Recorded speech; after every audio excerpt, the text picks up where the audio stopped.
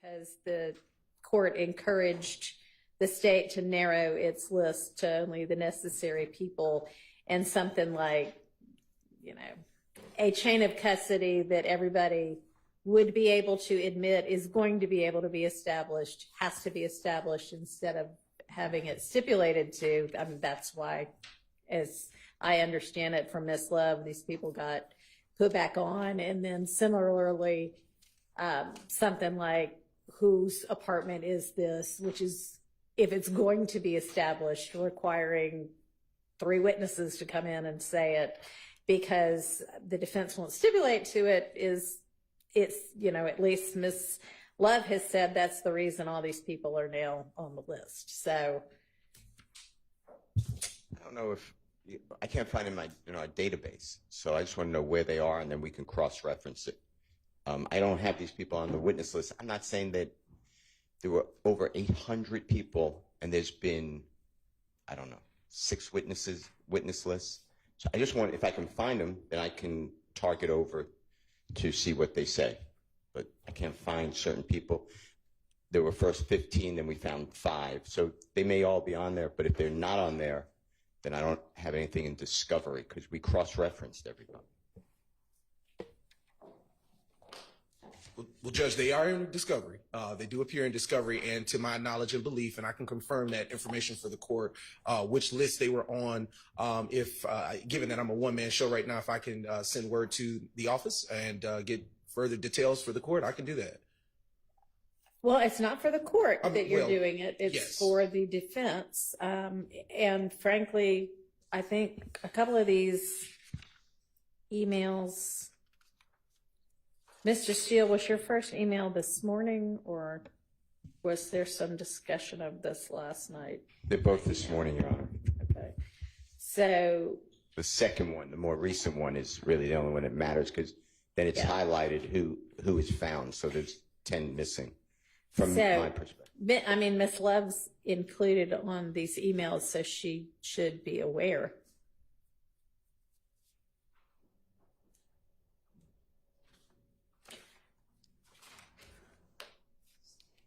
Is your first witness of the day on? Who's your first? Who are we calling? Yes, Your Honor. The first witness that is here is Officer Butler, Vincent Butler, immediately followed by Officer Gary Baker. And the other witnesses are either in transit, or, given that I'm in here, I can't be sure, but I'm sure they should be here. Where is Butler? Butler is in the back waiting to be called. No, I'm sorry. I mean, on this list of, okay. All right, I see. Yes. So is that generally the email that Ms. Love sent at 7:10 last night? Yes. Is that generally the order that y'all intend to call these people? Barring any exceptional circumstances, Your Honor, or the need to go in a different way. Okay. Yes. All right. So Butler and Baker are both acknowledged to be on a witness list, and then is that crime scene tech next? Yeah, no, Your Honor. There will be a witness between, I believe, 2 witnesses in between the crime scene tech. That would be Sanders Pitts, or Pitt, however it shows on your end. Pitt Sanders. There was a name change. Okay. And who after that? And just one second, Your Honor. I'm pulling that up for you.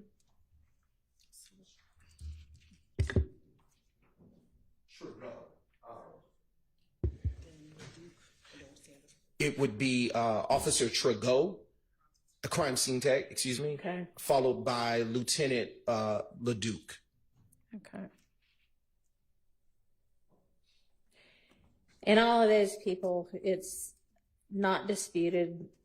No, it is disputed as to Officer LeDuc, but I guess the first 4, there's no issue about. So we can at least get started. Yes.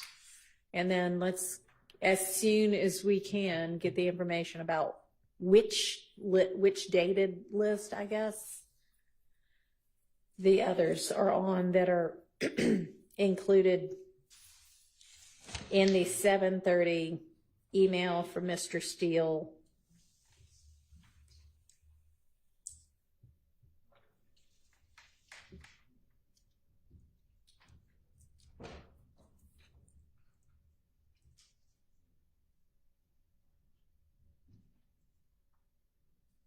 And if y'all could just point out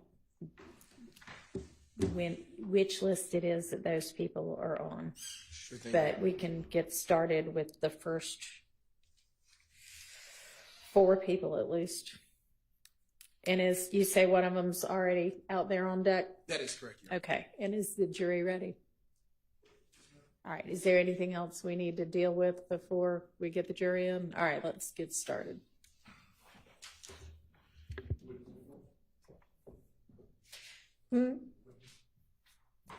You can go ahead and bring them in. Do you want to have your witness making their way in, please?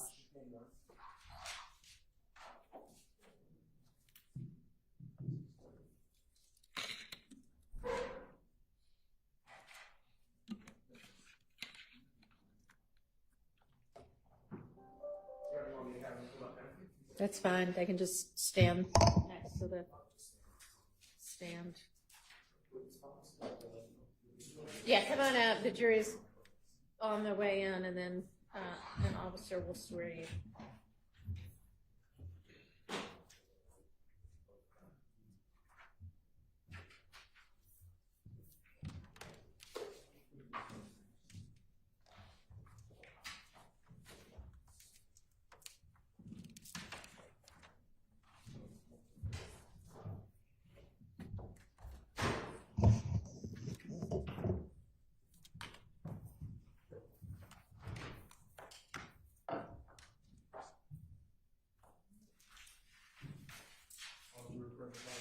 Thank you.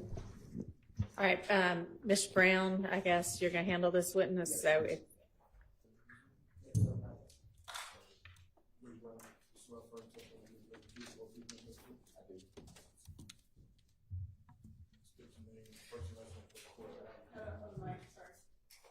well, yeah, thank you.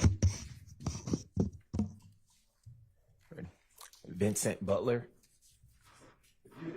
Lower just a little bit so it's directly in front of your mouth, so the court reporter can pick up what you're saying. There we go. All right. Can you hear me now? Yes. All right. Good morning. Are you employed? Yes. Where are I'm you? sorry. Can you say your name again? Because I didn't get that. Vincent Butler. Thank you. Okay. And where are you employed?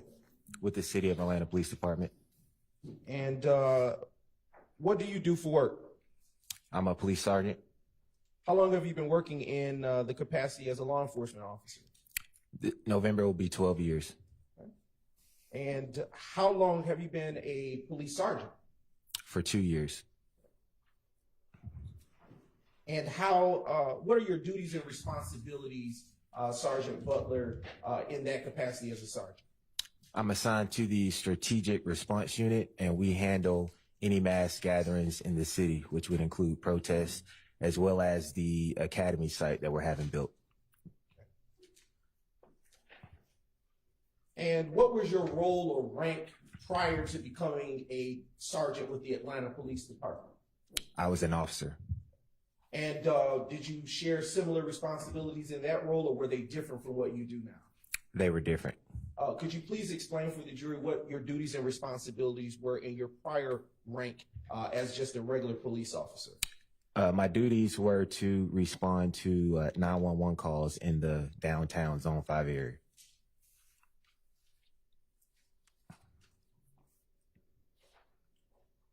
And have you, have you been post-certified the entire time that you have been employed with the Atlanta Police Department? Yes.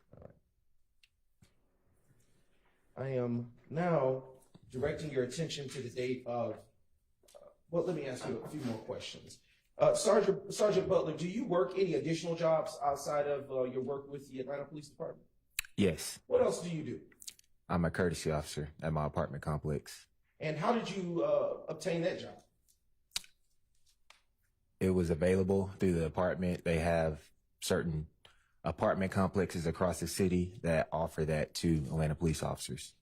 And what is the name of the apartment complex where you serve as a courtesy officer? Columbia Crest Apartments. And in your capacity as a courtesy officer, what is it that your duties and responsibilities are for that particular assignment? Respond to courtesy complaints, calls that are generated by the residents at the apartment complex. And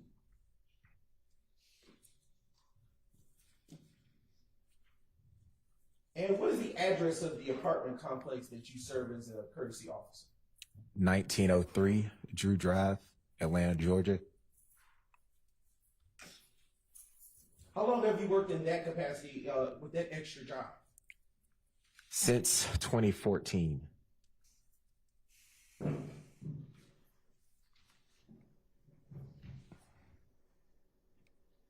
And that address that you provided, can you tell the ladies and gentlemen of the jury what county it is situated in? In Fulton County.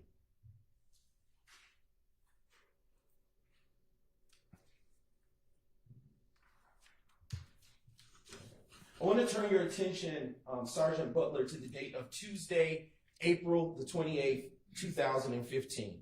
Do you recall if you worked your job at the Atlanta Police Department on that day? Yes. What was your watch or tour of duty for that day? It was morning watch, which is overnight. Okay. What are the hours that typically accompany someone who, what hours does a person who is on morning watch work?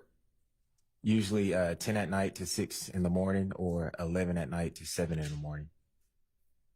And were those the hours that were typical of someone on morning watch in, say, April 28th, 2015?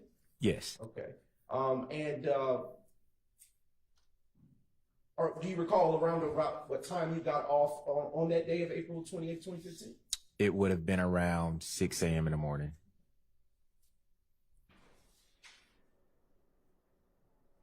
And what, if anything, do you recall after getting off of work on April the 28th, Tuesday, April the 28th, 2015? Upon arriving home, I observed an Atlanta police officer parked on Drew Drive, and it seemed to be that there was an incident that happened at the location. And what gave you belief that there was an incident that had occurred in that area? The officer was out his patrol car with his cruise lights running, and I could see one of members from our maintenance team at the property outside with him as well. And at that time, how were you dressed? I was in a full Atlanta police uniform. Are you assigned a patrol vehicle or any type of cruiser as you described? At that time, I was not. And the officer that you said you saw walking about in the vicinity of the apartment complex, did you know that individual? Yes, I did. Who do you know him or her to be? He's a Zone 1 officer, and he was also in my academy class. What's his name? His name is Officer Hill. Do you know his first name? I can't recall his first name.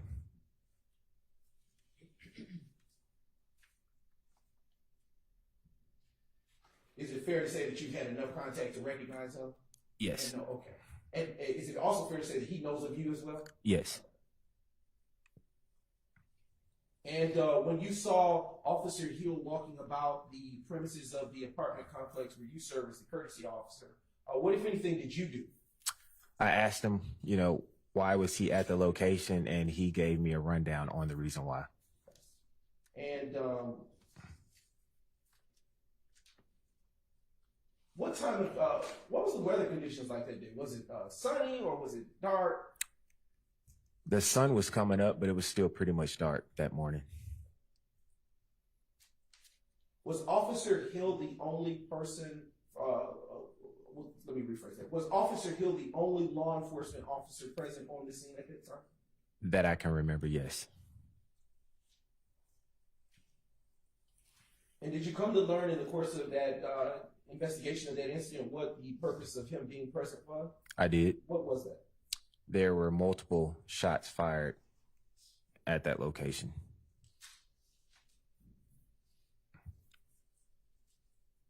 Did you happen to see any signs that shots had been fired in that location? Yes, in 1903 Drew Drive, on Drew Drive, there were several shell casings that were riddled across the street. And in your capacity as a courtesy officer, were you at that time required to respond to that incident, even though there were other law enforcement officers present? Yes, just to get information to pass over to our leasing manager. And what information did you pass over to? Any information, if any, did you pass over to law enforcement present? I gave the officer Hill the name of the occupant of one of the apartments that maintenance let him in so he could do a welfare check on the occupants in that apartment. Do you recall after this time the name that you gave? I don't recall the name I gave. And how were you able to locate that name at that time if you then knew for Officer Hill to continue his investigation? I was able to locate the name of the person who was on the lease for that particular apartment from a rent roll list given to me by the property manager. And what is a rent roll list, if you will?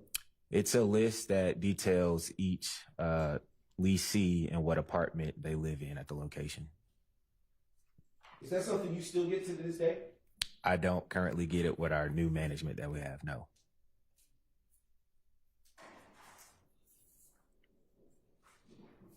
Why was it something that you had at that time? Because it was what management was handing me out periodically at that time. And after providing the information to Officer Hill from the rent roll sheet, was he at all able to make contact with the occupant or tenant of that particular apartment? I'm unsure. He was given the name and the apartment number, and he would have further searched and tried to make communication with that tenant. About how long was your involvement at this crime scene where you described law enforcement was already present? Very brief, I would say 5, maybe 10 minutes.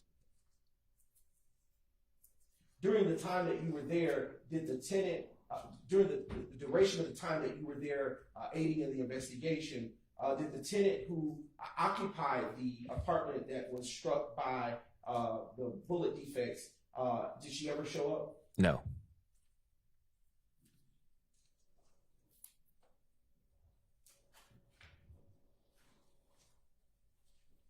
Did, after you left the premises, did you have any further, did you attempt to contact the occupant of that particular unit?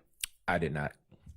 Do you know if management made any contact with the occupant of that unit after that? I know they made attempts, but I don't know if they made contact.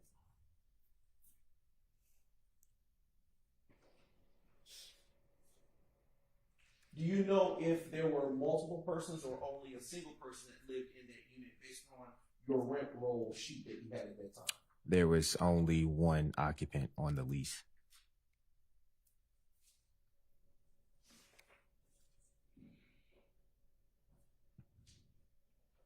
At that, excuse me, at that time, specifically being April 28, 2015, were you assigned a body-worn camera at that time?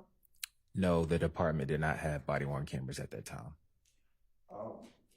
Were you required in either your capacity as a courtesy officer with the Crestview apartment complex or as an Atlanta Police Department officer to do any further work in this particular matter? No.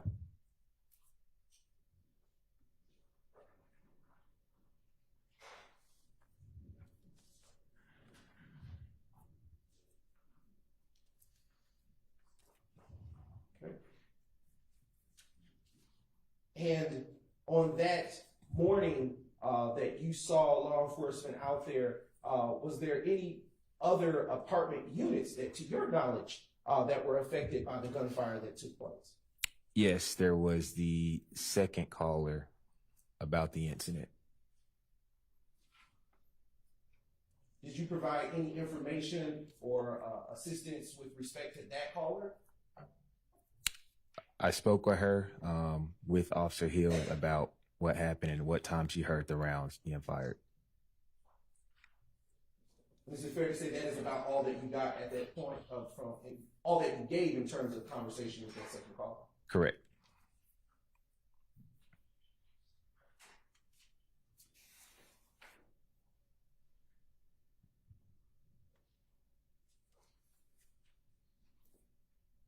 Just a brief indulgence.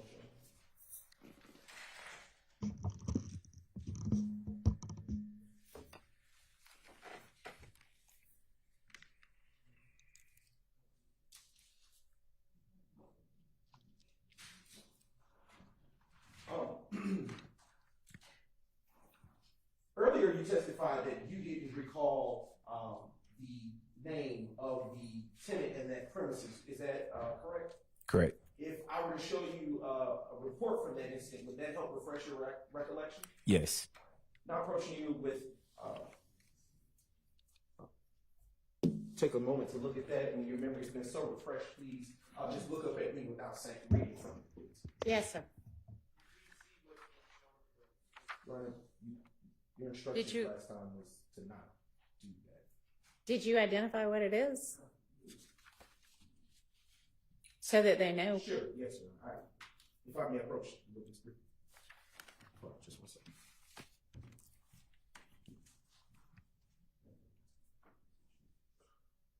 They just didn't know what you were handing them.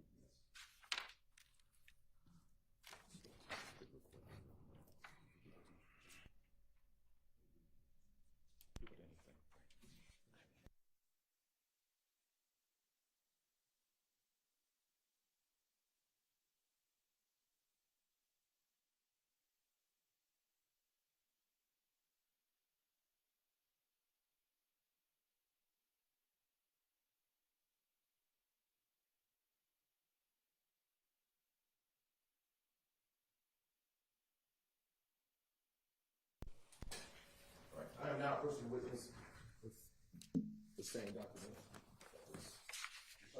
When your memory is going to refresh, you may look back up at it.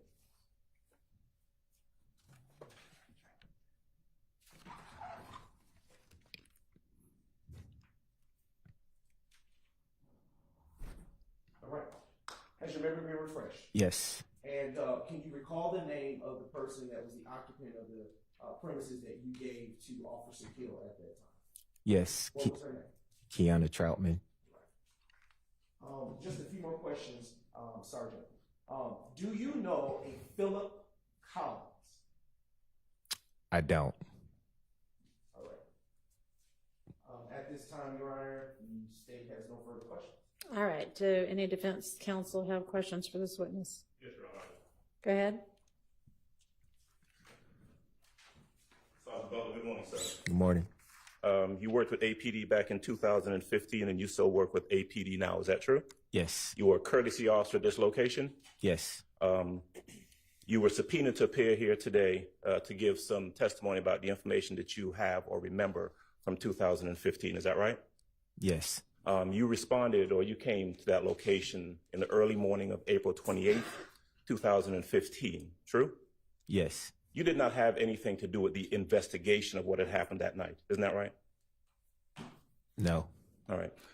Officer Hill, someone you went to the academy with, was present when you got there. Yes. And you were made aware that there had been apparently some sort of shooting at the location. Is that right?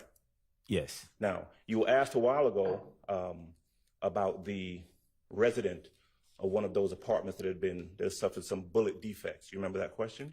Yes. You were unable to remember on your own who lived in that apartment. True? Prior to seeing the report, true. Right. Well, the report you were showing wasn't your report, right? Correct. You didn't write a report that night, did you? No. Okay. So it's not that your memory was refreshed. You're saying she just saw a name that was written in someone else's report, and that's how you're able to say, well, that's the person who lived in that apartment. Isn't that true? No, it was the name given based off the rent roll list that I gave to Officer Hill. Right. But you have no independent recollection of that other than being shown officer or another report with that name in it. Isn't that right? Could you rephrase your question? Sure. As you sat here on the stand and you were asked who lived in the apartment, you have no independent recall as to who lived in the apartment. True? True. All right. You were shown a report that is not your report, but that has the name in it, and that's how you're able to tell the jury what name was given on that morning. True? True. Okay. You were asked by the state whether or not you know the name of Philip somebody or the other, and you don't know anything about that person, do you? I do not. All right. You don't know anything about the whereabouts of anyone who lived in the apartment by the name that you mentioned a little bit earlier, Kiana, something or the other, right? You don't know anything about that person. I do know, based off the rent roll, that she was on the lease during 2015 when the incident occurred. Right. You know from the rent roll that person stayed in that apartment, correct? Yes. And if I heard you correctly, the extent of your involvement in this case was about 5 to 10 minutes there at the scene, talking to Officer Hill, talking to someone else who had made a phone call. Is that right? Yes. All right. You had no further involvement in the case? Correct. Never called to testify? Correct. Never called to identify anyone? Correct. Just called in here this morning and shown that report from someone else. True? I saw the report yesterday, but yes. All right. Sergeant Butler, thank you. That's all I've got. Any other questions for the defense? Any redirect?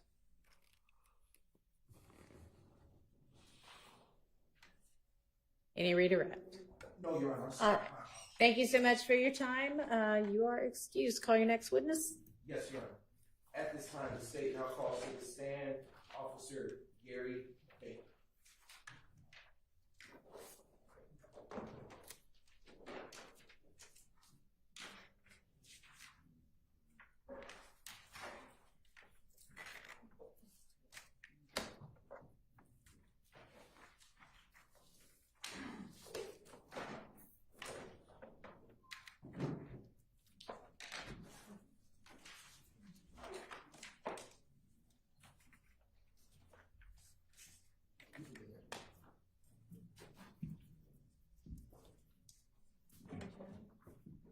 Do you swear or affirm that the testimony you're about to give today will be the truth, the whole truth, and nothing but the truth that you got? Yes. Can you take a seat? State your first and last name with the spelling of both names. Gary Baker. Spelling of Gary is Gary. Baker is Baker. Good morning. Are you employed? Yes. And where are you employed? With the City of Atlanta Police Department And how long have you been employed with the City of Atlanta Police Department? since August 29th, 2013. And in what capacity are you employed? As a police officer. And what rank do you hold with the Atlanta Police Department? Police officer. And in what zone did you start working, start your employment with the Atlanta Police Department? Zone 3. And were you given a particular watch when you started your employment with the Atlanta Police Department? Yes, I was. What watch were you given? Initially, I started on morning watch. And what hours consist of the morning watch that you go on? The morning watch hours are typically in Zone 3 from anywhere between 10 p.m. to 7 a.m. in the morning.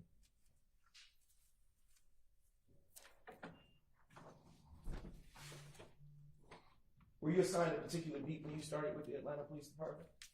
When I first started, I didn't have a particular beat. I was what we call a roustabout. They give you a beat to work when you come in that night, and that's your assigned area for the night.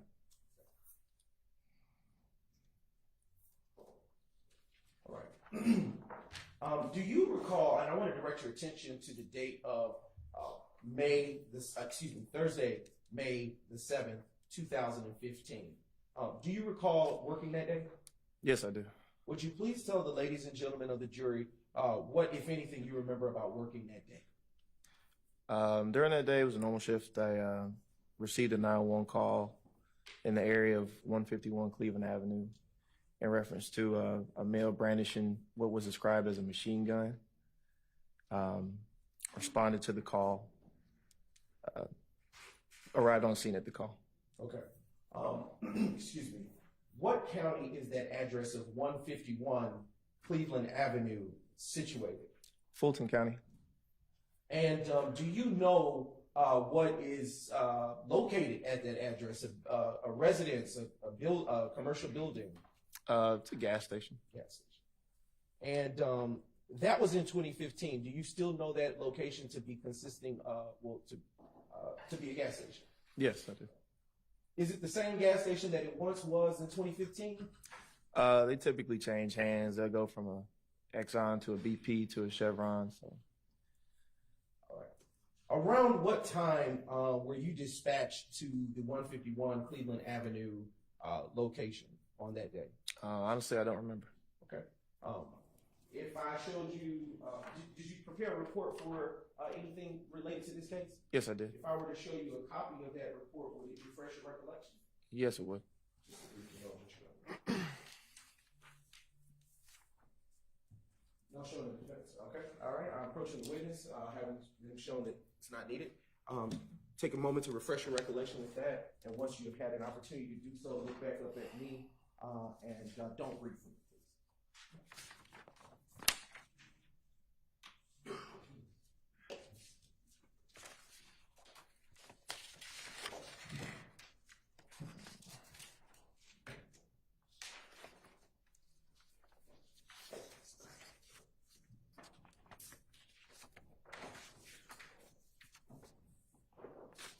Okay. Has your memory been refreshed, Officer Baker? Yes. Okay. Around what time were you dispatched to that location of 151 Cleveland Avenue?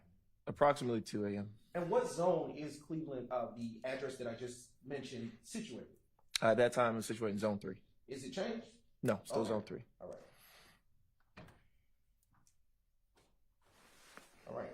You indicated that dispatch informed you that there was a person with a machine gun. Do you recall saying that? Yes. Okay. When you heard the terminology of machine gun, what kind of firearm did you have in mind at that time while you were being dispatched? At the time, that would be something described as maybe a rifle or a weapon that fires in rapid succession, maybe carrying a large amount of rounds, capacity of a large amount of rounds, something to that effect. Did dispatch provide you with an identity of the caller? They described they gave a description of a person, and they also gave a description of a vehicle as well. Well, that's not my question, but I'll ask you something about that. Did they provide you a description of the caller? No, they didn't. They didn't. I believe it was an anonymous caller or unknown caller at the time. Did now speaking to what you just stated on direct, did you have a description of the individual that was said to be holding the machine gun style firearm that you were told? Yes, they did give. I remember they did give us a description, but I do not remember what the description was. Would looking at your report help refresh that? Your Possibly, memory? All right, possibly. you can please do so, and then when you had your memory refreshed, look back up at you.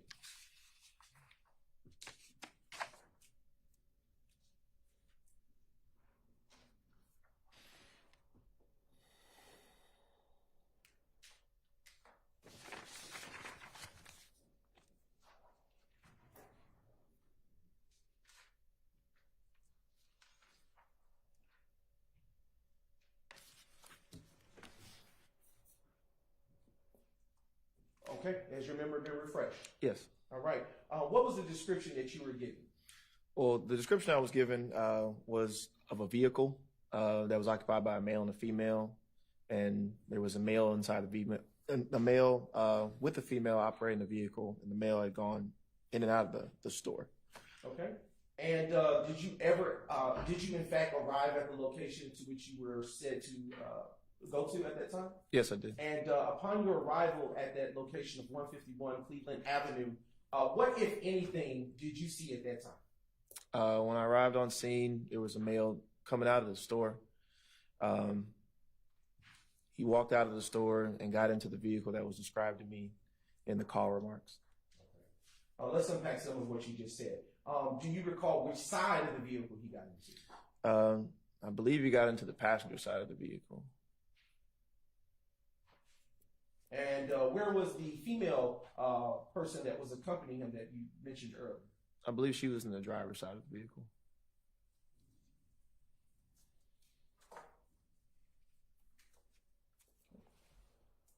What description for the vehicle were you given? That was a black Chevrolet Impala, I believe. Were you given a license plate or tag number for it? Yes, I was. What were the tags you were given, to your recollection? I don't remember off the top of my head. I'm pretty sure it's in my report. go ahead and take a moment to refresh your memory on your report.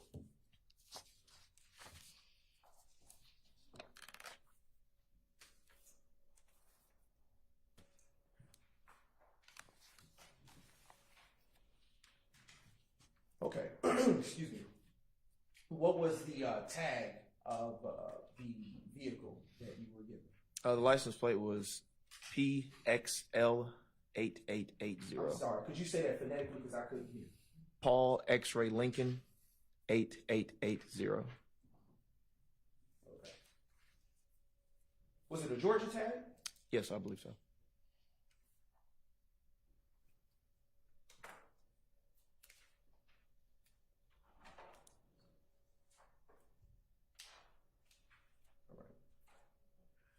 Were you assigned a body cam at that time? No.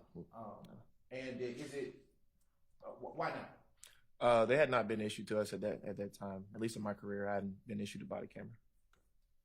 At that time? At that time, yeah, correct. And did you arrive to that location alone, or did you, were you accompanied? I was accompanied by another officer. They sent another backup officer just in case. And when you say a backup officer just in case, why would dispatch send a backup officer just in case? Typically, when there's a call involving a person with a firearm, an armed person, they want to send a second or maybe even a third officer, just because, just for our safety and the public safety in general. It's kind of believed by us that if you have more than one officer, maybe two or three, then a less amount of force has to be used. And that way we can de-escalate situations better when there's more of us there.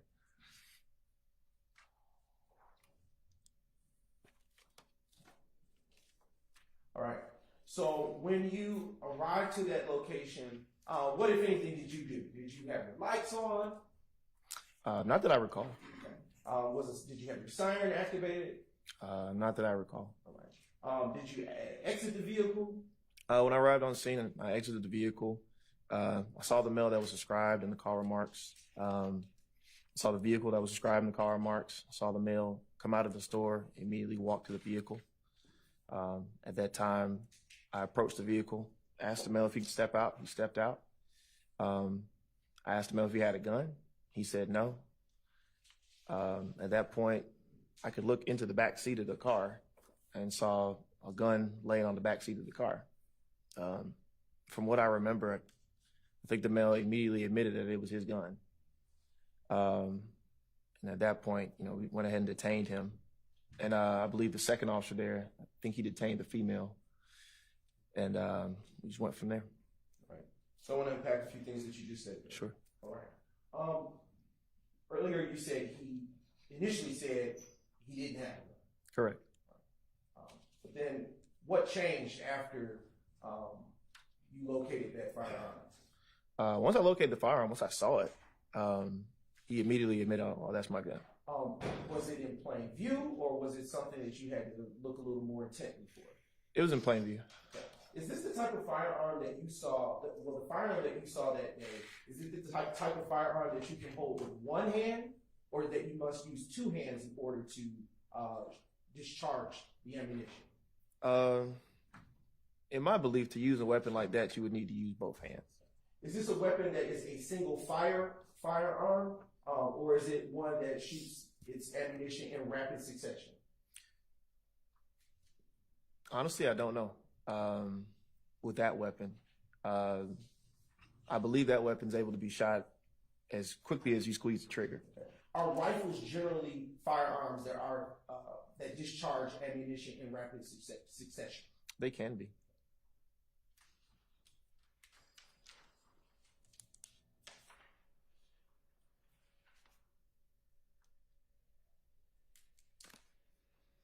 When you observed the firearm on the back seat, what caused you to seize it? It was described in the call remarks as that type of weapon. Typically, when people call the police, they may not know exactly, they may not be gunsmiths necessarily or know exactly specifications of a gun, but they'll describe it as best they can. It's a weapon that someone would describe as a machine gun or something of that sort. Is it unlawful to have a firearm? No. So why would you seize that firearm? From what I can remember, and from what I can remember, it appeared to be a weapon that was illegally modified. And when you say illegally modified, what is it that you mean by that? Those weapons can be shortened, may not have a stock, or have a stock and not supposed to have a stock. Are you saying stock? Stock. Stock. STOCK, stock. It's like the back part of the weapon, like a brace almost. And did this weapon have a stock? To be honest, I don't remember. I do remember that we made the charge on the individual because the weapon appeared to be legally modified, and the warrant was signed by the judge, and the charge was made at that night. So. And when that weapon was seized, well, let me back up. You said that when you saw that firearm, that the persons within the vehicle were detained. Do you recall saying that? Yes. Why did you detain him? He was the person described in the call remarks, so he was detained for our investigation. And he was also arrested because of weed possession of the vehicle as well. Okay. All right. When you detain someone, what does that look like in an ordinary stop for an officer? Most times they're placed in handcuffs. Try to make it clear that they're detained and they're aware that they're detained. They're not going to jail necessarily right now. They just can't leave. And in this instance were the occupants of that vehicle detained by handcuffs or by some other means? From what I remember, I believe they were placed in handcuffs. Were they ordered out of the vehicle? I believe they were asked to step out of the vehicle and they complied and placed them in handcuffs for the detention. And about how long did that detention last? Honestly, I don't remember.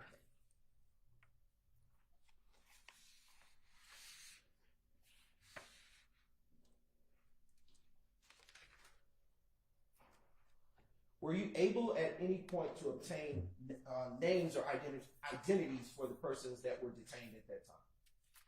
I'm sure we obtained the name of the detainee, the male detainee. And what name did you obtain? I believe it was Quindarrius Zachary. And were you given a name for the female occupant of the vehicle? I don't remember. Don't recall. Would that be contained within your report? Possibly. Okay. Would you take a moment to refresh? Sure.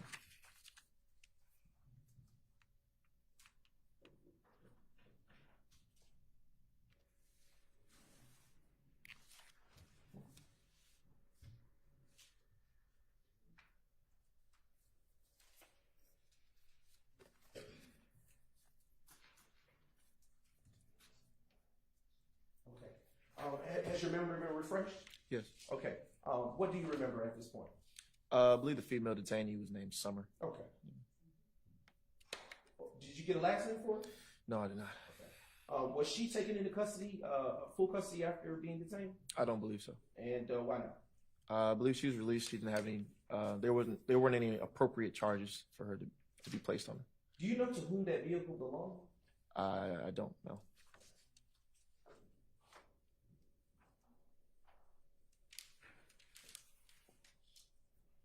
Okay. When you arrived to the location of 151 Cleveland Avenue, did you observe the occupants of the vehicle doing anything?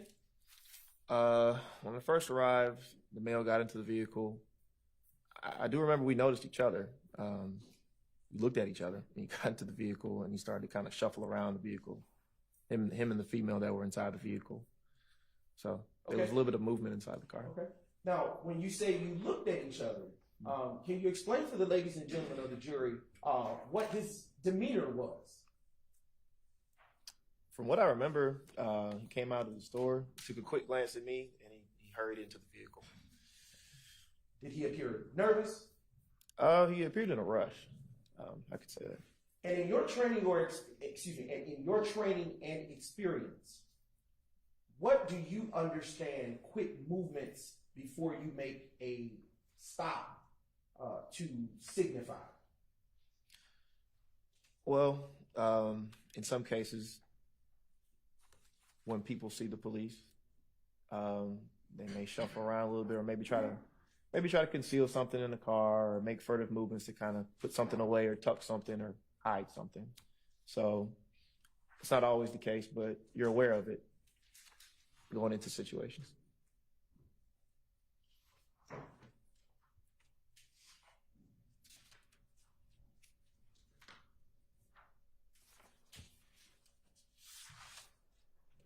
Were there any other people in the area while this investigation and detention was taking place? I don't remember.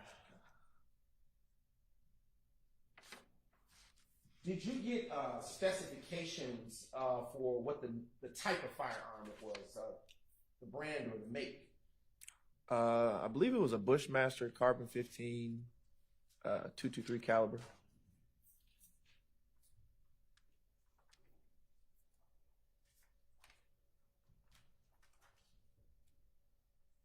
And when you say 223 caliber, what do you mean? It's just a caliber of round that the weapon shoots. And is it fair to say that when you say round, you're talking about ammunition? Yes. Earlier, you testified that the firearm appeared to be shortened. In your training and experience, what does the shortening of a firearm allow for a person to do with it? To be honest, I'm not sure. Okay. But I know it's in state of Georgia code, it's illegal. Okay. For whatever reason. And with respect to the length of that firearm, did you later come to detail or learn the specifications of that firearm? It appeared to be approximately, the barrel itself appeared to be about seven inches, I believe. I need to look at the report again to remember something like that. Take a moment and look back up when you're done.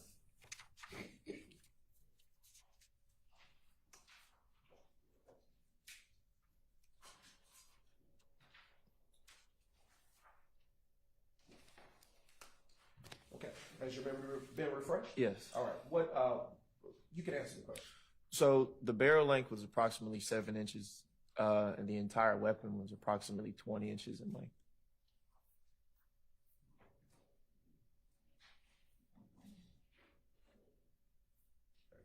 Was the firearm loaded? Yes, it was. All right. Was it? Was there anything in the chamber?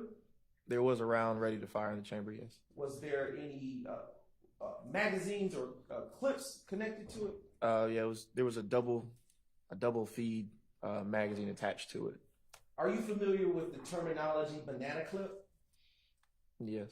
And when you hear that terminology, is that formal usage for a magazine or street language? It's just informal lingo. And if you were to hear the term banana clip, what would you understand that to be? I would understand it to be a longer magazine in the shape of a banana that is typically like attached to a weapon or a rifle, something like a rifle. Yeah. And were the magazines that were connected to this particular firearm in the form or shape of a banana, as you stated? From what I remember, I think so. And you stated that it was a double magazine. What do you mean by that? It's a double feed. It's just a type of magazine. So I think both the rounds kind of appear at the top of the magazine, kind of like this. Does that increase the capacity that can be fed into that magazine? To the firearm? No, only one round could go in at a time. I just believe it increases the capacity of the magazine so you can hold more rounds. Do you know about how much, how many live rounds can be held in a magazine? No. Okay.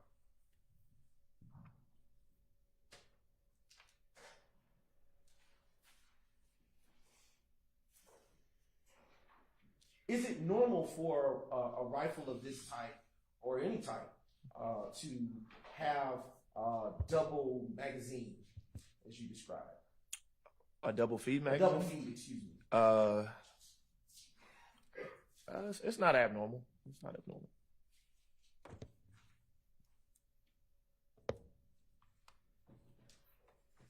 Earlier, you stated that the firearm was the assault-style rifle was found on the back seat. Was it on a particular side of the vehicle? I believe it was on the passenger side of the car. And is that the side that Mr. Quindarrius Zachary was located? From what I remember, yes.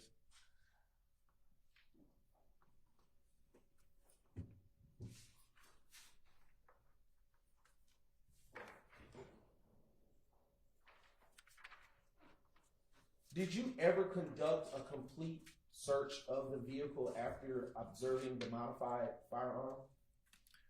Honestly, don't remember. Earlier, you stated that there was marijuana found inside the vehicle. Do you recall saying that? Yes. Do you recall where it was located inside the vehicle? I do not remember. Do you think you may have included that in your report? I can check. I'm not sure. Sure.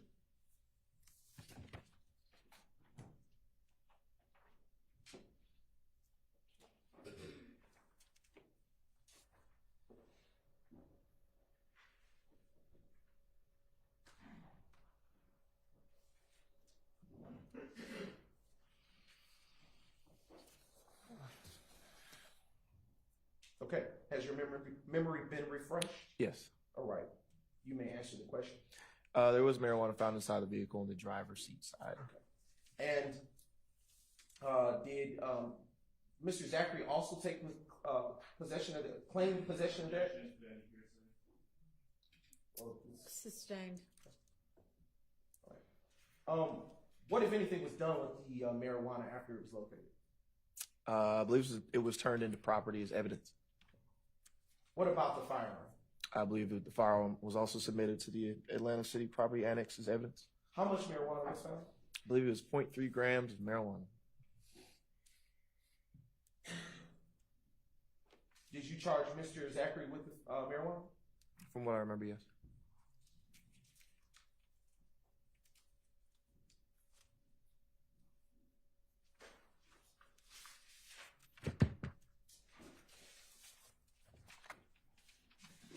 Earlier you stated that you got the identity of the female passenger.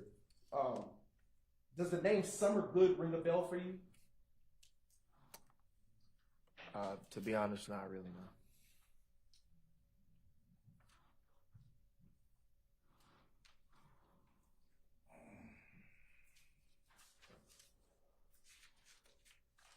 Just a few more questions for you.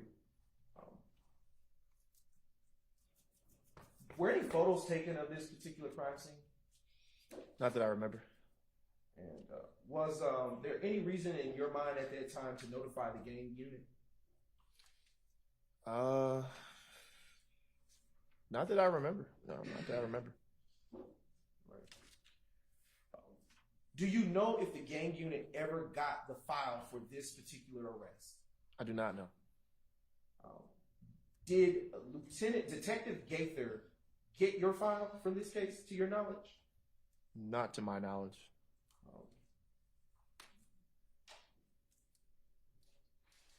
Did you know Quindarrius Zachary before this arrest took place on this particular day? Not to my recollection. Did you know Summer Good? No. Do you know if there was a relationship between Quindarrius Zachary and Summer? No. Do you remember what Quindarrius Zachary looked like at that time? No, I don't. Was he tall or short? I honestly don't remember. Would you remember his face if you were to see him again? Possibly.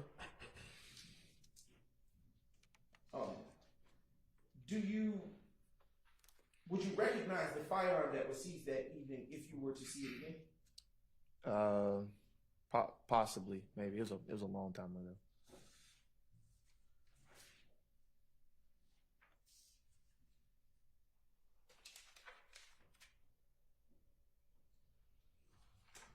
What do with respect to the incident number associated with this case, do you know what that incident number is? Off the top of my head? Yes, Don't know what is the the case. incident number associated? You want me to read it off of the? After you refresh your recollection. Sure. Okay. Okay, what is it? 151270278. Are you familiar with the Julian date? In terms of what Of exactly? incident numbers. 127. Yeah, it's Yes. the middle number. How are the police incident numbers structured? So the first two numbers of the year, the middle three numbers are the day of the year, and the last four numbers are the report or the incident number itself And from that day. Sorry about okay, that. go ahead. Yeah. I'm sorry. The last four numbers are the incident number from that day, from that 24-hour period. So the last four pertain to the amount of calls that have come in. Is that fair? to say? Correct. Yeah. Do officers typically supplement reports if new information comes about at a later time? Yes. All right.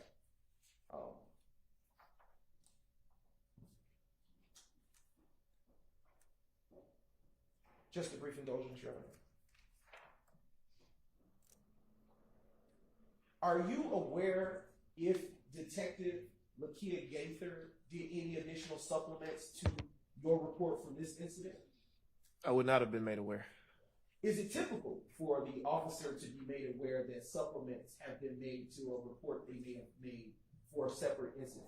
Not to my knowledge, no. And if there were a supplement made to a report by another officer, say you in this instance, would that supplement reflect the same incident number as the one that you received for the arrest that you made?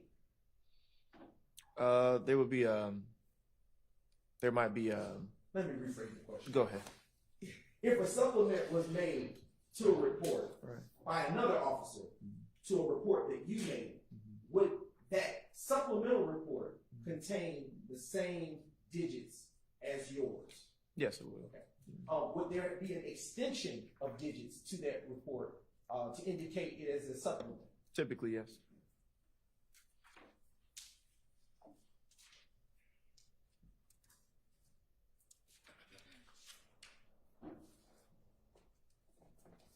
Just a brief moment, Your Honor.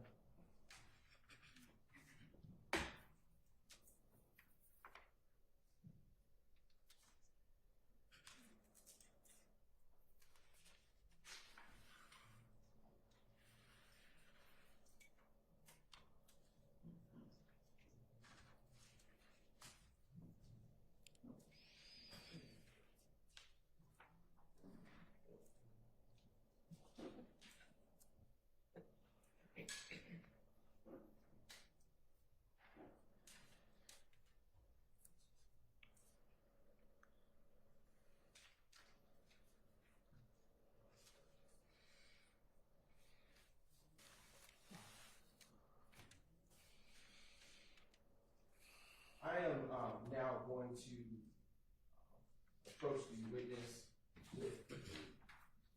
but first show it to the defense. Require a copy of State's Exhibit 2000, Julian.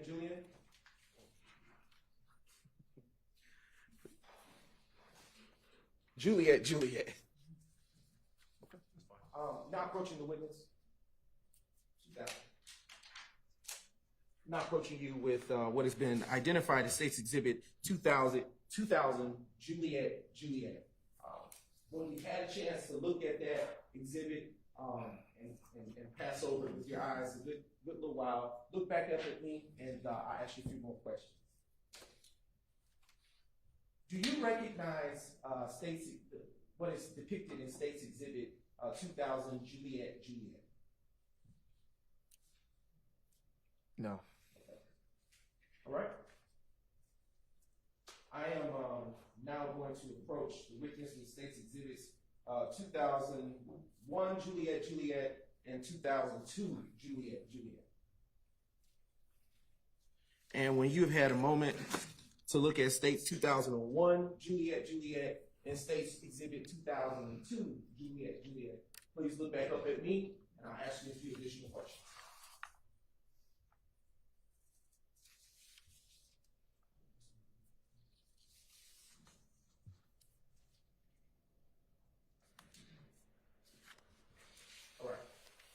excuse me. In states exhibits 2001 and 2002, Juliet, do those look like the firearm that you recovered on the day that you arrested Mr. Quindarrius Zachary? Possibly.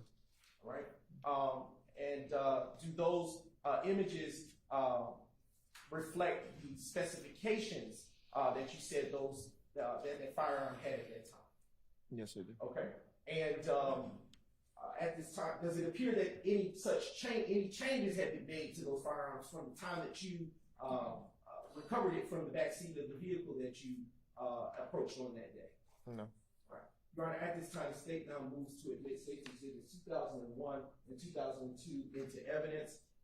2001, 2002, Juliet into evidence at this time. All right, those are admitted without objection. Okay. Right. Officer Baker, did that thereabout conclude your involvement with this particular case? Yes. Your Honor, at this time, state has no further questions. All right, do any defense counsel have questions? All right.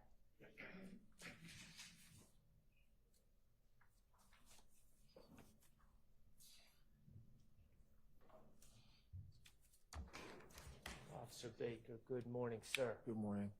My name is Max Shard. I represent Shannon Stillwell, okay? All right. As I understand it,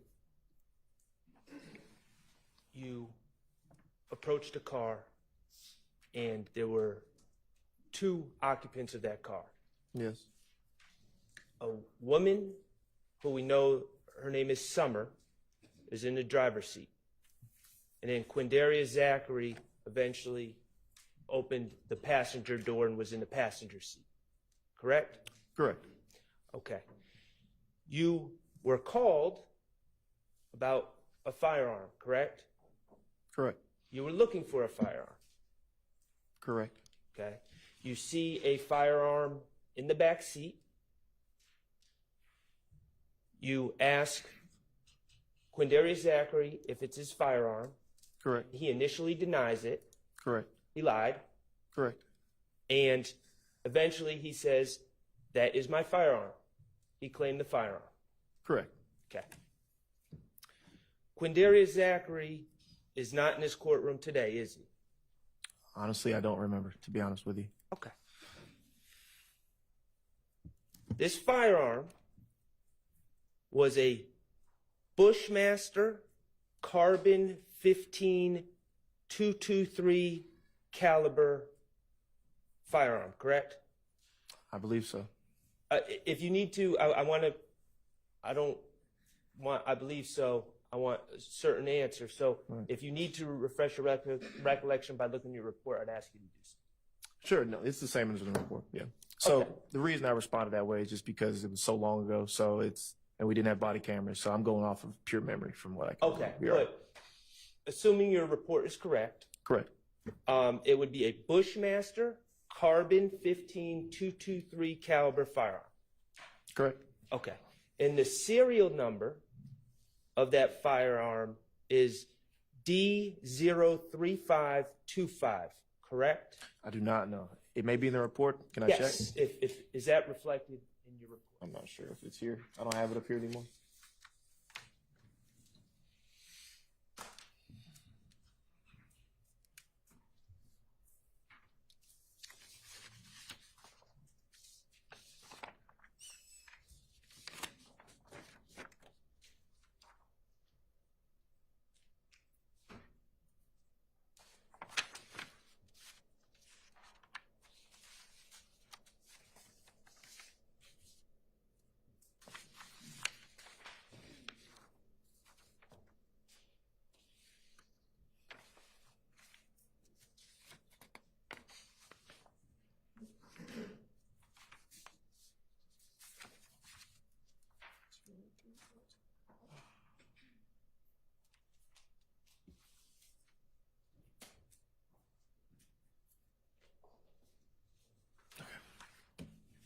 Have you refreshed your recollection? Yes, sir. Could you tell the jury the serial number of that firearm? It would be D as in David 03525. Now, you eventually seized this firearm from Quindarrius Zachary, correct? Correct. And do you know what? Are you a ballistics expert? No. Okay. Do you know what NIBIN is? I'm aware of the HCS. Okay, and that's a database that can compare a gun to shell casings on other shooting scenes or other crime scenes, correct? All right. Do you have anything to do with running the guns you seize through NIBIN? No. Okay, do you have anything to do with testing the guns that you seize as an officer for ballistics? No. Okay. This gun that you collected off of Quindarrius Zachary, what did you do with that gun? It was turned into the Atlanta Public Safety Annex as evidence.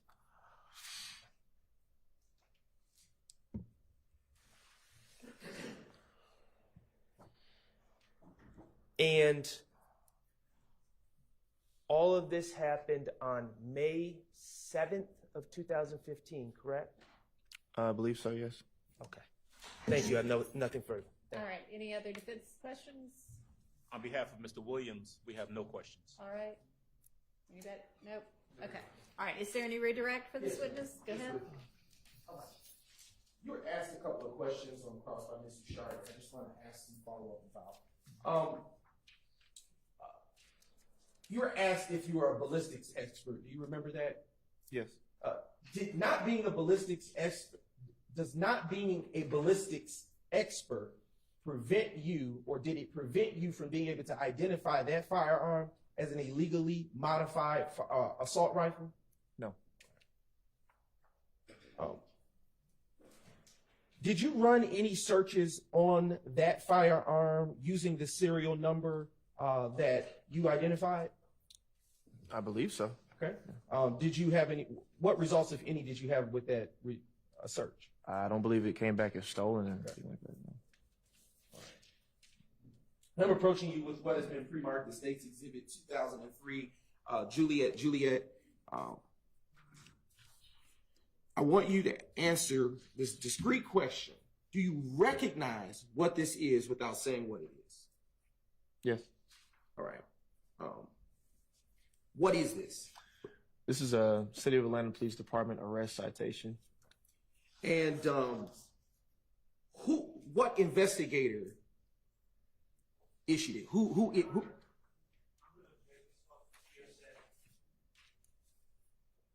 Any response? Your Honor, I would say this is not hearsay, given the fact that it is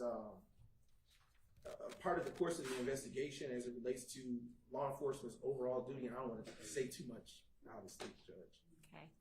Okay, well, sustained, unless it's his report or his arrest citation.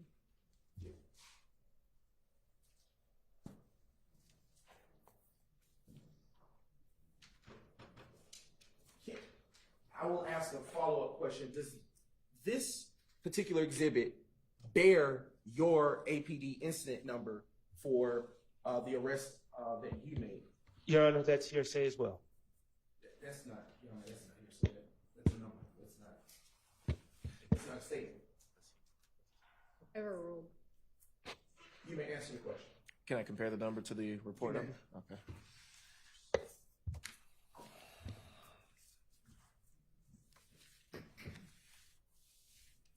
All right. Does it bear the same number as the incident report number for your particular arrest? Yes, it does. All right. Your Honor, at this time, I have no further questions. All right, any recross? Okay, thank you for your time. You may step down, call your next witness. Your Honor, the state calls Supervisor to vote to stand.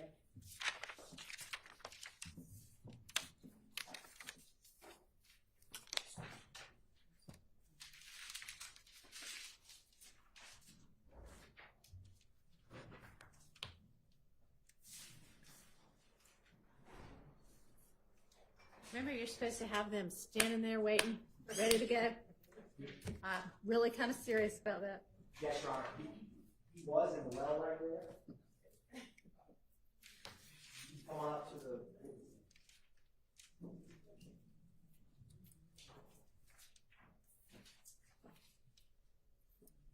Raise your right hand. You swear affirm testimony you give the truth, the whole truth, nothing but the truth. Yes, sir. State your first and last name for the court's knowledge.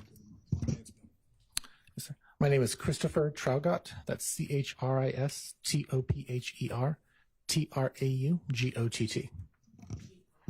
Yes, ma'am. Good morning. Morning. Can you tell the jury where you currently work?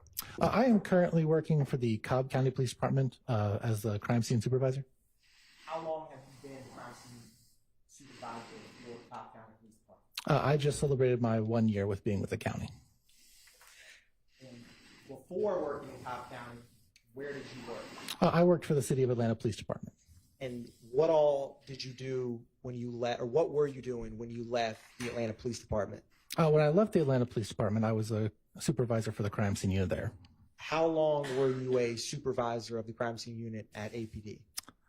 I want to say 7 years?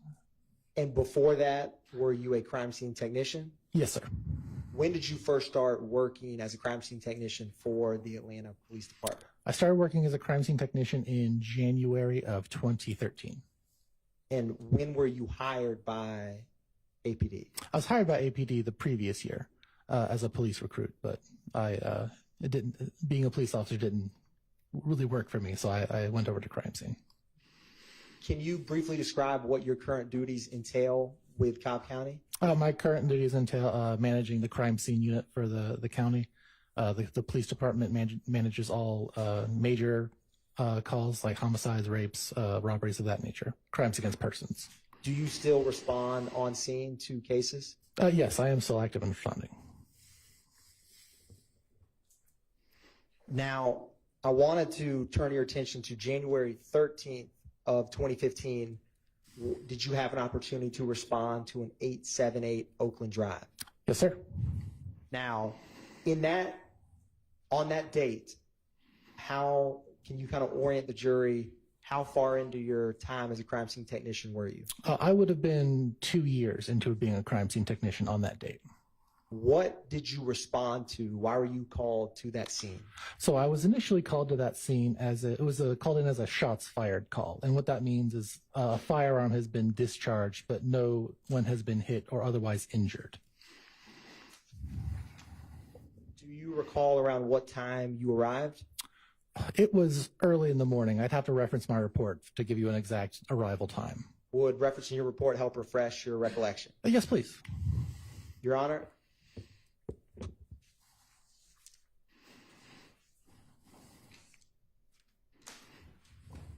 I'm asking to approach the witness with his report. Okay.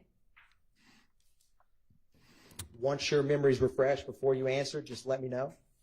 All right. And I'll leave that up there in case we need it. But what time did you respond? I got the call at 8:02 in the morning. It would have been right when I arrived at work, and I arrived there at 9:40 a.m. Were you day shift back in that time frame? That is correct. On that day, I was working the day shift. And when you got there, was this a house, an apartment, a business? What was 878 Oakland Drive? This was a residential home. What did you see when you first arrived? When I first arrived, I met with the officer on scene. I believe it was Officer Campbell who was on the scene. And I just saw a house. It wasn't until I stopped to inspect the scene that I saw anything else. But initially arriving on the scene, I saw a house with green trash cans in front of it. Now, Your Honor, I am approaching the witness with what's been marked as 1 Delta Delta Delta through 31 Delta Delta Delta.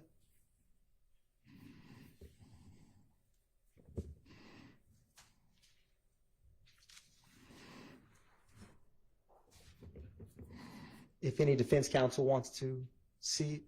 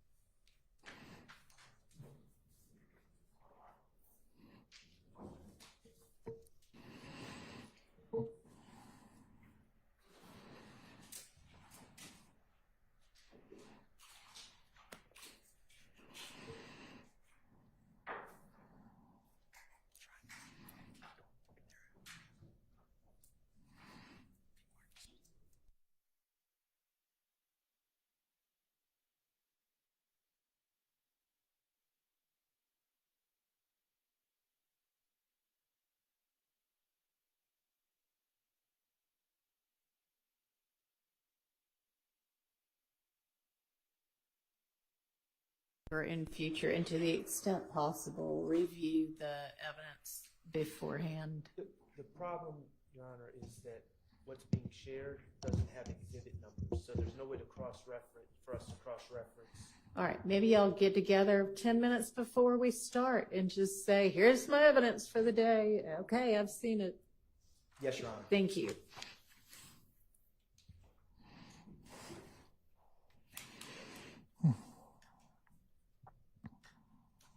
Handing the witness 1 through 31, Delta, Delta, Delta. And before you came in to testify, did you have the opportunity to review 1 through 31, Delta, Delta, Delta, those copies before you? Yes, sir. I've had a chance to review these photos. And what are those? These are photographs from the crime scene that I took. And are they a fair and accurate depiction of the crime scene photos from January 13th, 2015? Yes, sir. Your Honor, at this time, the state moves to tender into evidence State's Exhibits 1 through 31, Delta, Delta, Delta. All right, admitted without objection. Thank you, Your Honor. Publishing State's Exhibit 1, Delta, Delta, Delta. Now, you had mentioned when you got there was that house with the green trash cans. Is that what's depicted in 1, Delta, Delta, Delta? Yes, sir. And that's the 878 Oakland Drive? Yes, I believe there should be a photo with the address in here as well. Publishing 2, Delta, Delta, Delta. Is this the roadway that the street and the surrounding area from where you responded to? Yes, it is. And I wanted to ask you, what was the Atlanta Police Department case number associated with this crime scene you responded to? It would have been early in the year, so it would have been 15013, and the last 4 numbers would have been... Do you need to refresh your report? Yes, would have been 0459. 0459? Yes. So in total, can you say that one time? 150130459. Thank you. Publishing 3, Delta, Delta, Delta. Can you describe for the jury what is depicted in this photograph? So the previous photo we saw was of the roadway, and this is another photograph of that same roadway where I have marked using yellow evidence markers all of the points of evidence. In this case, I believe was shell casings. So what do each of those placards represent? Each of those placards would represent the location of a shell casing. How many shell casings were on scene of this crime scene that you processed? I believe there were 66 shell casings that I recovered. And at the time that you, in your career, turning back to January 13th, 2015, was that number of shell casings low, average, or high for you as a crime scene technician at that time? At this point in my career, this was the most number of shell casings I collected at a single scene. And are the shell casings on this scene, are they concentrated or not concentrated at a specific area or location? As you can clearly see, it looks to be 2 concentrations. One, is this a touch screen? Can I highlight? It's unfortunately not a touch Oh, okay. screen. Can you see the mouse? I don't have like a laser pointer or anything yet. Okay, as you can see, there's a concentration. Looks like it's in front of the green trash cans, and there's another concentration over here, further up to closer to where I'm standing from taking this photograph. And is there any shell casings do any of the placards represent more than 1 shell casing? Yes, to my recollection, placard 21 has 2 shell casings. I placarded them together because they were physically touching. They were that close to one another? Yes. Publishing 4, Delta, Delta, Delta. Now, what is depicted in 4, Delta, Delta, Delta? That is placard number 1, which is representing a shell casing. In this case, it is a rifle round. Rifle shell casing? Rifle shell casing, ma'am. And your placards went from 1 to 65? That is correct. Publishing State's Exhibits 5, Delta, Delta, Delta. Can you describe for the jury, 1, what's depicted in 5, Delta, Delta, Delta? This is what is known as a mid-range photograph. What this is this is not an overall photograph. It's closer. It's depicting evidence, but it's also depicting the evidence in relationship to where everything else is around it. So we're not seeing close-ups of individual evidence. We're seeing the evidence as they are in relationship to each other. How many crime scene photographs did you take overall of the scene? I'll have to reference my report. You may. 286. And do you take individual photographs of each placard? Correct. And did you, I'm going to publish 6 Delta, Delta, Delta. Is this the next mid-range photograph that you were just describing? Yes, sir. And is this from placards 7 through 18? Yes, they are. All of which are shell casings? Yes, sir. Publishing 7 Delta, Delta, Delta? Is this another mid-range photograph? Yes, sir. And all of these thus far, what part of the location have they been in? They've all been in the street, in front of the house. Publishing States Exhibit 8 Delta, Delta, Delta? Can you describe for the jury where these shell casings are? This would be the driveway. Publishing 9 Delta, Delta, Delta? Is this another mid-range photograph of additional shell casings? This is more of an overall photograph, but yes, it is a mid-range in the sense that you're showing the evidence 30 and 31 in relationship to where they are with the rest of the crime scene. Publishing 10 Delta, Delta, Delta? Can you describe for the jury what we're seeing here? This is an overall shot of evidence placards that were, like I said, in front of the green trash cans in front of the house.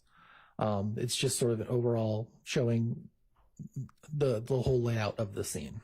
And with these mid-range photographs, do you go through them in chronological order of the placard numbers? I attempt to, unless there's some other circumstance in which I can't, but yes. Publishing 11 Delta, Delta, Delta? Is this another mid-size photograph? Yes, this is a mid-range photo. Going up to placard number 52? What's the last placard you see? The last placard I see clearly is 52, yes. Publishing States Exhibits 12 Delta, Delta, Delta. And this is what we call overlapping shots. The top of the last shot is in the bottom of this next shot, so we can overlap the various scenes so there's no missing sections. So this will go up to 59 then. Publishing 13 Delta, Delta, Delta. Objection, Your Honor. Are we going to go over all of these photographs? I don't believe so. Your Honor, there was initially 276 photographs. There's now 1 through 31 Delta, Delta, Delta. Can I overrule the objection? He's moving very quickly through. Thank you, Your Honor. Now, did you see different type of shell casings on this scene? Yes, sir. And were, in general, or what type of shell casings were there, if you know? Predominantly, there were mostly rifle caliber shell casings. There were several handgun caliber shell casings as well, but the predominant were rifle caliber. I'm going to publish 14 Delta, Delta, Delta. And I want to also ask you, when you got to the scene, was anyone in that house? No, not to this. Like I said, this was a shots fired. This is a scene where firearms were discharged, but no one was hurt or injured. And I believe Officer Campbell and Scene told me no one was home at the time of the shooting or the firearm being discharged. Publishing 16 Delta, Delta, Delta. Excuse me, 15. Now, once you took photographs of the shell casings, what was the next part of the crime scene that you went through? Documenting damage to the residents and the property. In crime scene technician speak, what do you classify damage as? Defects from projectiles is how I would classify it.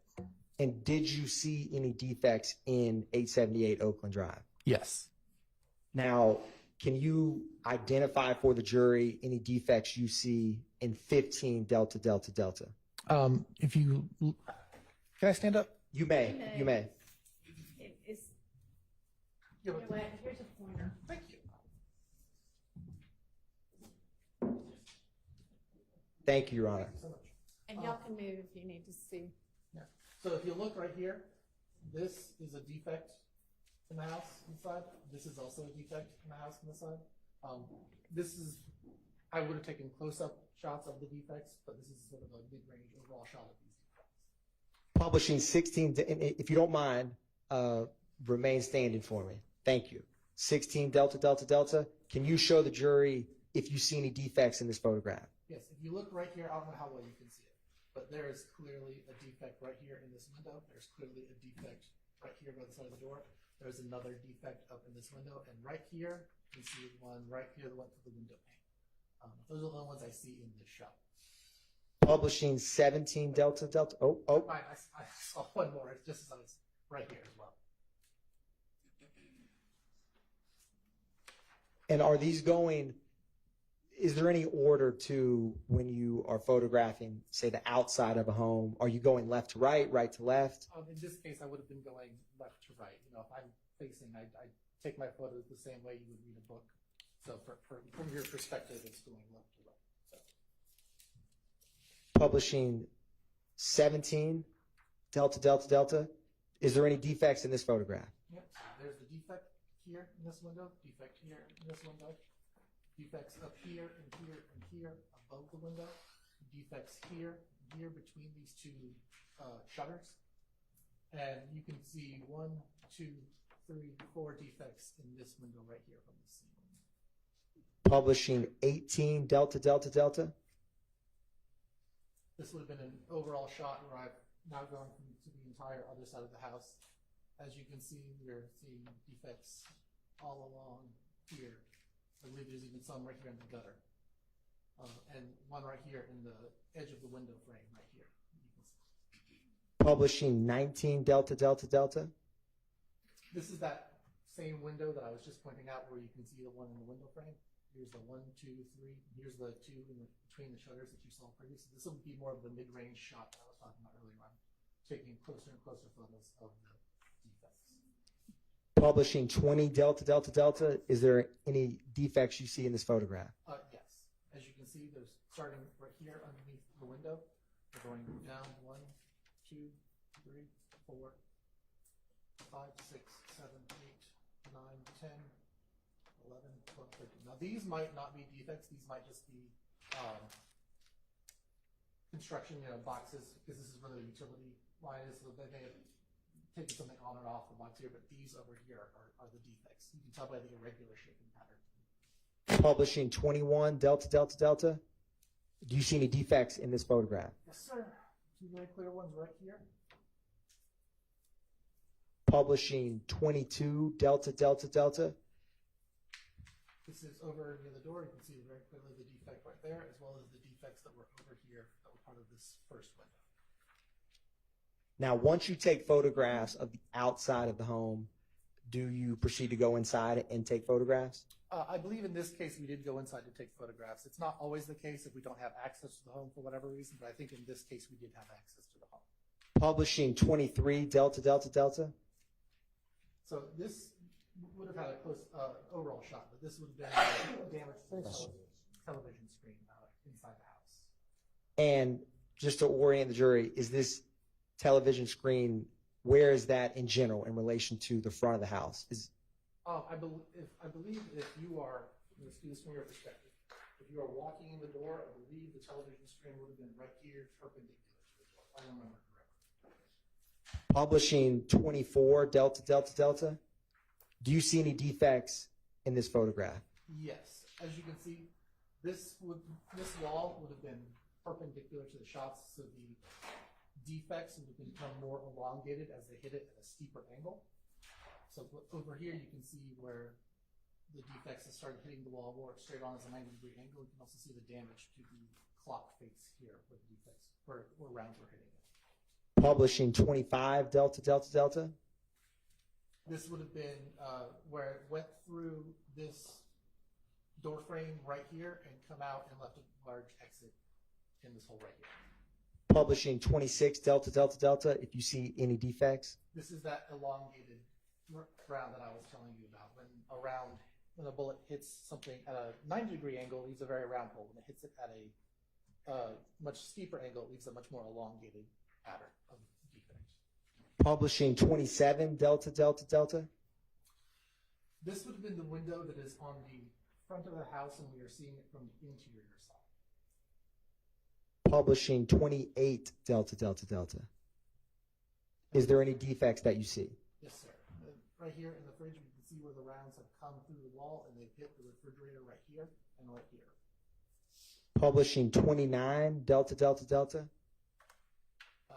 As you can see, the stove glass has been shattered, leaving all of the damage here. Leaving all of this glass damage here. Publishing 30 delta delta delta.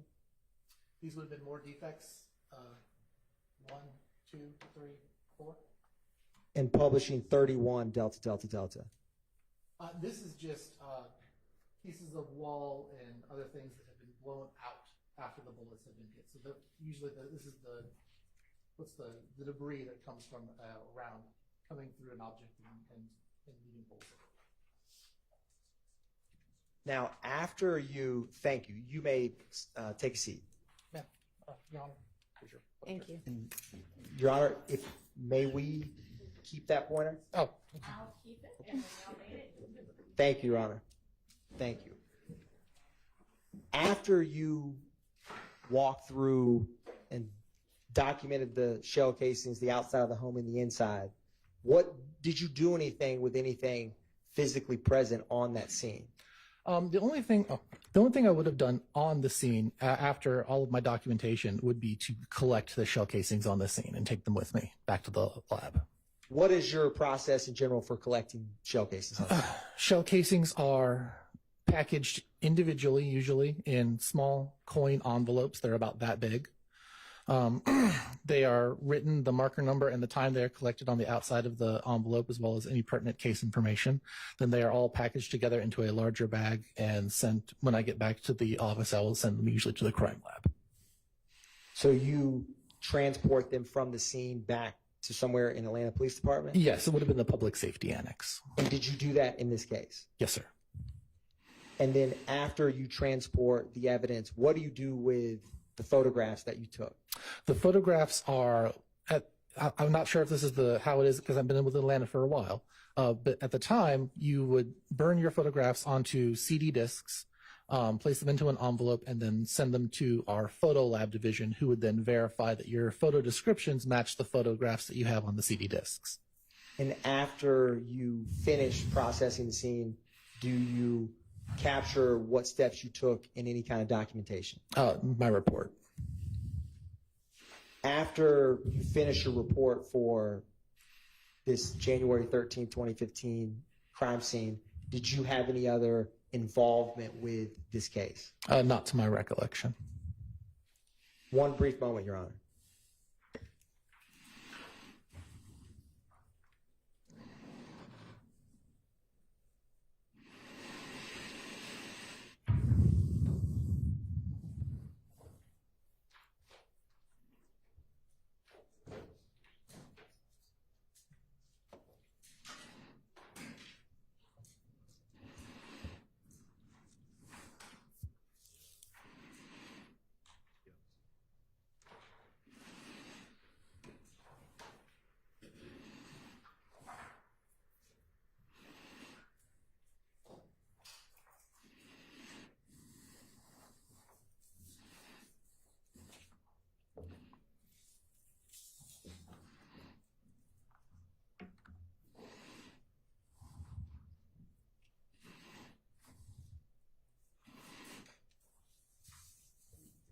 Would the crime scene report have the same incident number as the Atlanta Police Department case number? It should. I don't have any further questions, Your Honor. Thank you.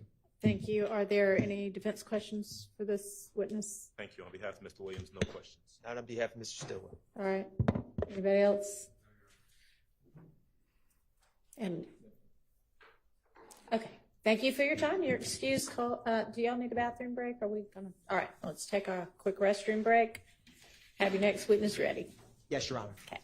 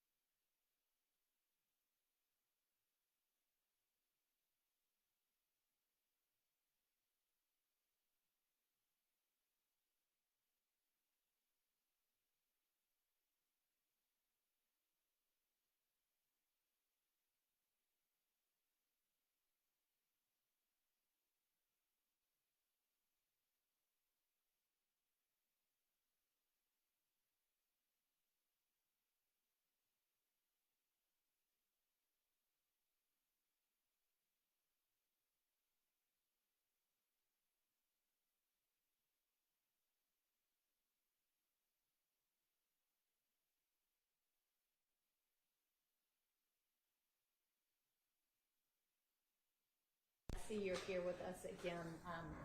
Do we have news, developments? No, Judge, just for the record, no. They wanted yesterday to go ahead and meet with my client and the doctor. I went over there, they went over there, and they listened to what the doctor had to say. He has pneumonia, he won't be released maybe until the 19th. I spoke with him, the DA and the investigator left. I spoke with him. He takes 2 Oxycontin, 10 milligrams each every 4 to 6 hours. Okay. And he has to take that. He's in a situation that he gets put under a stressful situation, he'll have a crash. It'll be a crisis situation, he'll be back over there. I spoke to him with State of My Place. He said he made a statement 10 years ago. He said, I don't remember what happened yesterday sometimes. So he's in a bad situation. They have a statement. If they want to get the statement in, that's fine. But he is not going to take a stand respectfully. Well, he is if I tell him to. No, I understand that. I'm not saying that. What I'm saying is he's not going to take the stand and have a clear head. He has to take this medication. And the doctor even made a comment when I asked him, about his mental ability to understand what's going on if he's taking this medication. He said no, he would have problems. So I would ask you allow me to prepare an order, allow him to go home. His grandmother died yesterday or the day before. He wants to go to the funeral. We will give you, he can wear a GPS monitor. He is not going anywhere. He's extremely sick. Ms. Love. Reasons that are apparent. We had someone there, and I was appreciative of Mr. Scheib going with us. But what the doctors said is that medication would not affect his ability to recall, to think clearly. And in fact, he could have been released as early as today. And they said that they would keep him no later than the 19th. The touch of pneumonia is not what is keeping him. It is his reported pain level that he has given them that they are keeping him to monitor. So based on the information that we have, and Your Honor, is this something that the court wants filmed? Doesn't matter to me.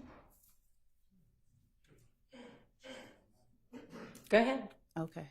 Based on the information that we have, I don't believe that a conversation regarding where he goes from the hospital beyond here is necessary, because once he is released, we would like him to be brought right here to put up his testimony before there's anything else that interferes with his appearance and compliance with the subpoena he's been served. All right. Just one more thing. I asked the district attorney yesterday, she gave me a copy of the material witness warrant. She said she would. And I will. We go ahead and allowed us to speak to the doctor with the DA. I asked her for that this morning. She doesn't have it. So I think I'm entitled to that, because I think there's some problems with it, but the only way I can address it is through you, because she's not giving it to me. She said she would. And Your Honor, I don't mind providing a copy of that to Mr. Scheib. The issue, and that's a wholly separate issue from the matter of what's going on right now. And I believe that part of what is happening is related to what Mr. Scheib and I conversed about 2 days ago that I will not broadcast to the world. But I believe that we need to handle his client's compliance with this subpoena and his appearance in court. And we'll give him whatever he needs. He hasn't told me what he believes is a problem with it. Well, I guess he hadn't seen it yet. Ms. Percival, we have a copy, don't we? We can give you a copy right now. Judge, what I'm asking is just release him, let him go back. I understand that's what you're asking, but I'm not going to do that. I already have given the okay that as long as, and it sounds like the doctors aren't saying that he's not able to testify. So if he's going to come from the hospital upon release to here to testify, that may be the best way to handle it, and then he'll be finished, and then he can. That's fine, just as long as the court understands if he's made to come here, and put in a crisis situation, he could die.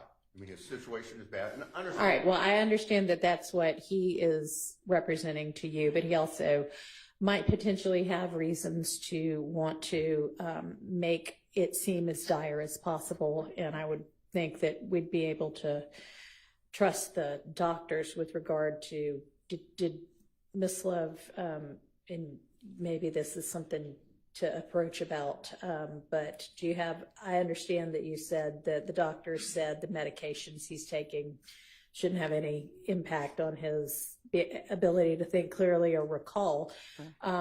Did y'all at all discuss anything about, is he in some kind of a condition where any amount of stress is going to make him fall out and die?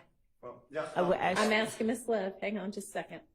Actually, our investigator and another chief ADA went down there, and the indication that he gave was that it would not harm him, because I believe that Mr. Scheib broached the question of the impact it could have on him, and the doctor indicated that it would not have an adverse impact on him. But to be certain, I would rather that particular ADA or the investigator that overheard that conversation relay it more accurately as we can. But that is my understanding of what they said. And we can certainly have medical, people on standby.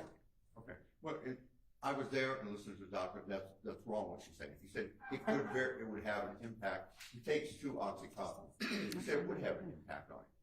It would have an impact on anybody. But that's fine. All right. Why don't we, before the lunch break, hear from whomever that was the other party to that?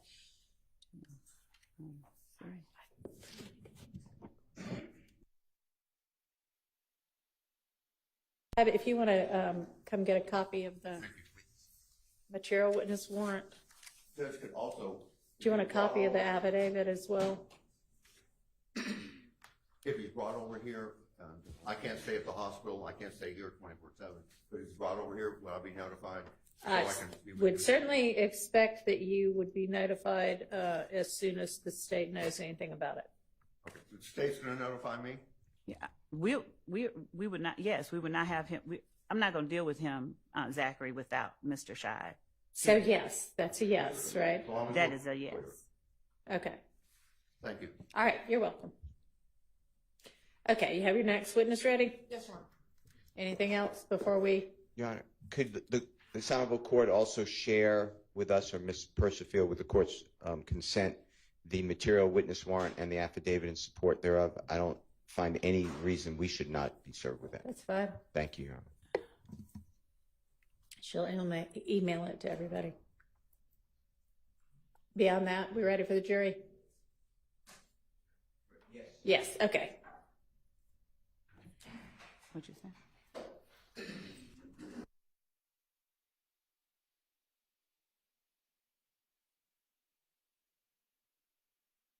Chief ADA before lunch? Yeah, just when we break for lunch, that'll be great. Morning. I'll just tell him.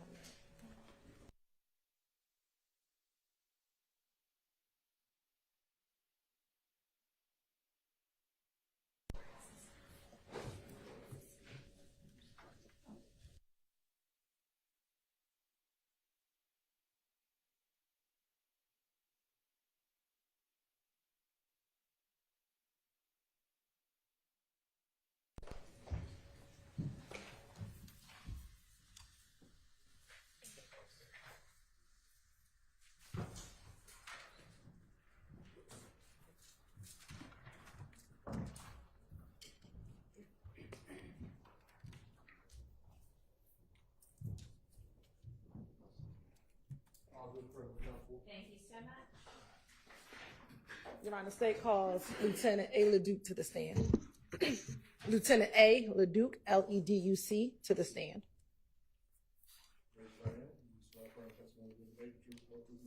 I do.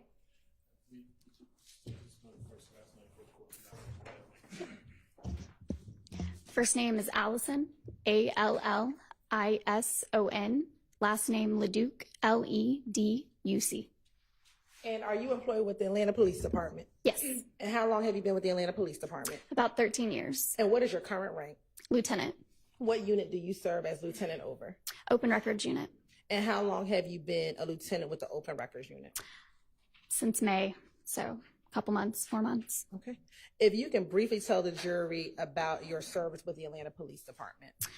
Yes, when I came out of the academy, I was an officer and I worked in Zone 3, which is southeast, a little bit of southwest Atlanta. I was on the street for about 4 years. I then worked in the burglary unit in Zone 3 in the same area. After that, I made investigator, worked in Zone 3, and then I moved to Special Victims Unit, worked there for about a year and a half, made sergeant, worked in Zone 2, which is the Buckhead area. While I was a sergeant, I also went back to Special Victims Unit for about 2 years, and then I made lieutenant December 2022, worked in Zone 2 again, and then I just got moved to Open Records Unit in May of this year. Now, I want to focus your time as when you worked in the Zone 3 area. First, as a patrol officer. As a patrol officer, did some of your job duties include responding to 911 calls? Yes. Traffic enforcement? Yes. Writing police reports? Yes. And doing directed patrols? Yes. Is there anything else that you did while you were a patrol officer within Zone 3? I also worked crime suppression unit as well, which is a proactive unit. And I know you spent some time in Zone 3. How long were you first a patrol officer in Zone 3? Until, technically, I made investigator 2017, so I was an officer up until 2017, but I worked the street until the end of 2015. And from 2015 to 2017, what did you do? Burglary and crime suppression unit.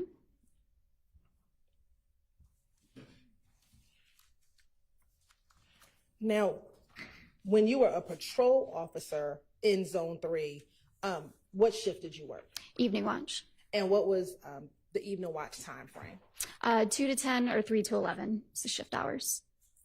And did you work that shift the entire time you were a patrol officer with Zone 3? Yes. As a patrol officer, did you have a specific beat that you worked? Initially, no, but I was assigned a beat probably about a year and a half out in the zone. And that was 304's beat, which would be Zone 3 for the 3, and 4 is the beat area. And how long did you work that 304 beat? Probably about 2 years. If you can briefly describe for the jury what areas encompassed in that 304 beat. Yes.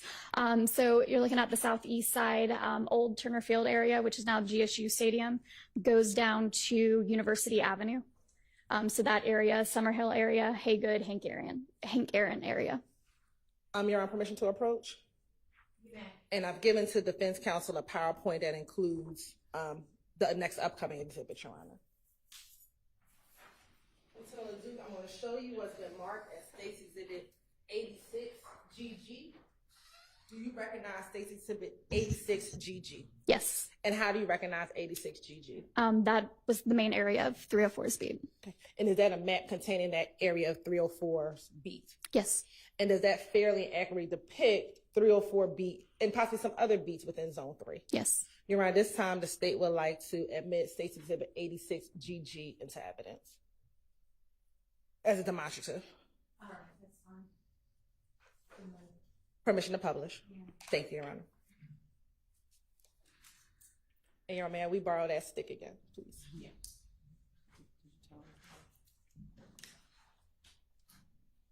And permission for Lieutenant LeDuc to step down? She may.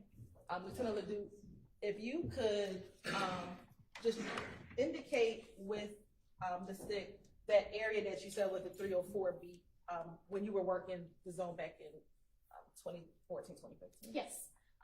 So pretty much all encompassing up to the north side of Atlanta Avenue, down Hill Street, anything to the east side of Hill Street would be Zone 6, and part of this area down here would be 305 speed.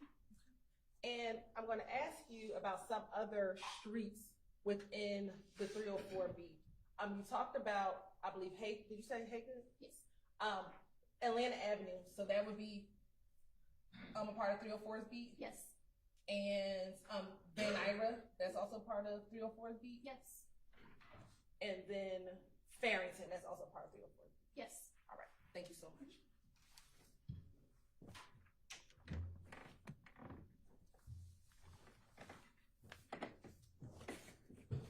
Now, as a patrol officer within 304, or even when you did investigations in 304, were you aware of any gang activity in the 304 beat? Yes.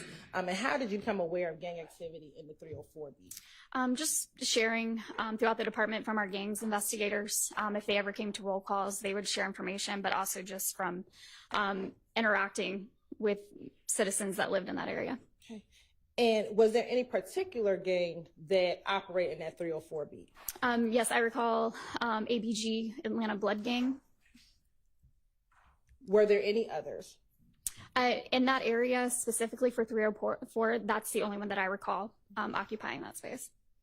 And are you familiar with a location at 12 Atlanta Avenue? Yes. How are you familiar with that location? It's a convenience store. Right. And was there any known gang activity that would occur around that particular location? We would respond to criminal trespasses there. There would be a lot of people that would hang out around the store that would be affiliated with that gang. You said would be affiliated with that gang? Okay. And was that during the duration of your time in Zone 3? Yes. Now, I want to transition to your time in Zone 3 and responding to a call. As a responding officer to a call, specifically a shooting, what are your responsibilities when you arrive on the scene? Arriving on scene, you're going to try to make the scene safe for yourself and anybody else that's there. Check for victims, make sure the scene is secure so that way you're preserving any evidence there. And walking through the crime scene, find out what evidence you have there, making sure you speak to any witnesses that are at the location as well. Okay, and you said something about trying to make the scene safe. What does that mean? Well, one, making sure there's no longer a threat at the scene, but securing the scene so that way you have your crime scene located in one area where nobody can cross into that area. And how do you secure a crime scene? You can set up crime tape, you can position patrol vehicles, have officers set up wherever the tape is or the vehicles are. And as a patrol officer, do you sometimes serve as a lead investigator, for lack of a better term, when you respond to shootings? Yes, sir. Primary officer. And when you become the primary officer on the scene, what are some of your job duties and responsibilities?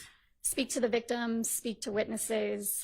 You will be also doing the report as well, directing the person that responds from our ID unit who does our crime scene processing, directing them as to where evidence is, what they need to process on scene. I want to direct your attention to January 26, 2015. Did you have the occasion to respond to 1007 Hill Street in Atlanta, Georgia? Yes. And is that in Fulton County? Yes. And as a part of your preparation, have I asked you to look at what day of the week that was? Yes. And what day of the week was that? Monday. And when you responded, did you respond to a house, an apartment, or something else? It was like a townhouse or a duplex, so there was an A and a B unit at that location. And initially, which duplex letter or number did you respond to? A.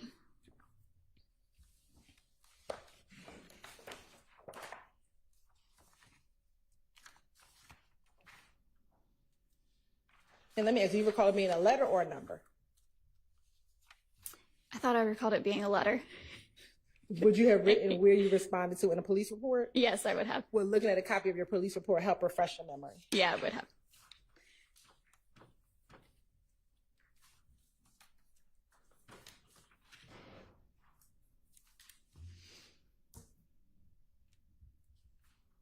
I'm going to show you what's been marked as identification purposes, and this is her police report as States Exhibit 87GG.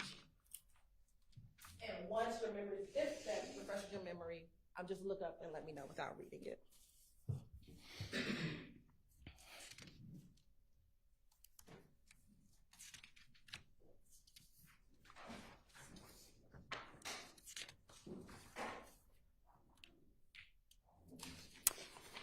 So I will say apartment 1 in the narrative, A, and the initial address at the top. Okay. But it was either apartment 1 or apartment A? Yes. All right. And again, would that have been a 304's beat? Yes. Why did you respond to that location? That was my beat. So I believe initially a supervisor was in the area and heard shots fired, and then we received multiple calls for shots fired as well as a person shot at the location. And do you recall about what time you responded to the location? I believe it was about 9:30 p.m.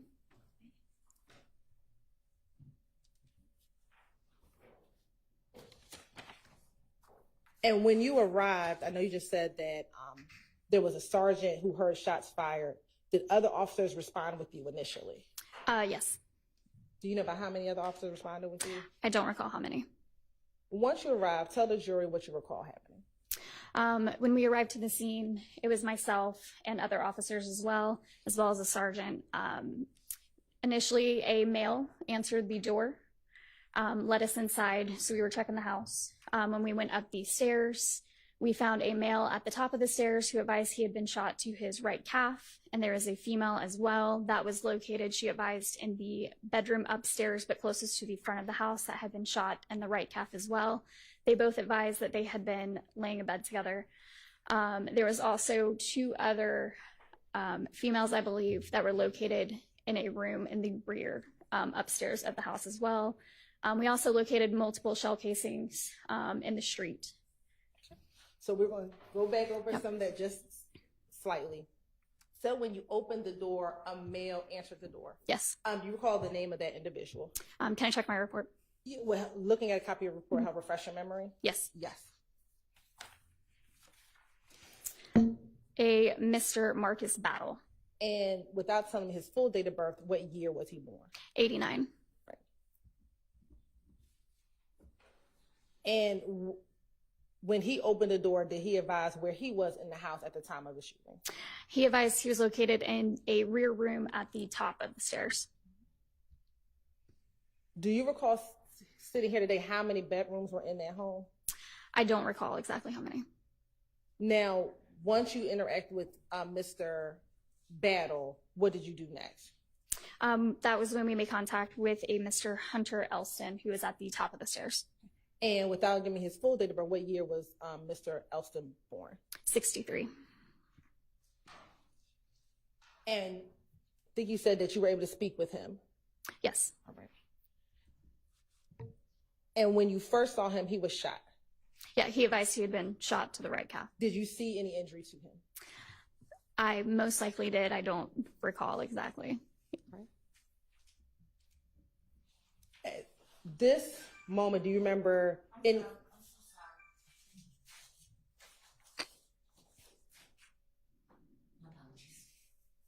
Let me turn it off now.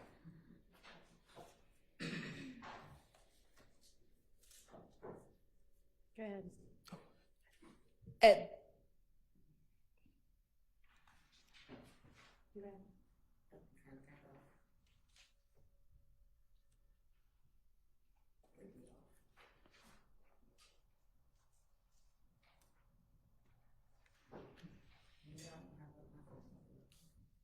It always happens like that.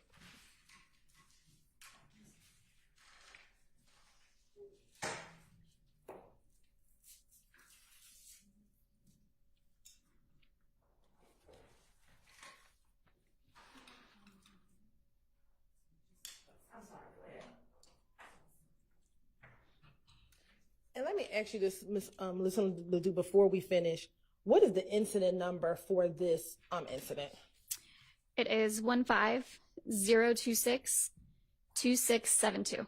And again, this was on January 26th? Yes. Of 2015? Yes. All right. Once, at this point, do you recall, and when I say at this point, today, do you remember anything about his demeanor, Mr. Elston, when you went to that house? I don't recall. Now, once you spoke with Mr. Elston, what did you do next? At that point, I believe we made contact with the female who advised that she had a gunshot wound to her right calf, and that was Miss Frida Reed. And what was her date of birth? 1965. And where was Miss Reed when you first made contact with her? I don't recall exactly where she was when I first made contact with her. Was she in the bedroom? I don't recall. Do you recall putting a report where you first interacted with her? Not specifically says where I first interacted with her, but they both advised that they had been lying in bed in the front bedroom upstairs. Now, you also said that you saw 2 other females in the home. Yes. What was their name and then year of birth? Raven Davis, 1991, and Liberty Bennett, 2013. So Liberty would have been about 2 years old. About 2 years old, yeah.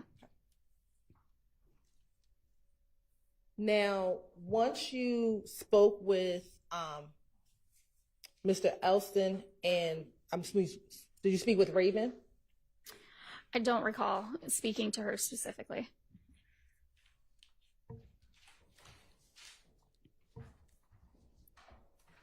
And you saw Miss Bennett inside of the home, Miss Reed inside of the home, correct? Free to read. Yes, when I first made contact with her, it would have been inside the home. Okay. Once you spoke with Miss Reed, what, if anything, happened next? After speaking to her and getting statements, we most likely started processing the crime scene at that point, seeing where there was damages inside of the house, any shell casings, ensuring that they received medical attention as well, checking for any witnesses that might have seen, heard anything that had just occurred. And you talked about getting medical services. Did Grady arrive on scene? Yes, Grady and fire responded to the scene. And was Mr.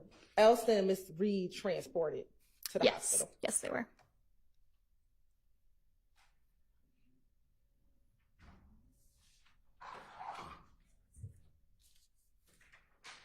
Now, you also said that you were able to speak with witnesses on the scene. Yes. How many witnesses did you speak with? I spoke with a female who lived across the street from the location. And what time did you arrive? About 9:30.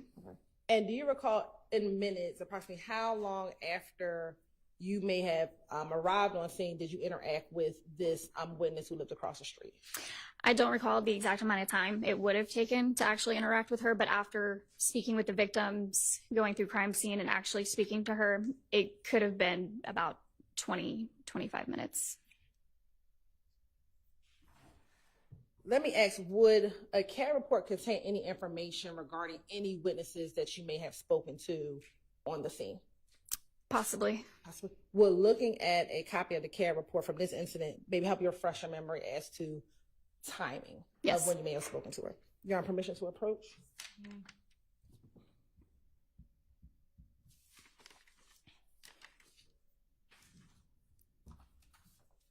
I'm going to show you what the marked for identification purposes as 88 GG.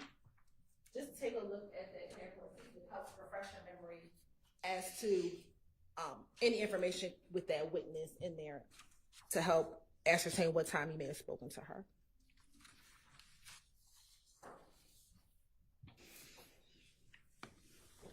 So between about 9:54 and about 10 p.m., I see the names and date of births of the victims and the witness information in here. So that could have been possibly when we were checking their information on the computer in the patrol vehicle at that time. So that would have put a time frame in about speaking to her, getting her information, sitting down in the car would have been about 20 to 30 minutes. And you arrived at about 9:30. Right. Would you have gotten her information to run before or after you spoke to her?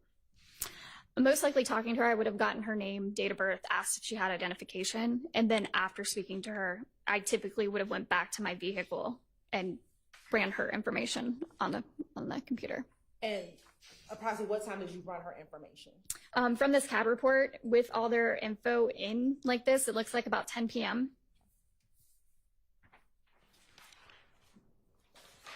And in speaking with this witness, was she able to provide you any information about that night? Objection, Your Honor. Calls for hearsay. You're right. Yes. Takes responsibility of present sense impression, given that she spoke with her within 20 minutes or so of the police arriving on the scene. That's not how I understood the testimony. and I don't believe the foundation has been laid. Why don't you see if you can lay a foundation for that? Okay. So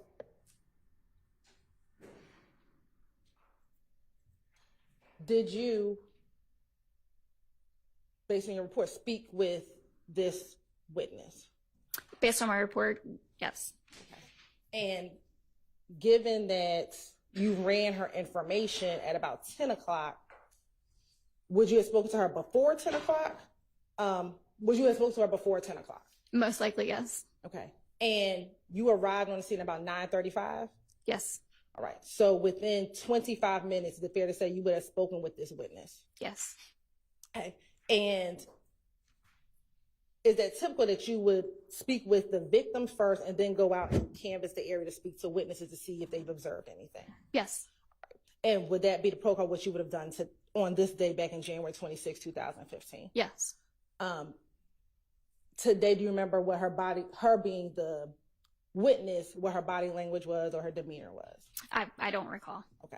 But was she able to provide you information of what she saw and heard on the nights when you all responded? Yes, she advised. Don't tell me yet. Oh, sorry. Was she able to provide you information about what she heard and what she saw that night? Yes. And was that within 20 minutes of you responding to a shots fired call? Yes. Your Honor, this time to state. There's been conflicting testimony now, and we're leading and saying 20 minutes, and that's not, I don't understand that to be the testimony. And furthermore, the question is that I don't think we've gotten an answer to is, yes, there was an initial interaction, but that doesn't answer the question of when the interview, or whatever we want to call it, takes place. Your Honor, So I would also object on the grounds of confrontation clause. Your Honor, I believe the testimony is I would have spoken to her prior to 10 o'clock, which is when she put the information in the system, and she arrived at 9:30, approximately 9:30. So between 9:30 and 10 o'clock is roughly 30 minutes, and she would have spoken to her before 10 o'clock. So again, I don't know why we keep talking about 20 minutes. She initially said she spoke with her between 20 and... Let's hear that from the witness. Okay. About how long do you think you were on scene before you met with or spoke with the witness on the scene? With giving a timeline of how that incident was and how we would typically speak to victims and how we would typically look at evidence and make sure everybody gets medical attention, I would say on that scene, it could have been about 20 to 25 minutes. I'm going to sustain the objection. Okay. Was she able to provide you without saying what she said, was she able to provide you information regarding the incident? Yes. Okay. After you spoke with the witness, what, if anything, did you do next? After speaking with the witness, then it would have come down to processing the crime scene at that point and locating damages or directing ID whenever they arrived on scene to where shell casings were or damages were at that point. And do you recall who the crime scene tech was that you had come out to that scene? From my report, it was ID Unit 7320, Sanders. And had you had an opportunity to look at some of the pictures that were taken back on January 26, 2015? Yes.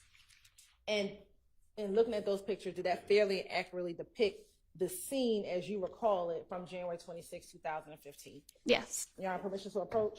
Nay.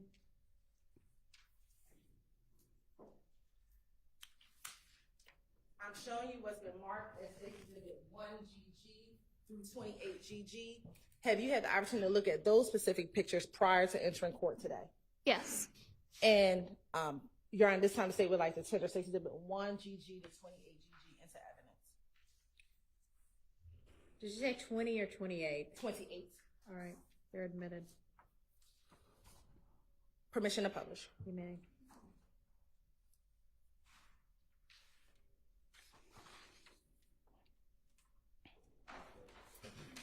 Looking at State's Exhibit 1GG, what are we looking at State's Exhibit 1GG? The incident location, the residence that it occurred at. And do you recall if it was the left or the right home? Looking at the picture, left side. Okay. And going to 2 GG. Now, you said to the left, is that the one where it appears that the door is open beyond the burglar door, the other door is open? Yes. Okay. And looking to the other door, which is closed, do you see anything that you would determine as defects on the door that's to the right?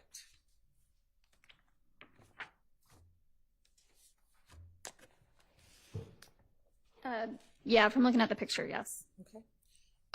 But that is not the house that she responded to, the one on the right. That's correct. Okay. Looking at 3 GG, if you can describe for the jurors, what are we looking at in 3 GG? Staircase inside of the residence. And is this a staircase in which you saw Mr. Elston? Yes, I believe so. Okay. Looking at 4 GG, what is depicted in 4 GG? Defects on the wall and the staircase. And when you say defects, what do you mean? From being struck by bullets. Looking at 5 GG, is that just a close-up of those same defects? I believe so. All right. 6 GG, are these additional defects found within the home? Yes. All right. And 7 GG, are these additional defects found inside of the home? Yes. And will all these be consistent with defects that come from gunfire? Yes. All right. Looking at 8 GG, is that just a close-up of what we just looked at? Yes. All right. 9 GG.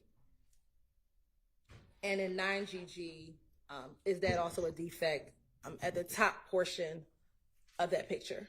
Yes. And I don't think you can see it here, so if you can stand up and just indicate with the pointer where that defect is on that picture. Right there. All right. You may have to stand, so. Okay. Looking at 10 GG, if you can identify for the jury the defect that is right here as well. All right. 11 GG, is that just the floor inside of the home? Yes. All right. 12 GG, what is depicted inside 12 GG? I recall that being the front bedroom upstairs. And looking at 12 GG, do you see the window in 12 GG? Yes. Do you see any distortion of the blinds looking at 12 GG? Yes. Okay, if you can just point that out for the jury. Here and up here. All right. Looking at 13 GG. Within 13 GG, do you see any defects in the wall near that window that you just identified? Yes. If you can just point to the jury, and if we can zoom in where those defects are. Scroll down. So we're looking right here and over here. Okay. And you said over, hold on. Possibly some up here.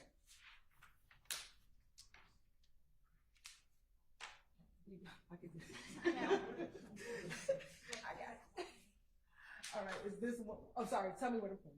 Yes, that appears to be one up there. Okay, any others? Yeah, and possibly over there to your right side. Here? Yes. Okay. We can go to the next, that 15 GG? Or 14 GG?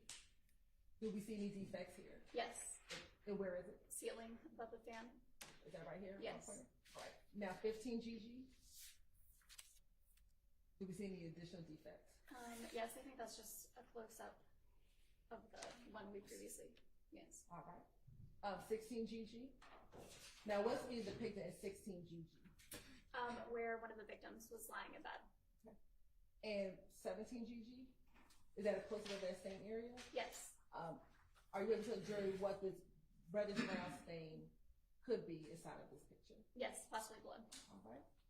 Looking at 18 GG, any defects within 18 GG? Yes. Where would that defect be? To the right of the picture frames, bottom, above that, top right, above the picture frames in the middle, and then possibly some to your right above this mirror. All right. Looking at 19 GG, is that just a close-up of the one we just identified? Yes, close up. 20 GG, Are those just close up of the other ones we just identified? Yes. 21 GG. Is that just, do we see any defects within 21 GG? Possibly right there, but that looks like some kind of close up. Okay. Not 100%. All right. 22 GG. What are we looking at in 22 GG? Bathroom. And in 23 GG, do we see any defects within 23 GG? Yes, above the clock. So right here. Yes. Next, 24 GG. That's a close up. Close up. Yes. All right. 25. Do we see any defects? Yes, in the mirror. That right here. Yes. And then 26 GG. Close up. Close up. All right. 27 GG. Would those be considered defects as well? Yes. And 28 GG, same? Yes. 29, and I believe that's it. Thank you. And will all those defects be consistent with defects that come from gunfire? Yes.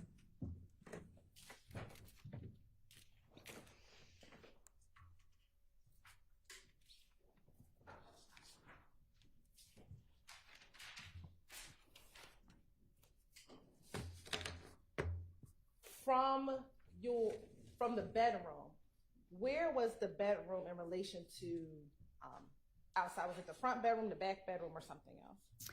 It was the front bedroom. And so would that be the bedroom that be facing the street? Yes.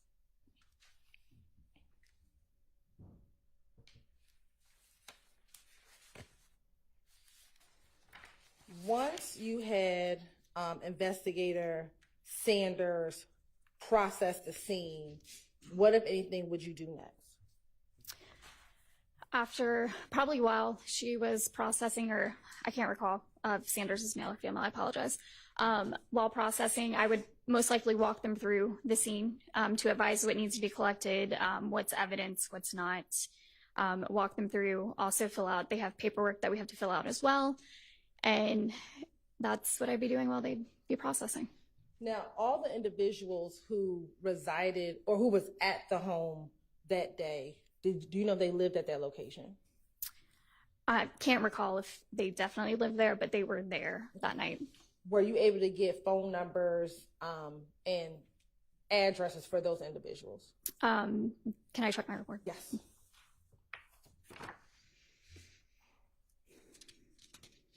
Yes. Would you like me to go through? No. Were you able to get that for each of those individuals? Yes, I was. Okay. And outside of the home having defects, were there any other defects to anything outside of the house? Yes. Okay. What else was damaged? There was a vehicle that was in the driveway, I believe, that had damage. What kind of vehicle was it? From my report, a blue Chevrolet Lumina. When you arrived on the scene, did you see anyone shooting by the time you got on the scene? I did not.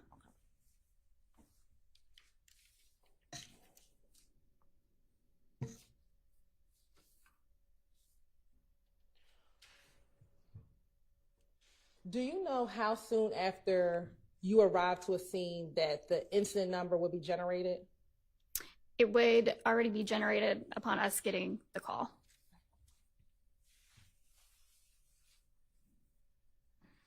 On that evening, do you know if you responded to any other scenes that, well, you're responding officer, so you would have. Do you recall responding to an incident 150260124 at all that evening? The location?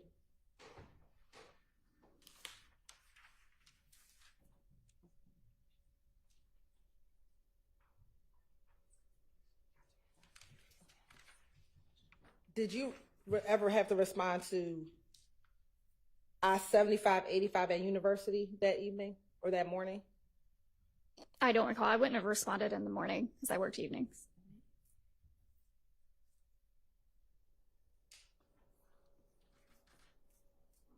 Did you ever have to, if you can recall, respond to Stanhope Drive on January 26, 2015? I don't recall.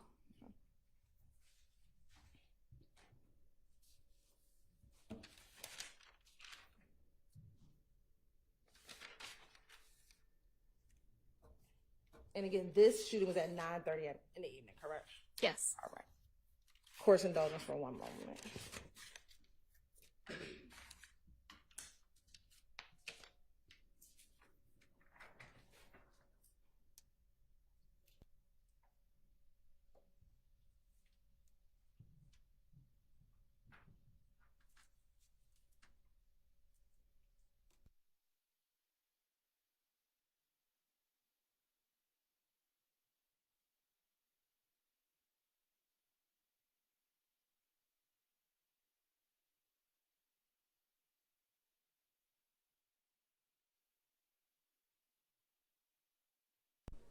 For confirmation, your report number was 150262672. Yes. Is that fair?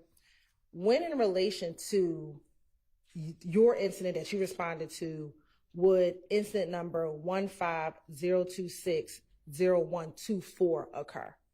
That would have been earlier in the day. Earlier in the day. Yes. When in relation to your incident, would 150262801 occur? That would have been after. After. All right. Thank you. No further questions.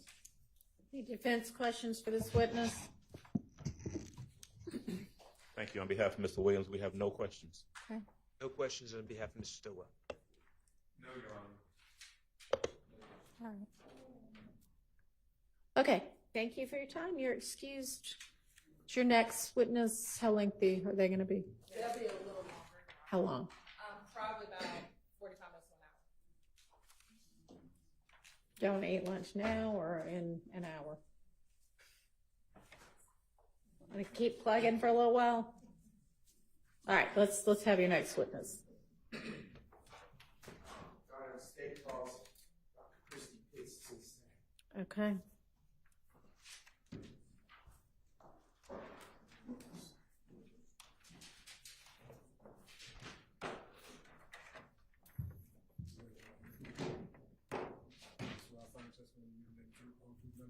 Yes.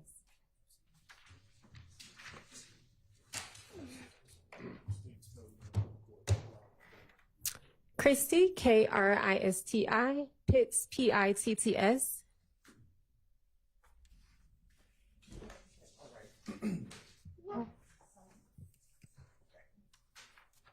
Good morning.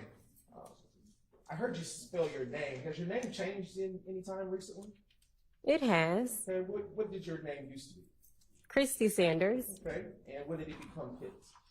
I was born a Pitts. I went back to my maiden name. Okay, all right. And was it Sanders in or around or about 2015? Yes. Okay. Are you employed? Yes. What do you currently do? I am a full-time professor at Purdue University Global. And how long have you been working in that capacity? I've been working at Purdue University for about 3.5 years. I've been teaching post-secondary education for over 10 years. Okay. And what did you do, what capacity did you work prior to beginning your teaching career? I worked at Atlanta Police Department as a crime scene technician. And what were your usual duties and responsibilities as a crime scene technician with the Atlanta Police Department? I processed crime scenes that I was dispatched out to. And when you say process, what did that all entail? Photographing of the scene, processing evidence that was collected, and testifying to those findings and to that processing.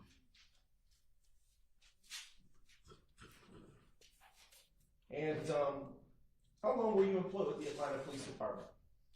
Maybe a little over 5 years. Were you ever a sworn law enforcement officer with post-certification? Yes. Okay. Were you sworn in post-certified in your capacity as a crime scene tech? Yes. Okay. What year did your employment with the Atlanta Police Department begin? 2013.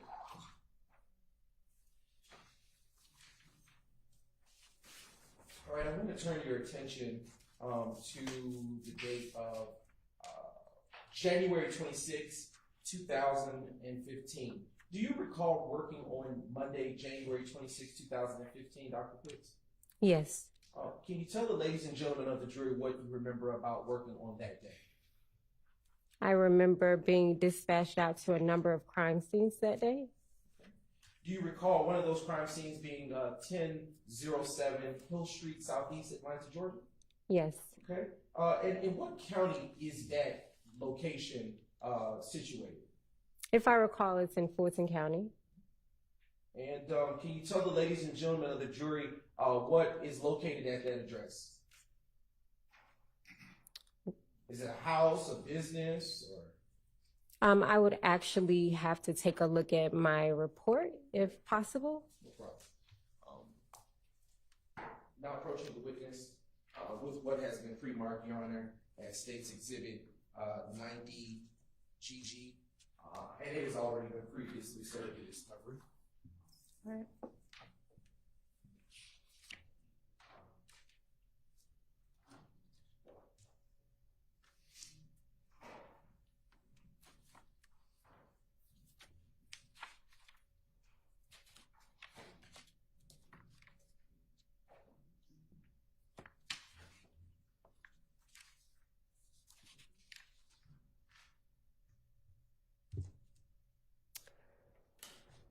It appears to be a house based off of my description in one of my photographs. Okay. So can you tell the ladies and gentlemen of the jury what you recall about being dispatched to that location in that call? Do you know what kind of call it was? According to my crime scene report, it was an aggravated assault / battery.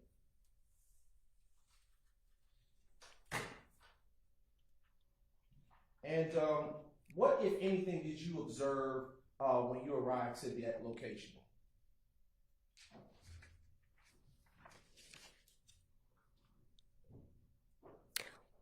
What did I observe? Did you, what did you see? Did you see anything on the ground? Did you see any people? What did you see?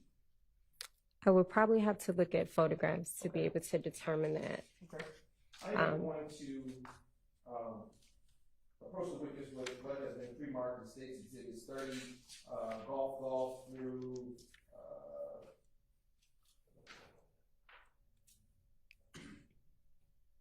85, golf.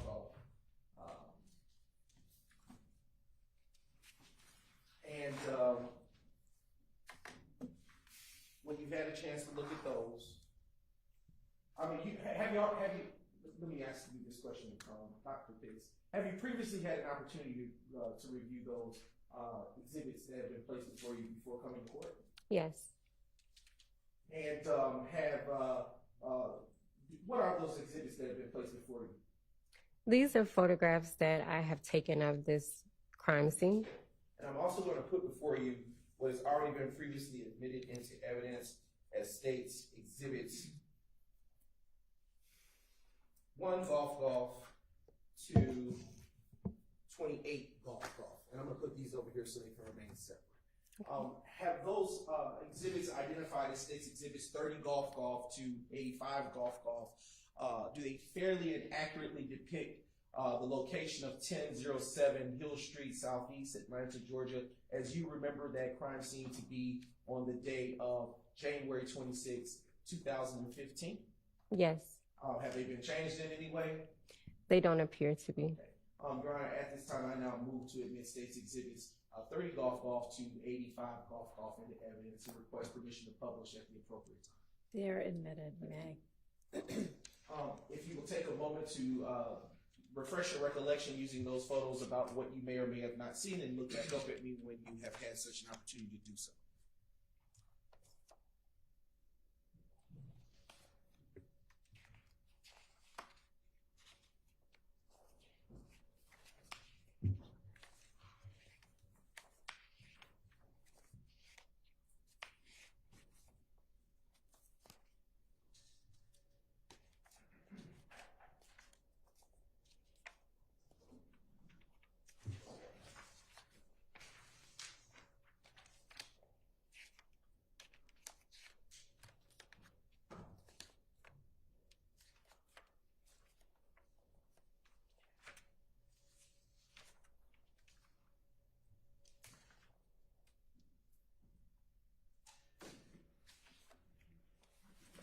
All right. Do you need me to restate the question, or? Absolutely, please. Okay. All right. What, if anything, did you see upon arriving to the location of 1007 Hill Street, Southeast Atlanta, Georgia, on January 26, 2015? Upon arrival, I remember seeing the first responding officer that was there. Did a quick briefing with that officer. And during that briefing, I did a preliminary walkthrough, and that's when I was able to locate shell casings that was at this particular crime scene. Do you know who the initial responding officer or officer on the scene was? According to my report, and I could be pronouncing this wrong, I think it's Ledesi. Okay. How do you spell it? It's Leduc. Okay. All right. Is it fair to say that might be Leduc? Hey, potato. Okay. All right. And do you know who called you out to the scene? Was it Officer Leduc? It's not. It's typically the 911 communication dispatcher. When you arrived to that location, well, let me back up. Around or about what time did you get dispatched to that location, if you can recall? According to the report, it was 21:33 hours. And I'm not good with military time. Can you tell the ladies and gentlemen of the jury, for my sake, what that time might be? That time is 8:33 p.m. Eastern Standard Time. All right. And was the sun up or down at that time?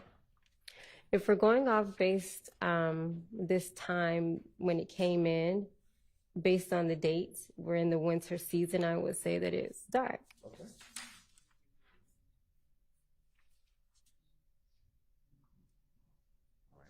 All right. I'm not good with math, but how would you, if you said 21:30? Maybe 9 p.m. Okay, I just want to make sure I know. All right. So I want to ask you a little bit more about your arrival. So how do you determine where to start when processing your crime scene? It's based off of training. You want to approach a crime scene in the most systematic manner possible. So before you even approach a crime scene, you should have a plan of action. And that's typically how I approach all of my crime scenes. I conduct a quick, brief walkthrough with that first responding officer or either the lead investigator that's there. Speak with them as we're walking through. I'm observing the scene. They're letting me know what they've already witnessed or uncovered. And then while I'm doing that, I'm thinking simultaneously how am I going to go ahead and process this crime scene. Okay. And in the course of processing the crime scene, is this particular crime scene that you responded to given a case number at any point? Yes, it is. What is that case number associated with this crime scene? The incident number for this one is 150-262-672. All right.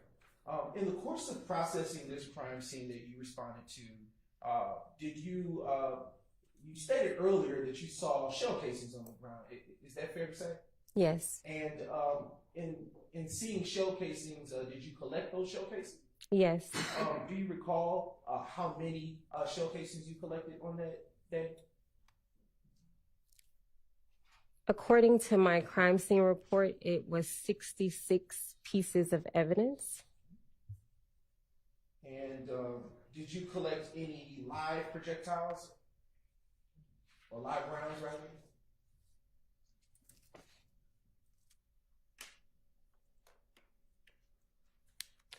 No, I collected 65 shell casings and 1 projectile. And when you say a projectile, what do you mean by that, Dr. Pitts? So a projectile is a piece that comes off of a shell casing or a live round that has been fired. So it can be a piece of metal that's off of that. And prior to collecting the said evidence that you obtained on that evening, can you tell the ladies and gentlemen of the jury what, if anything, you do before removing it from the premises? You want to photograph the crime scene in its totality. And then from there, you must photograph each individual piece of evidence. So in this instance, I collected 65 shell casings. I took 65 individual photographs of those shell casings, and overall, a mid-range and a close-up of each and every piece of evidence. And after you take those photographs, well, let me ask you a different question. How do you distinguish shell casings one from another on the scene when you're taking pictures?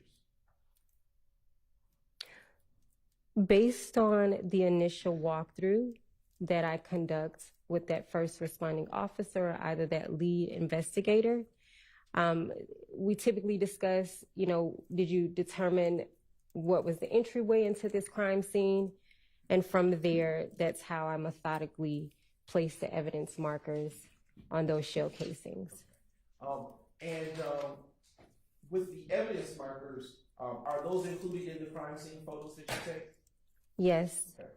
And after taking your photos of the crime scene, what, if anything, do you do with the shell casings? I collect them. Did you take them put them in your pocket? Did you put them in a backpack? How did you transport them or collect them? So they are not put in my pocket. That would be extremely unethical. They are individually collected and placed into a small manila envelope, meaning a little bullet bag, and they are numbered based off of the evidence markers. They are given their approximate time based on when I collect each and every piece of evidence.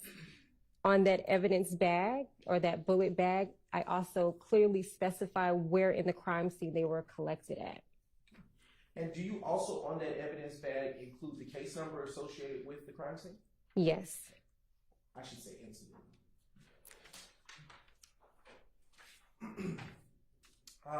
I am now going to publish a select set, Your Honor, of crime scene photos that have been previously admitted, subject to the court's rulings, starting with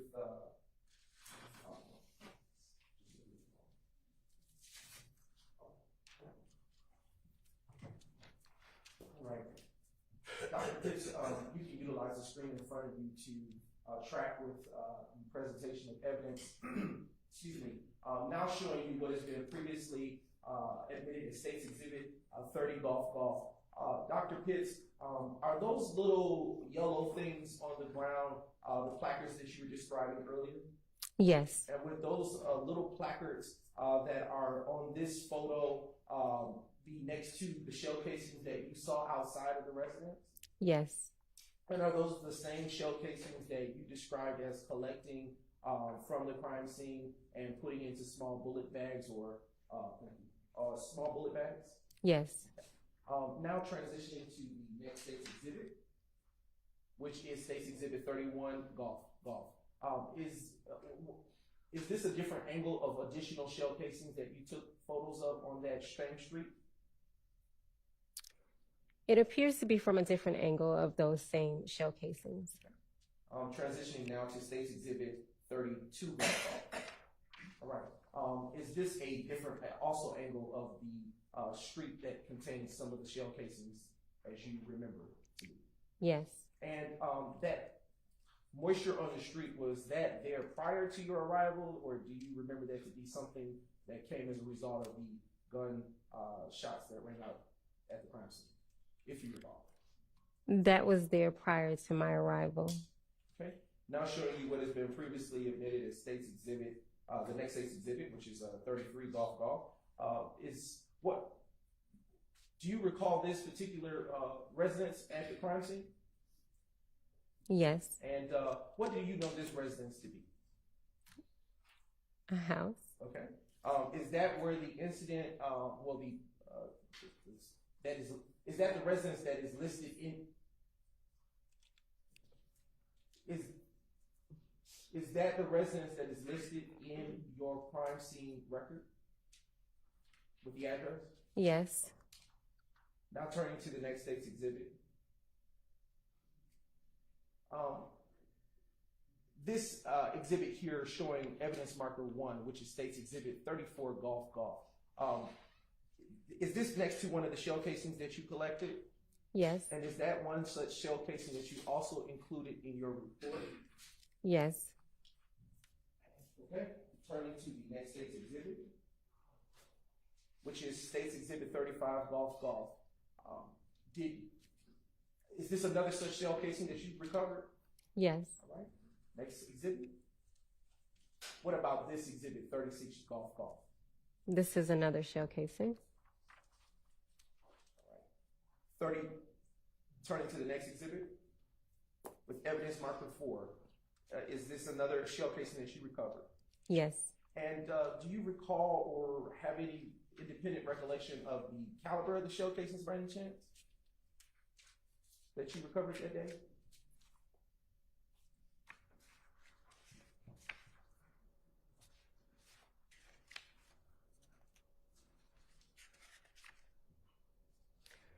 Not listed on my crime scene report, however, in my personal notes, yes. Would that help refresh your recollection? My personal notes, yes. Ma'am. I can. Yes. Oh, well, they're not with you? Okay. They are with, well, they're in the courtroom. We'll hold tight on that. Okay. Yes. I'll transition to the next state's exhibit. And, state's exhibit 38, Golf. Did you collect this shell casing? Yes. Okay. Next exhibit. Evidence placard 6, which is on state's exhibit 39, Golf. Is this another such separate shell casing from the one in the last photo? Yes. And did you collect this one? Yes. And would you have included this shell casing in your crime scene record? Yes. All right. Turning to state's exhibit 40, Golf. What about this shell casing depicted in state's 40, Golf? Did you collect this? Yes. Objection, Your Honor, cumulative. These are separate photos, Judge. They're not the same. Overruled. All right. You can answer the question. Yes. All right. You may turn to the next state's exhibit, please. State's exhibit 41, Golf. As to evidence marker 8, is this another shell casing that you recovered on that evening? Yes. State's exhibit 42, Golf. Let me ask you this. I don't know if you were in here when Mr. Atkins was handling one of the other crime scene techs, and we had sort of a overview. Is there any way you could do it that way and just ask a broader question? Yes, I will do just Thank you. for this ask. Turning to, if I may, Your Honor, ignoring it myself.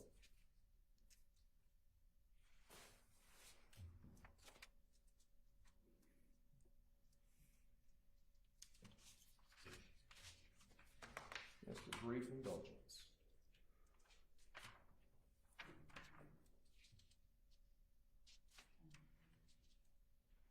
I want to turn your attention to State's Exhibit 30, Golf.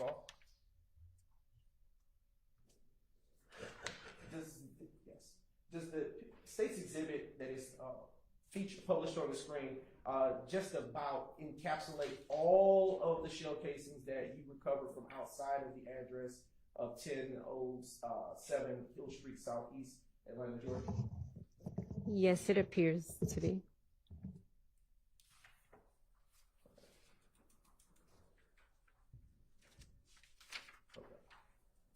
I want to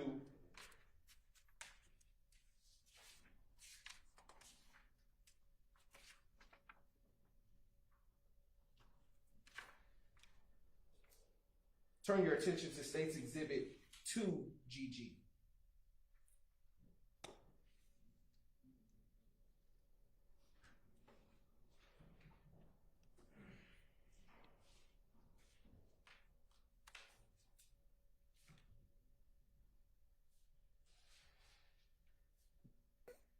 All right. The address that you listed on your report is 1007, correct, Hill Street? 1007 Hill Street, Southeast, yes. Is this picture depict the correct address of the home to which you responded on January 26, 2015? Yes. All right. Okay.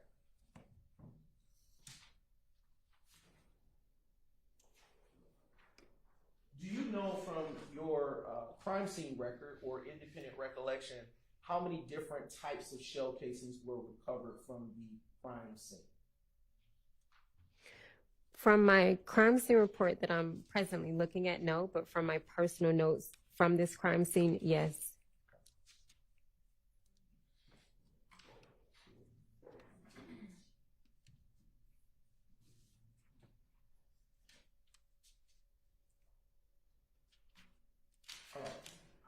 to turn your attention to the state's exhibit that has been identified as State's Exhibit 90 Golf. What is, earlier was used to refresh your recollection, but what is that, in fact, before you?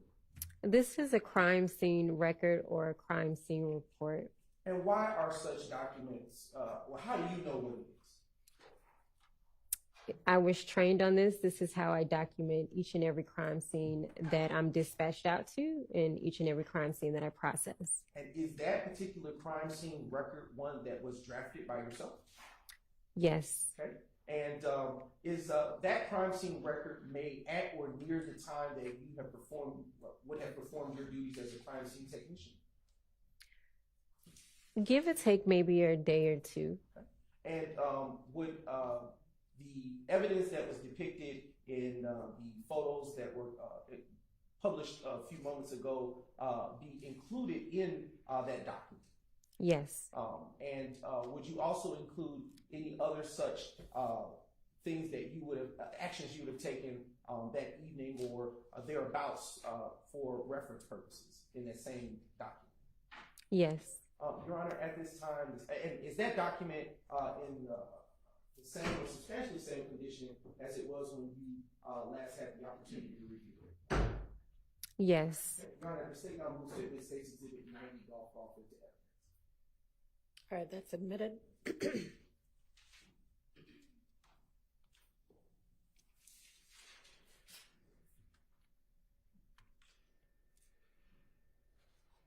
All right.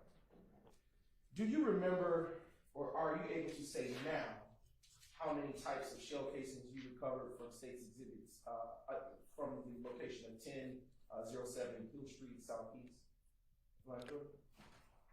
If I was given the opportunity to review the notes that I've brought with me today, yes.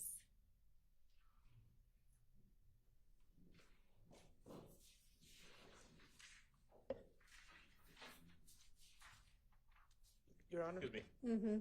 May I seek clarification? Is Your Honor, can we have Dr. Stevens testimony in the approach? Is this going to be commentary? I'm not. I don't know. I can't tell what you're saying. Can we, I don't want to put anything in front of the jury unless it's an objection. Can we approach this? I'm wondering the notes. Are we speaking of her report, or are there separate notes? Sounds like they're notes separate from the report. Is that correct? Yes. Yes, Could the defense be provided a copy of those notes? Do y'all have the notes? I brought. They are with the witness. We would have to take a moment to. They're independent, but we can't get those. Well, we don't have them. We'd like to see them, please. Okay, I don't. Have y'all seen them before? Nobody's seen them before. They've been with the witness. So, is the question just going to be to refresh her recollection? It really would be. That's the only point for those notes now that she's mentioned. All right. I mean, y'all certainly can look at them if and when y'all cross-examine her. I think at this point she's just going to look at them to refresh recollection.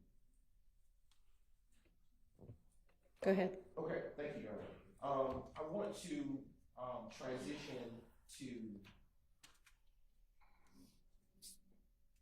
So is she not going to look at them and refresh her Yes, recollection? they're currently in. Are they in the room? No, they're here in my briefcase. Okay. Just a brief note.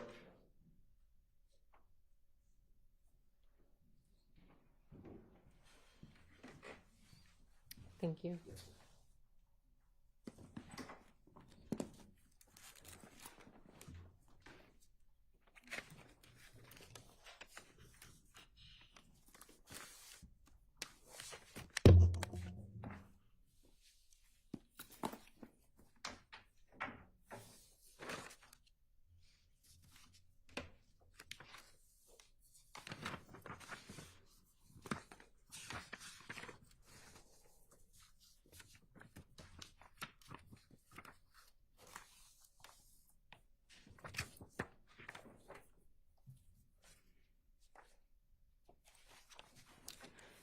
So the listing of shell casings that breaks it down based off of the caliber, it's for a different incident date, but not for this particular address.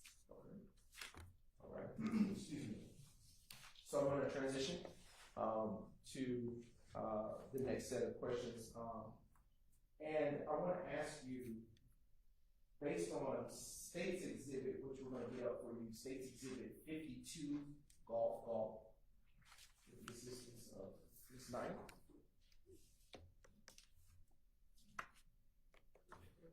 It should be coming up before you on the screen too, if you want.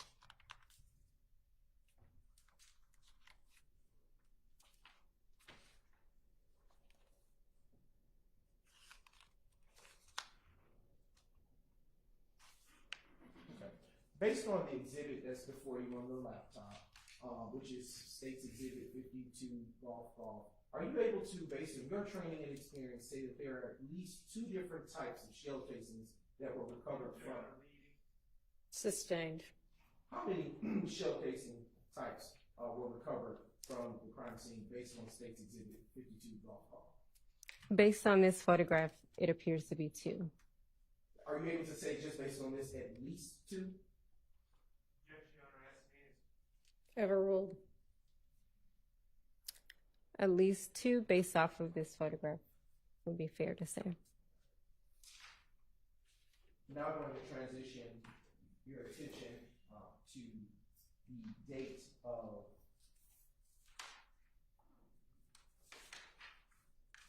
January the 28th, 2015, which would have been a Wednesday. Do you recall working on that day, Dr. Pitts? January the 28th, 2015, yes. Okay. What do you recall What do you recall about working on that day? I would need to either look at my notes or my crime scene report.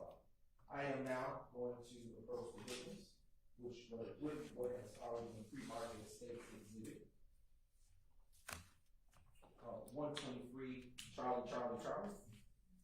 And I have now handed the witness that exhibit.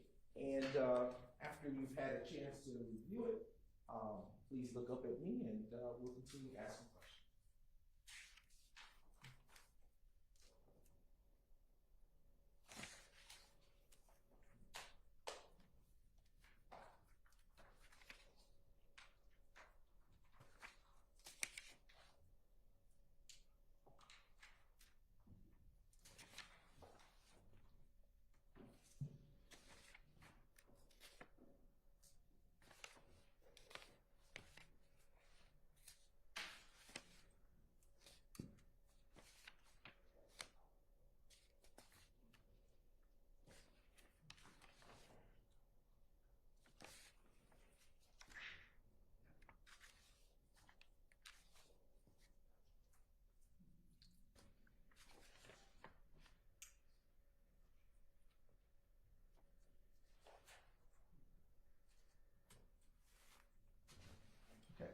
Has your memory been refreshed? I would say that's a fair assessment. Okay. All right. So, Dr. Pitts, what do you recall about working on Wednesday, January 28, 2015? I recall being called out to a damage to property at 2905 Springdale Road, Southwest. Okay. And in what county is that address located to your recollection? Fulton County. Okay. And based on your report, can you, or do you recall, let me ask, if that was a home or some other type of structure? Based off of my narrative, it is an apartment.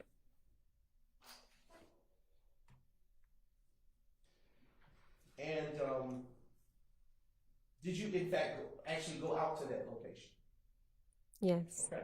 And what, if anything, did you observe upon arrival?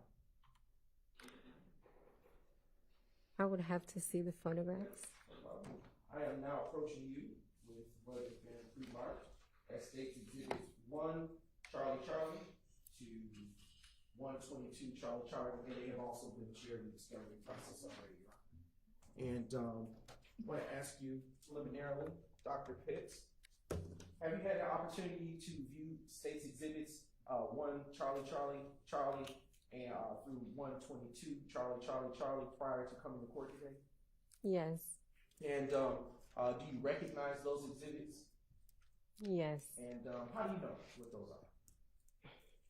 These are my photographs. Okay. And do those exhibits that are in front of you now, that have been previously identified, fairly and accurately depict the area that you responded to on January 28, 2015? Yes. And Your Honor, at this time, the state now moves to admit said identified exhibits into evidence and publish with your permission. Yeah, I'm sorry. May I have some clarification? Is the state referring to 1CC or 1CCC? Triple C, right? Triple C. I think he said it one time as just a double C, but it's triple C. Any objection? Those are admitted without, or is there objection?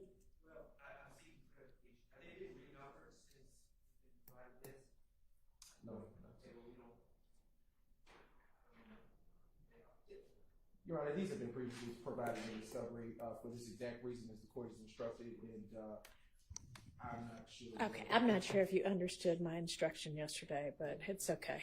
But there are three separate PowerPoints that we gave. So we gave. I am not, and I don't think they're questioning that they have seen them before. They just don't know what's what, because when they saw it before, apparently it wasn't numbered as, you know, a specific exhibit number, or it had a different exhibit number. So they need to know what they're looking at, basically. Your Honor, so what they have is what's being published. So we consolidated what everything's been admitted, has been turned over. They should have, but what they have in this PowerPoint are the ones we're going to admit, which is a smaller number than what the full amount of pictures are. So we're only publishing.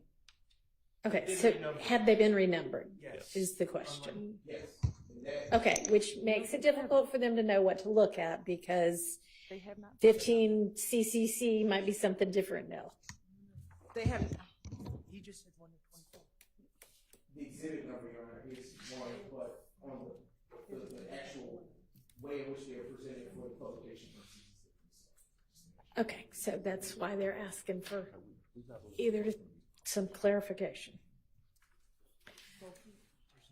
But if y'all follow my instruction from earlier today and just get together in the morning before we start and look at everything, then we shouldn't have this problem tomorrow. Yeah, I think we didn't know that we were going to get. I'm not blaming anybody. It just.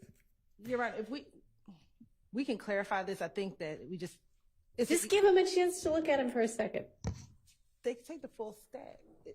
What they have is only what's being published, so that's what. Right, but the numbers are not the same. They are.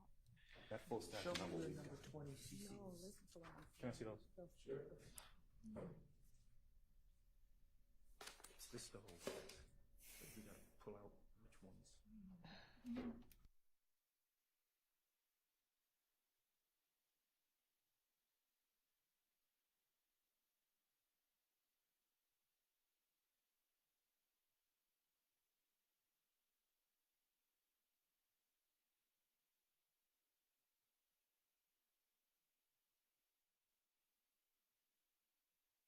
This stack to admit 122 of them, and I do not expect 122 of them to be published or anywhere near that. Correct. And these are all the pictures that were in the witness folder that we went over a few weeks ago. So that's what we're saying is that. no one's denying. So They're just trying to figure out what's what.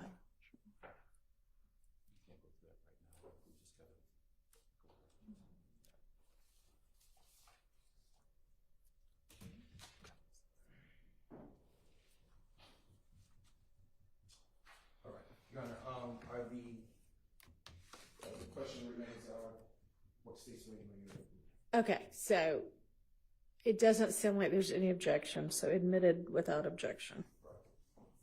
Okay. And you may publish a select Yes, number of them. The actual petition.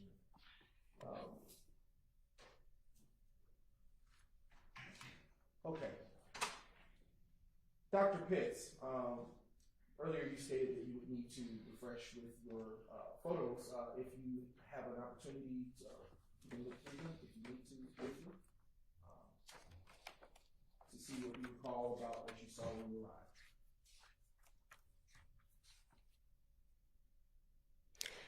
As I previously stated, based off of my crime scene report, I was dispatched out to a damaged property. Looking through these photographs, I have seen these briefly before. It does appear to be shell casings that were documented or photographed at this scene, as well as a vehicle,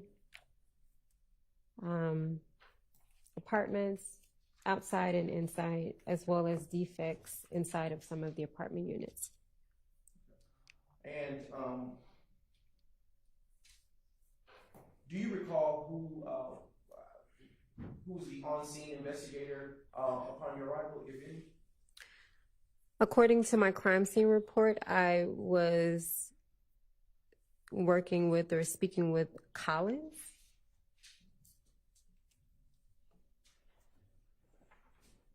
And what was the actual address of the location to which you were dispatched?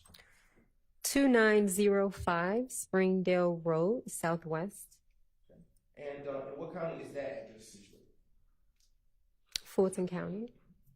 And do you remember whether it was daytime or nighttime when you responded to that crime scene?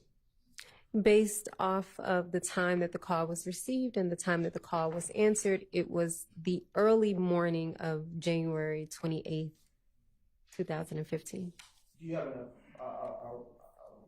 round or about the time that you may have went? So this call was received at 1:01 a.m. It appears that I responded at 2:07 a.m. Did you collect any evidence from this crime scene after you arrived? Based off of my crime scene report, I collected 22 pieces of evidence. 17 shell casings and 5 projectiles were collected from this crime scene. And do you recall, based on your report, or do you recall off your independent recollection, which caliber they may have been? Let me see if this was.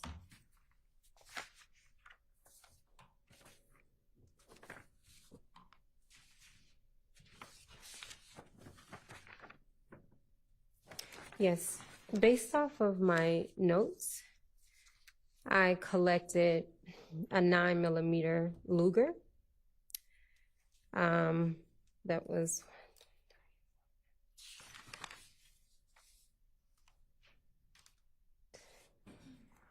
eight 9mm Luger shell casings were collected. I also collected 40 Smith & Wesson RP, and it appears to be 7 of those shell casings that were collected. I also collected a PMC 9mm Luger. It appears to be 1 of those were collected. No, I stand corrected, sorry. 5 of those.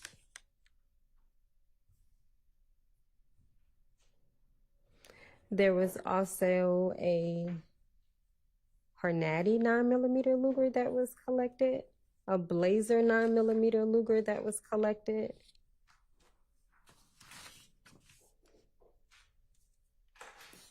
And those were all as it relates to the shell casings. The rest were projectile pieces.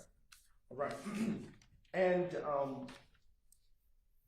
is there a case number associated with this particular call that you went out to, or an incident number associated with it that you responded to at the 2905 Springdale Road, Southwest Atlanta?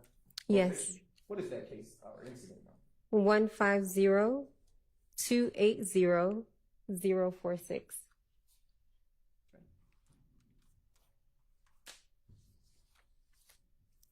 And after you collected that evidence, did you handle that evidence in the same manner as you did in the prior APD case or incident number? Prior to collecting any pieces of evidence, including these shell casings and projectiles, photographs are taken of the entire scene, and then individually of each and every shell casing before any collection is done. I want to publish select photos on the screen for you, and if you give it a brief moment, it will come up.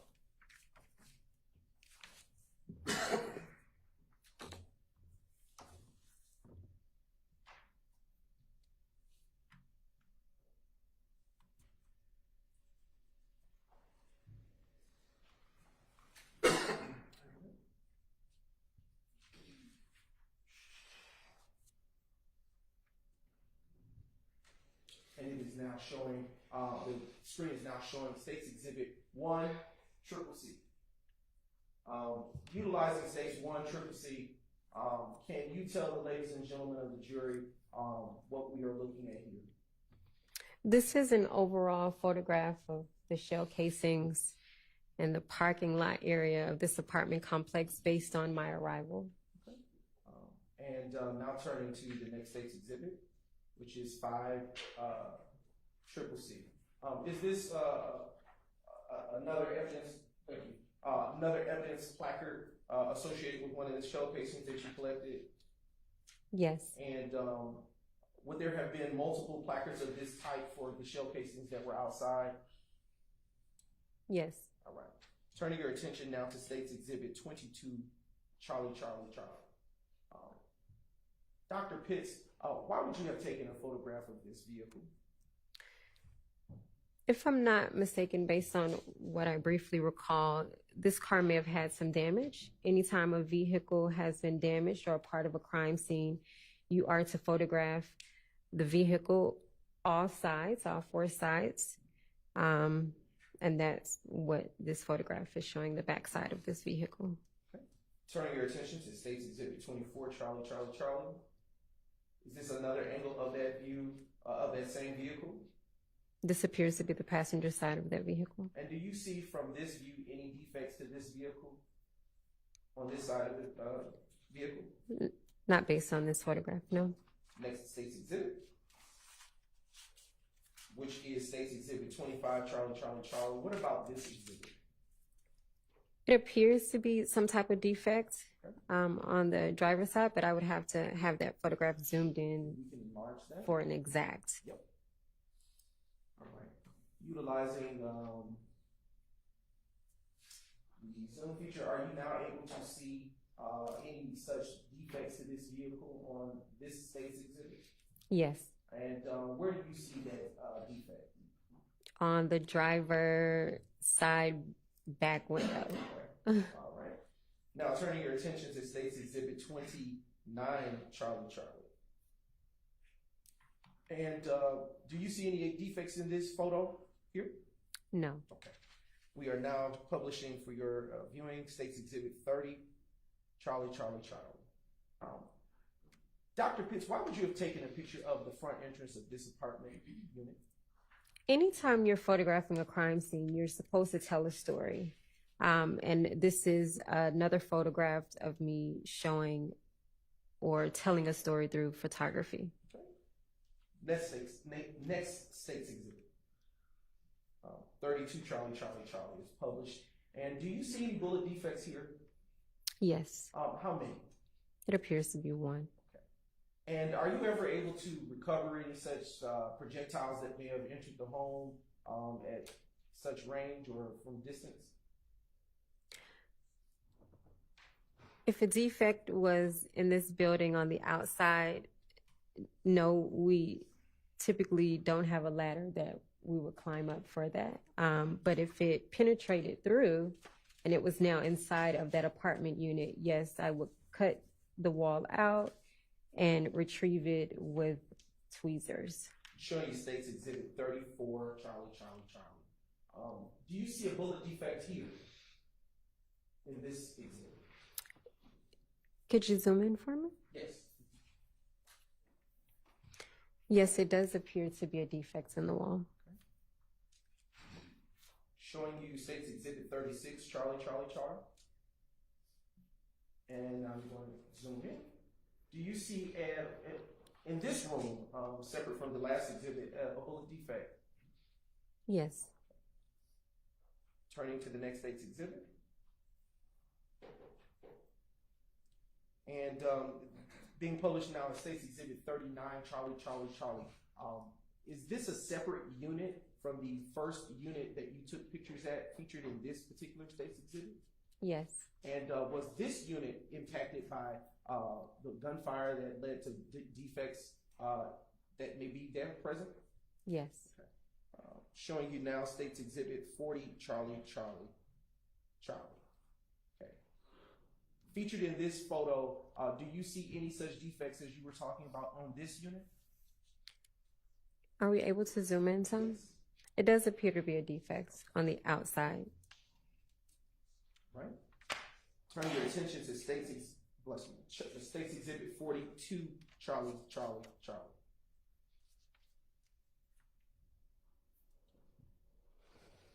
And if we can go and enlarge. Dr. Pitts, why was this photo of any significance to you? It appears to be maybe some type of defect. Okay. If you could utilize the cursor to just beneath, thank you, just go a little lower, right there. Do you see a defect there? Are we able to zoom in some? I think that's as far as it goes, Dr. Pitts. I wouldn't be able to accurately say that that's a defect. We'll turn to the next State's Exhibit, which is 44, Charlie. Dr. Pitts, before you was State's Exhibit 44, Triple C, why is there evidence placard on the inside of the house as opposed to the outside? Because at this point, I am working my way indoors, and this appears to be the first piece of evidence upon entering this apartment unit. Okay, if we could zoom in, Ms. Knight. And from that angle or vantage point, are you able to tell what that evidence may have been? I can refer to my crime scene report. It appears to be a projectile piece. And now turning your attention to State's Exhibit 46, Charlie. All right. And is this a different defect from the others that we have observed in Unit 2? That we observed in Unit 1, because I think we've just entered into Unit 2. So within Unit 2, is this a separate defect from any others? Yes. Okay. And now turning your attention to the next State's Exhibit.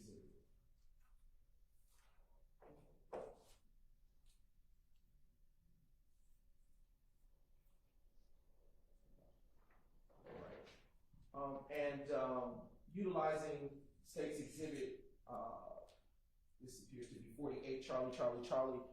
Do you see any defects in this particular photo?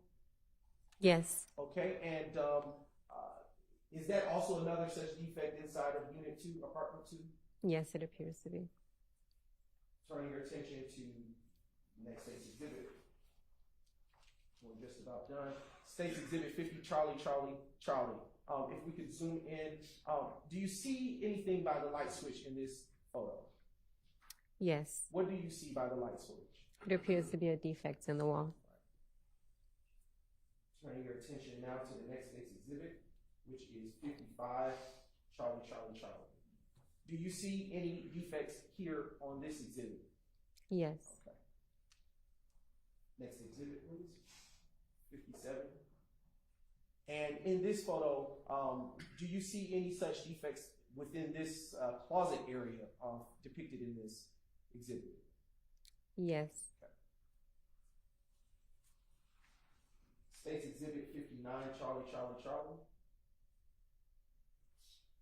Dr. Pitts, now that it has been enlarged, are you able to see another defect in the same unit on this photo? Yes. Turn your attention now to State's Exhibit 61, Charlie. In the same unit, and if you can enlarge, Ms. Knight, thank you. Do you see any bullet defects here with this exhibit on the screen? And if you're not able to, you can always utilize the hard copies in front. What was the number of this photograph? This is States Exhibit 61, Charlie, Charlie, Charlie. Thank you.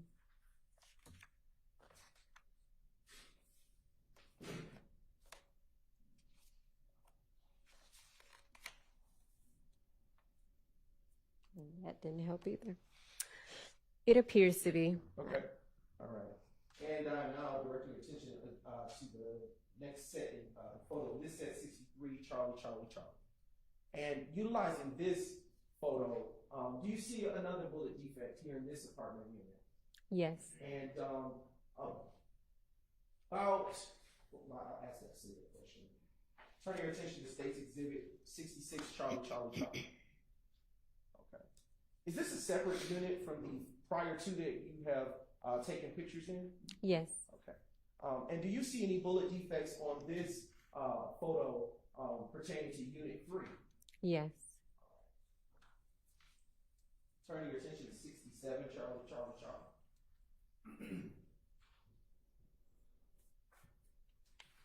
Dr. Pitts, do you see any bullet defects in this photograph? And if yes. Yes, it does appear to be. And to the top right where the cursor is now pointed, do you see any more bullet defects? Yes. And how many do you see? I see 3. And in total on this exhibit, how many do you see? I want to say 4. Okay. It could be on other parts. Would utilizing the hard copy of that exhibit in front of you make you confirm that? What was the number That's again? Exhibit 70, Charlie, Charlie. Excuse me, my apologies. That was 67, Charlie, Charlie. 67. Yes.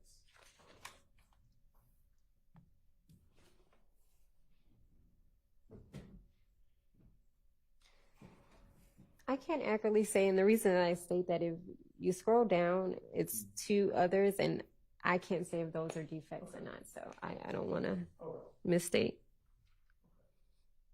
I want to turn your attention to States Exhibit 70, Charlie, Charlie, Charlie.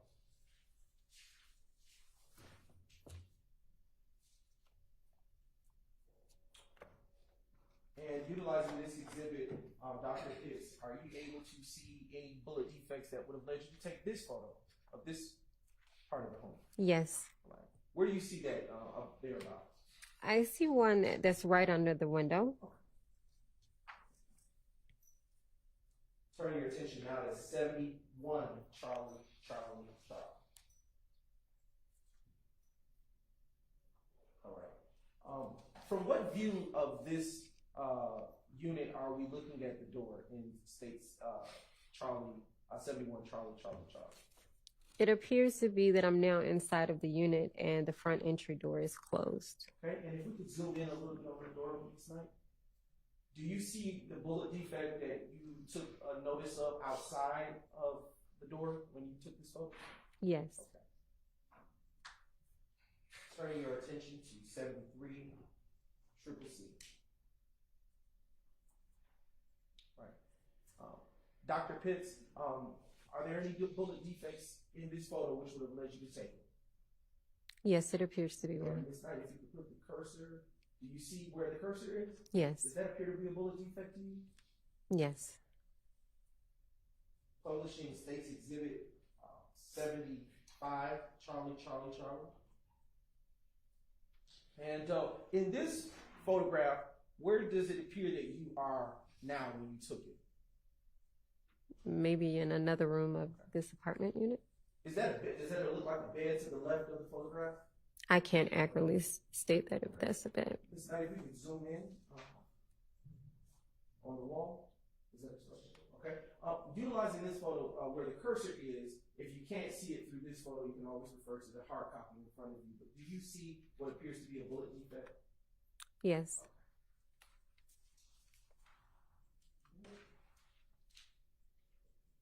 76, Charlie, Charlie, Charlie. All right. And if we, as far as you can, there we go. Do you see any bullet defects in this photo that you took further in the room?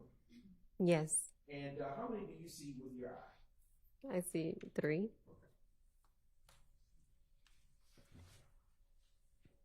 Now, publishing states 77, triple C.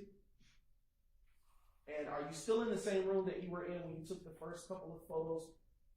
Yes, Okay, and if we can zoom in just a bit, do you see additional bullet defect, an additional bullet defect in this one? yes, And do you see? Yes, I was going to ask you. is it 76 Charlie, Charlie, Charlie? It is 77. Excuse me.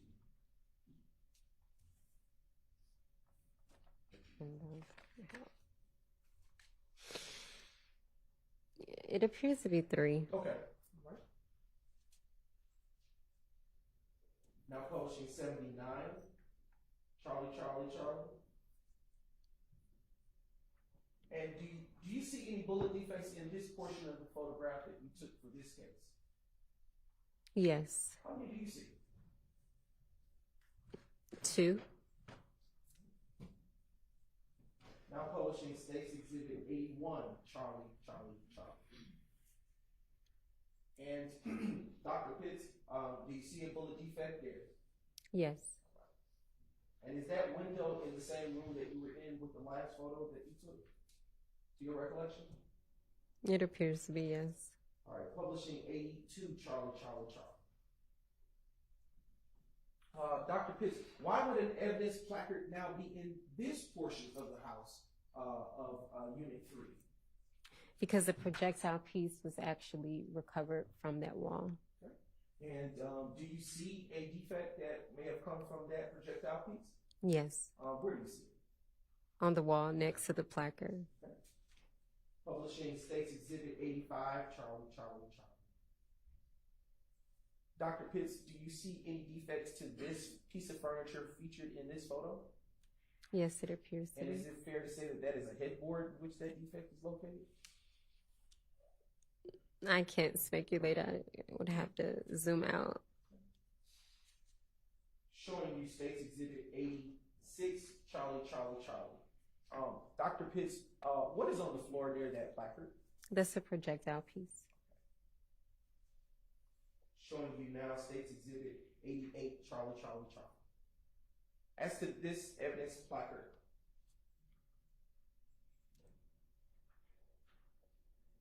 we're going to forego that. We're going to go to the next exhibit. 90, Charlie, Charlie, Charlie. Dr. Pitts, in the corner of this photograph, is there yet another bullet defect to your ability to see? Yes, And now publishing 92, triple C. In the same room, do you see another bullet defect separate from the others that you identified? yes, Publishing the next States Exhibit 93, Charlie, Charlie, Charlie. Dr. Pitts, what's here in this photo? this is a photograph of a projectile piece. Publishing 95, Charlie, Charlie, Charlie. And Dr. Pitts, do you see a bullet defect in this photograph? Yes, And is it where about the cursor is located on the screen? yes, Now publishing the next States Exhibit, which appears to be States Exhibit 100, but let's confirm. Just a brief moment.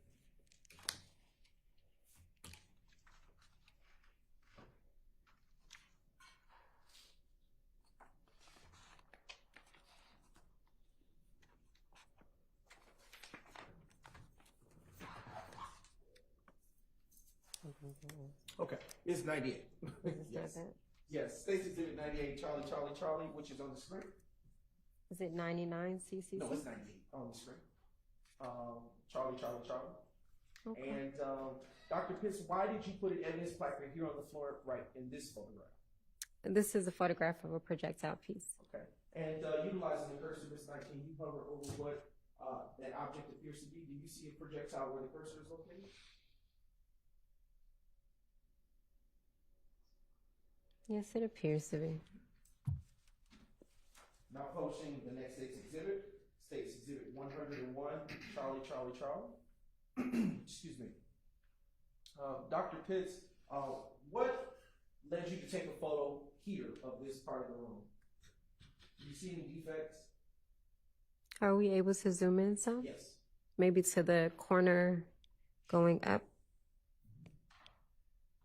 Is that the closest we can get? It's the closest thing. And what was the number of that? That is State's Exhibit 101, Charlie, Charlie. And if not, I can put the next exhibit up.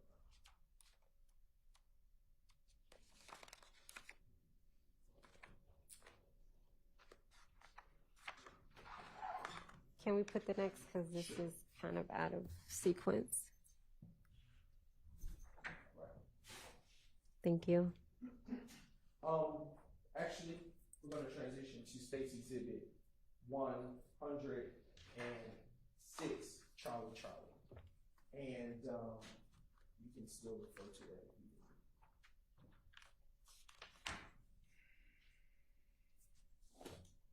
That's not in order, so I'll stick to this. All right. Is this a separate unit from the first three that you took pictures of? Yes. All right. And was this unit also affected by the gunfire that occurred on that evening? Yes. Now publishing State's Exhibit 108, Charlie, Charlie, Charlie. Dr. Pitts, what drew you to take a picture of this portion above the Unit 4? It appears to be damage to the window and possible defects in this building. Publishing States 1, the next exhibit, 109, Charlie, Charlie, Charlie. And zooming further in, do you see any other additional defects here in this exhibit that you didn't see in the last? Yes, it appears to be a defect to the right side of the window on the brick. Publishing States 110, Charlie, Charlie, Charlie. Is there damage or defects to this window in this photograph? The lower part, yes. Publishing States Exhibit 112, Trixie. All right. Zooming in, yep. Dr. Pitts, do you see any defects in this photograph? Yes. And how many do you see with your eye? It appears to be 5. Or 6 if we're looking at the top right corner of the page or the photograph. The cursor is located. Correct. And now publishing States Exhibit 115, Charlie, Charlie, Charlie. Does this appear to you to be the interior angle of the exterior damage to the window that you were describing earlier? Yes.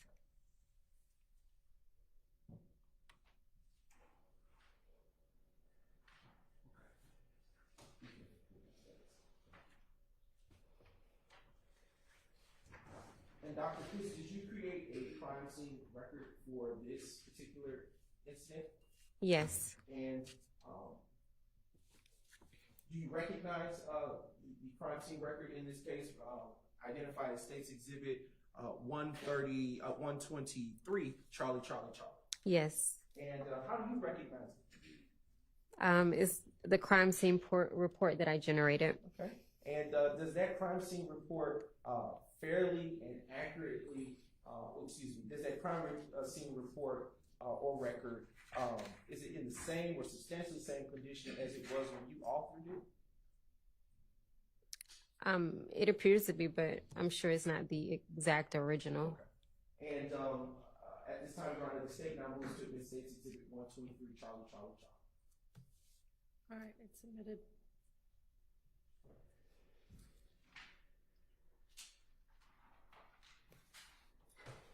Dr. Pitts, I want to turn your attention to the final case number here. Do you recall working on Tuesday, April 28th, 2015?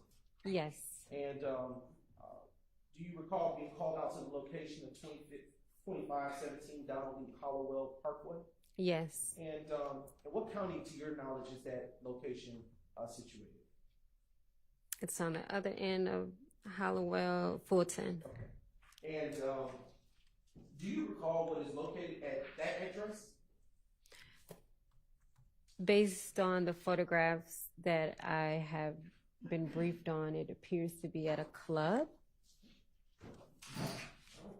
I am now approaching you with what has been previously labeled as State's Exhibits 2, Juliet through State's Exhibit 91, Juliet.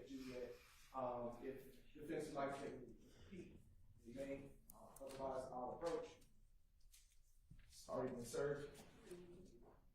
Thank you. I have now had the witness State's Exhibits 2, Juliet to 91, Juliet. And what have I handed you, Dr. Pitts?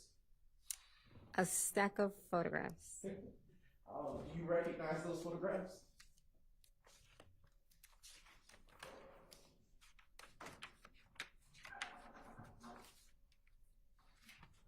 I should say, have you had an opportunity prior to coming to court today to review those? Yes. All right. And do those photographs that you have in front of you that have been previously identified fairly and accurately depict the area of 2517 Donald Lee Hollowell Parkway, Northwest Atlanta, Georgia, as it was on the day that you responded to that crime scene location on April 28, 2015? Yes. All right. Your Honor, at this time, the state now moves to admit State's Exhibit 1. Now moves to admit State's Exhibits 2, Juliet to 91, Juliet. Those are admitted. 92, Juliet, excuse me. 92 through 92? Yes, All sure. right. 2 through 92. They're admitted. Okay. All right.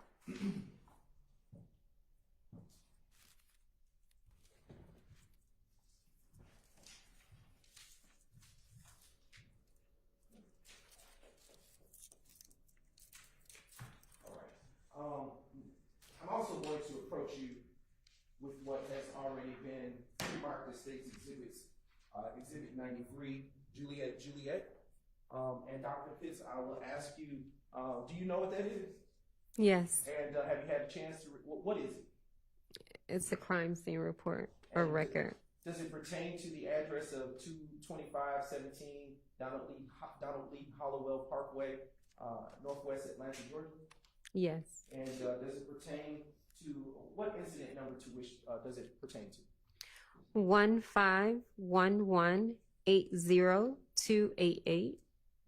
And does that crime scene record is it in the same or substantially same condition as it was when you authored it?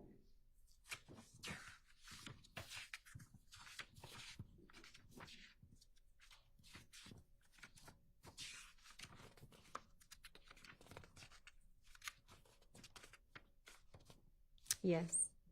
Your Honor, I now move to admit State's Exhibit 93, Juliet into evidence. Admitted. What was the basis for the call that you were dispatched to at that location on April 28, 2015? I was dispatched out to a damage to private property.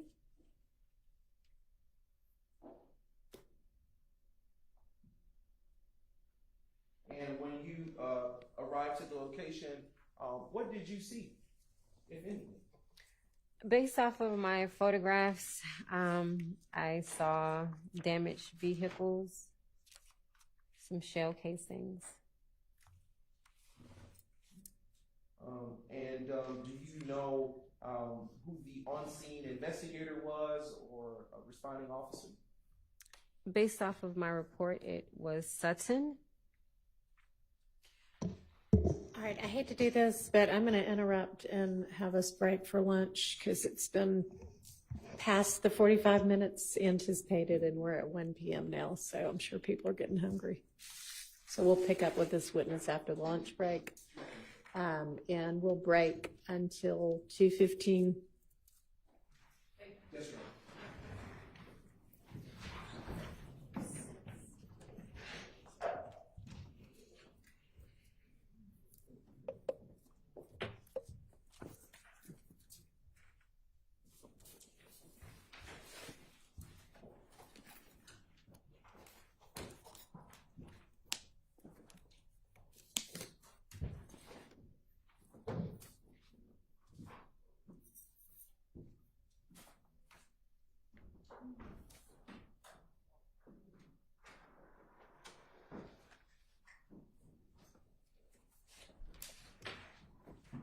Thank you. We'll see you back at 2:15.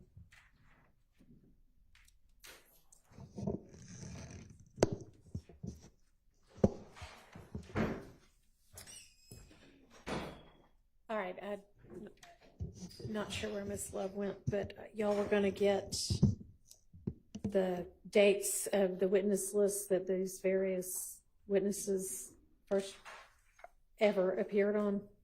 Have y'all been able to provide that to the defense yet?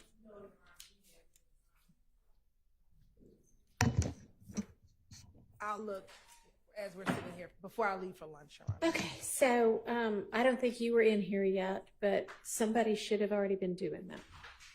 And in fact, y'all called a witness that we hadn't yet covered because you gave me one order that you were calling the witnesses in and then called them in a different order. Not that anybody from the defense objected, but there's Miss Love. Miss Love, the defense still needs the information on which witness list these recently re-added witnesses were on. Okay, I had earlier this morning, I had our paralegal looking at our first list that we sent out.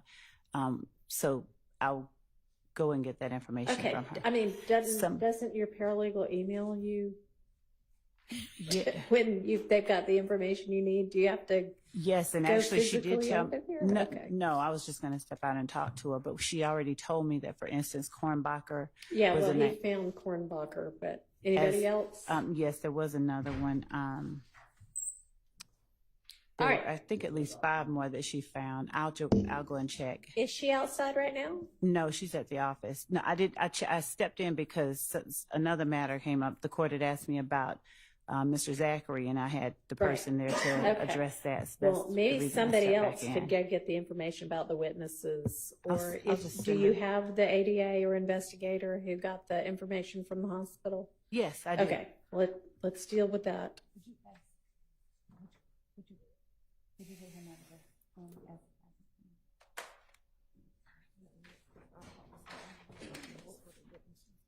The ones that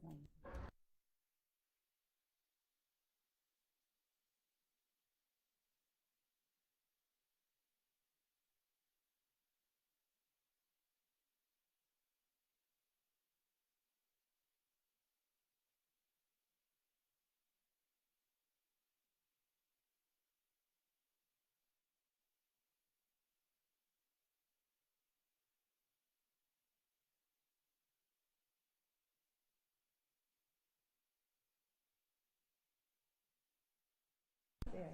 Oh, come on forward. Yes, here he is. What's your name? Hey, I'm just, if you were the person who was present for the doctor's conversation yesterday, I am wondering if the doctor said anything about whether stress would adversely impact Mr. Zachary to the extent that the doctor had concerns about, a rapidly deteriorating medical condition. Okay. Was it discussed? It was discussed.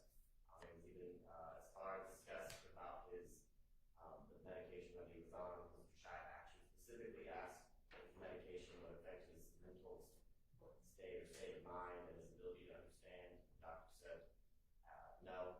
Okay. There's been no evidence of that. There's no evidence of that based on medication he was on. Okay. Okay. And nothing about he or she had no concerns about stress being able to. No. Okay. All right. Thank you. I appreciate your time. All right, Ms. Love, during this lunch break, please get that information to the defense. If you want to just email it to everybody. Yes, Your Honor. Okay. I'm going to pull up the email. I think I saw it. Great. So I'll if you have pull it that right up. now, that's even better. Okay.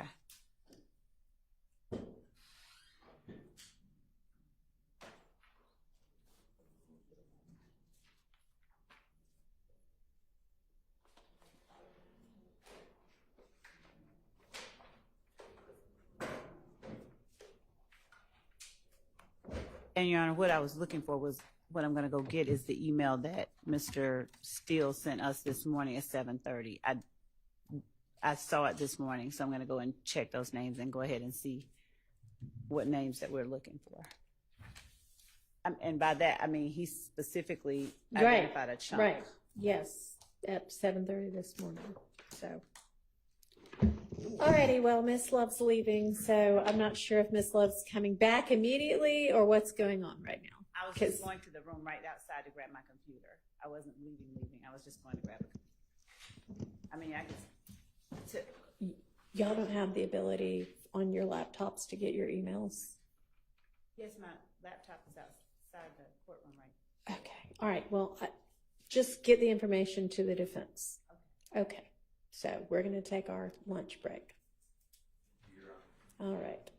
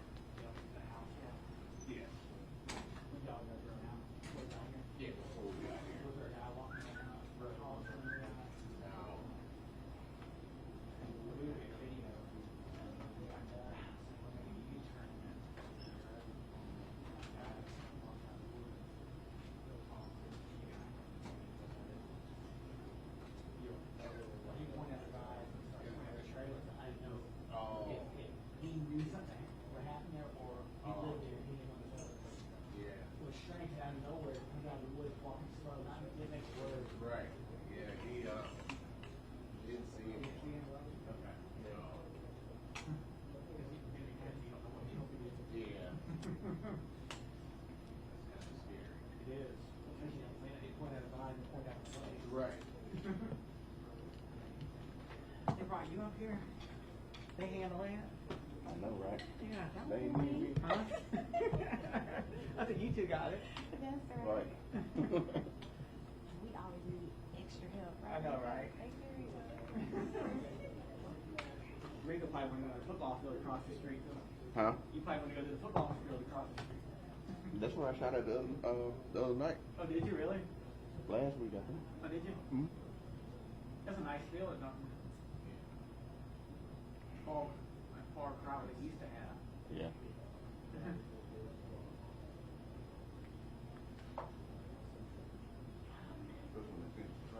But are you still working on it? Because to have a track meet, you have to have at least 5 or 6 players. What's that?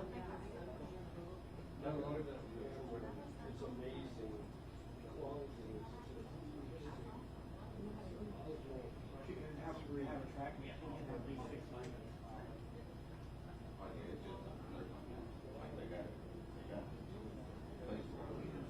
Oh, really? They haven't laid down the rubber yet? Oh, yeah, okay.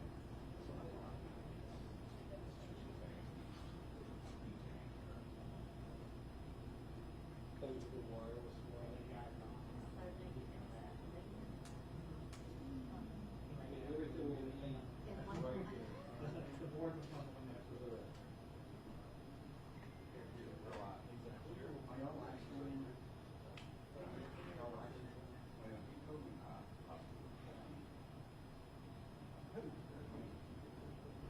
What are you doing today? You just doing that? Are you shooting tomorrow? You shoot game tomorrow? I'm doing the Grange tomorrow. High school football.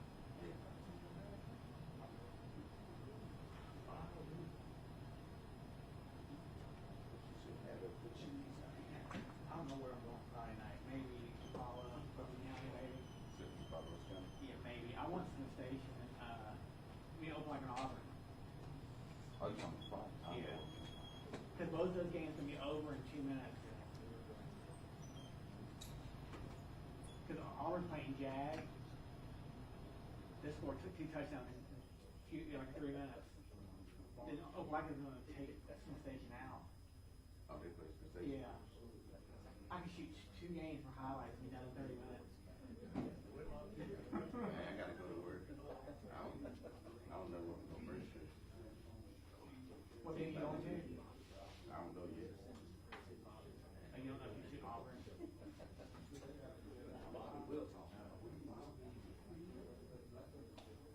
All right, not Oklahoma either, man.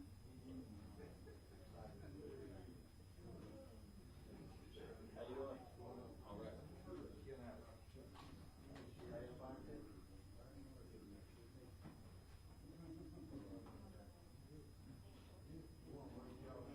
Jeremy didn't go to the Kentucky, did he? He told me he's on all the road. Yeah. He was. We got food. They Yeah. pulled me off of it. Huh? They pulled me off of Georgia.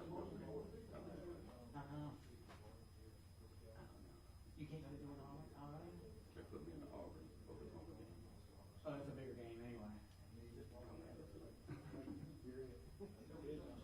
Who's going up there? Nobody? Who's going to Alabama? No, I'm going to do that. That's wrong. Some guy telling me you can't go to Auburn. I mean, you still didn't Tuscaloosa when you're visiting somebody. You have to stay up there. I'm trying to get him to stay.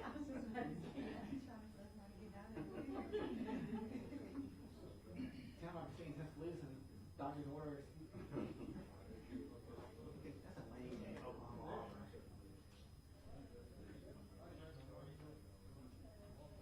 That's what we're going. I don't think so. Shoot it out of focus. They won't send you there. Tell me you can't even work in Jordan here. They, you know, This guy's an Alabama fan. He needs to go to Alabama, Georgia. the little school I shoot on, they were shoot out there. They took everybody's school. They won't. They They did it at the SEC game when they was in Georgia game. I saw Jeremy Steen. I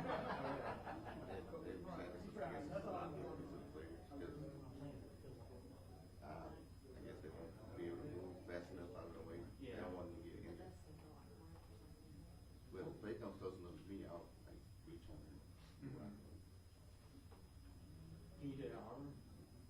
That's what they took me. Oh, you can't do it at Auburn. I do it at that. Oh, gotcha. That's interesting. Every school has their own rules.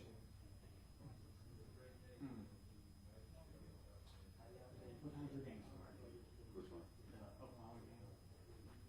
Okay, I don't know. I haven't even looked into it. Not today.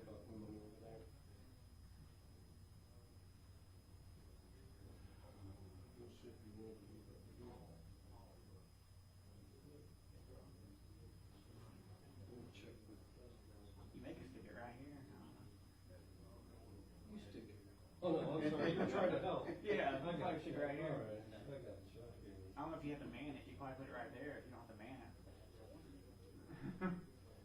Okay, stick it down. I can't man it. Nope, you can't. You guys are rough down here. Yeah, we're in the country. Go back to Atlanta. It's safer there. It's safer there. How you doing? With the sheriff up there already? No. Josh,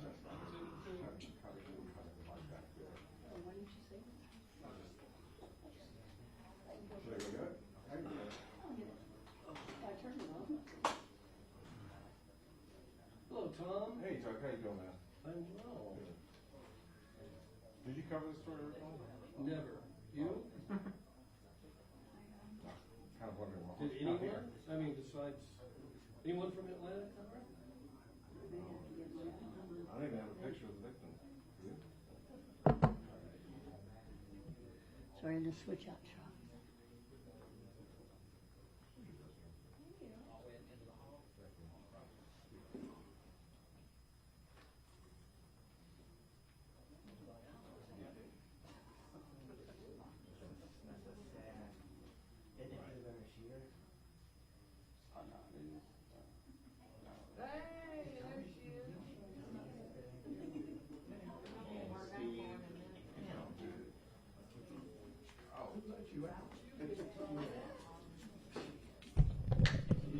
This shit right here.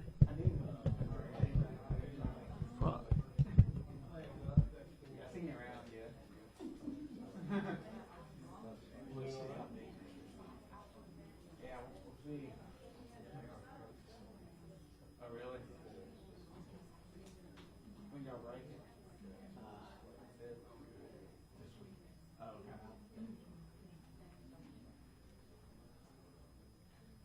No.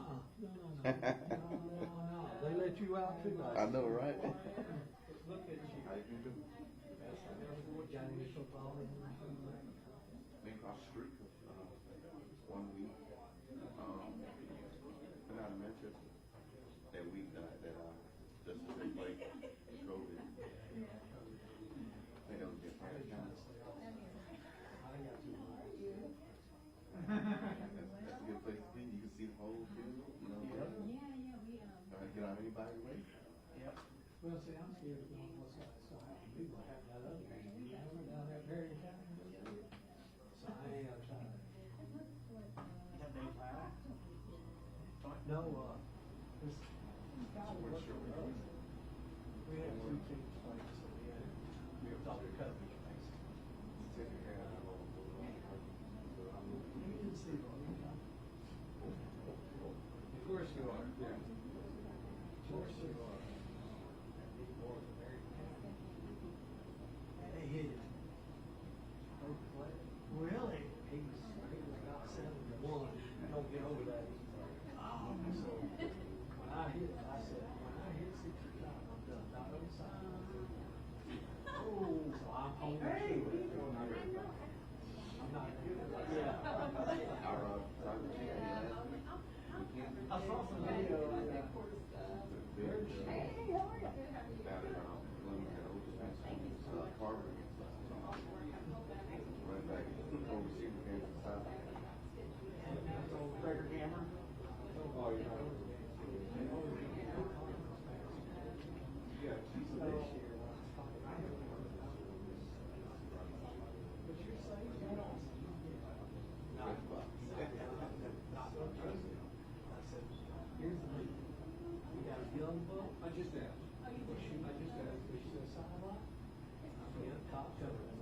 Yeah, I'm learning about that. I hear it.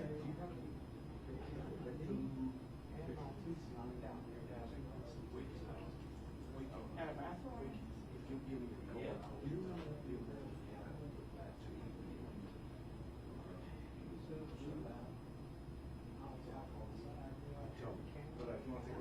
You don't have an extra card. Let me do this. I'm gonna give you my card. Okay. Email. Gotcha.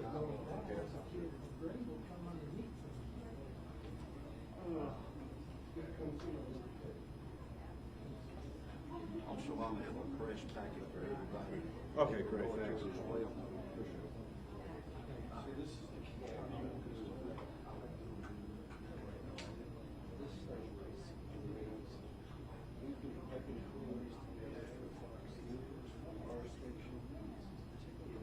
motorized. See how that moves? So it's like a little slim. You think it's back on?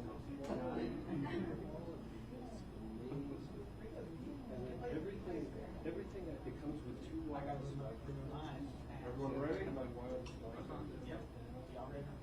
Everyone ready to use that? All right. Okay. Yeah.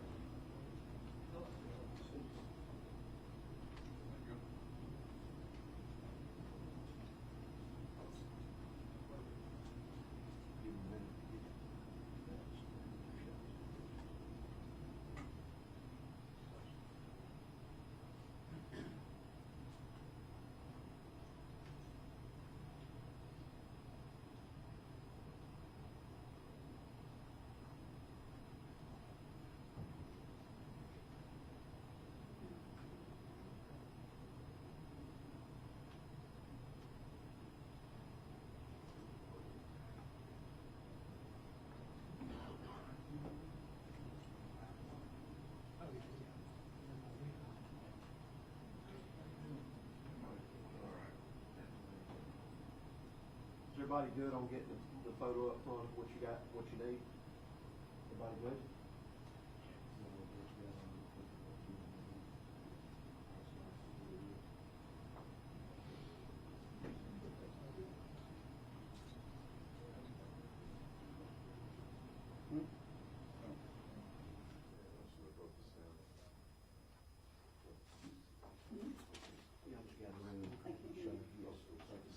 Yeah.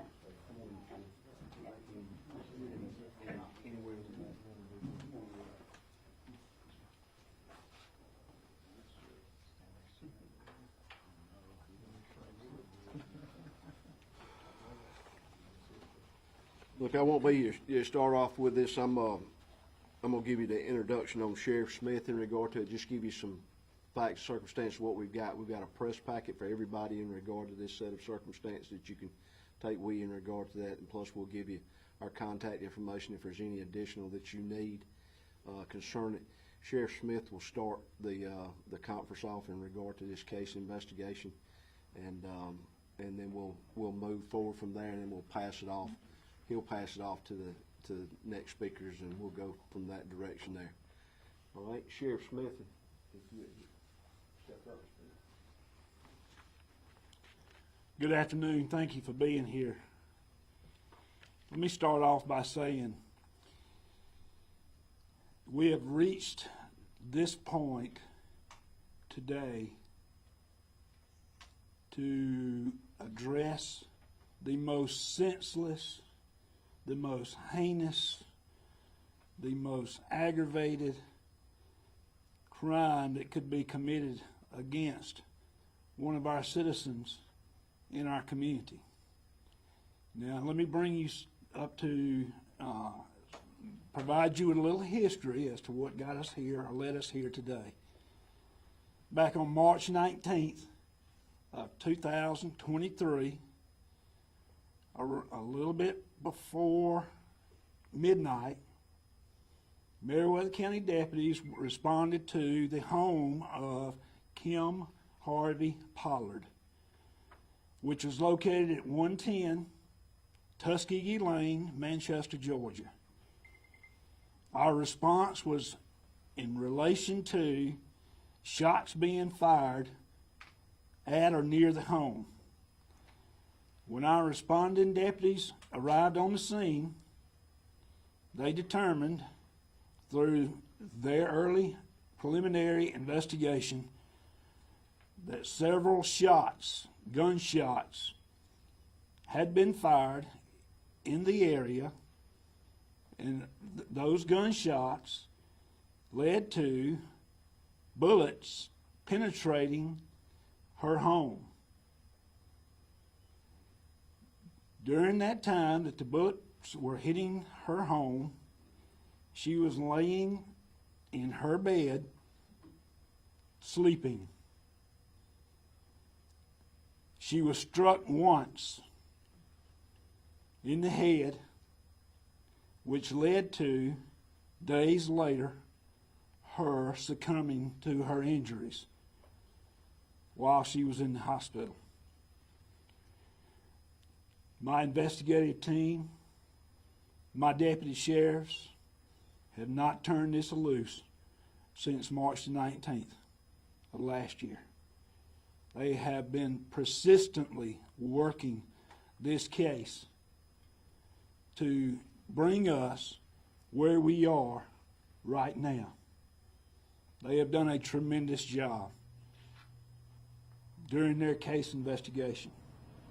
But I also want to state to you that all of this could not have been possible without these gentlemen that are standing behind me and that are flanking me.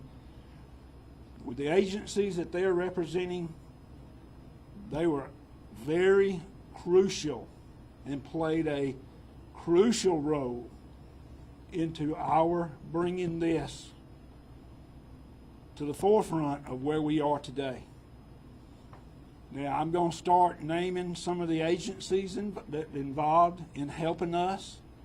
And when I start doing that, I certainly don't want to miss anybody. So I want to go over that with you right now to let you know who these agencies are, and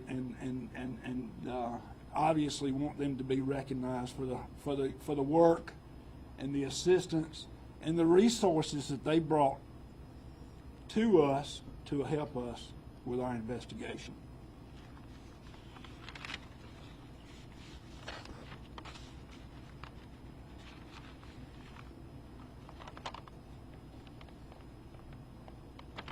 My colleagues in the Sheriff's Association, I'm going to give them a shout out. Sheriff Countryman is here with us today, Muskogee County Sheriff. He's been very, very helpful with the arrest process that took place last Friday morning. During the early morning hours, a group of law enforcement officials were gathered where we hit 5 locations of addresses of where our suspects were going to be. This was a precision operation with many, many agents, deputies, police officers, Homeland Security agents, Georgia State Patrol, other sheriff's deputies. In this simultaneous takedown, we were able to bring 4 of our suspects into custody. And without their help, we wouldn't have been able to do it. So Sheriff Countryman is here today with Muskogee County Sheriff. The Coweta County Sheriff's Office played a very large, huge role in this. The Upson County Sheriff's Office, the Fayette County Sheriff's Office, the Harris County Sheriff's Office, the Pike County Sheriff's Office, Lamar County Sheriff's Office, Heard County Sheriff's Office, the Troup County Sheriff's Office. And now I want to name our police agencies that were also very, very crucial in this operation. Chief Mike Richardson is here with us today, representing the Thomaston Police Department. We appreciate Chief Richardson with his assistance in this entire case investigation. We also want to recognize the Manchester Police Department the LaGrange Police Department, the Noonan Police Department, and I believe I got all the police departments. But we certainly appreciate their help. Now, we've also had state agencies, and we've also had federal agencies to help us.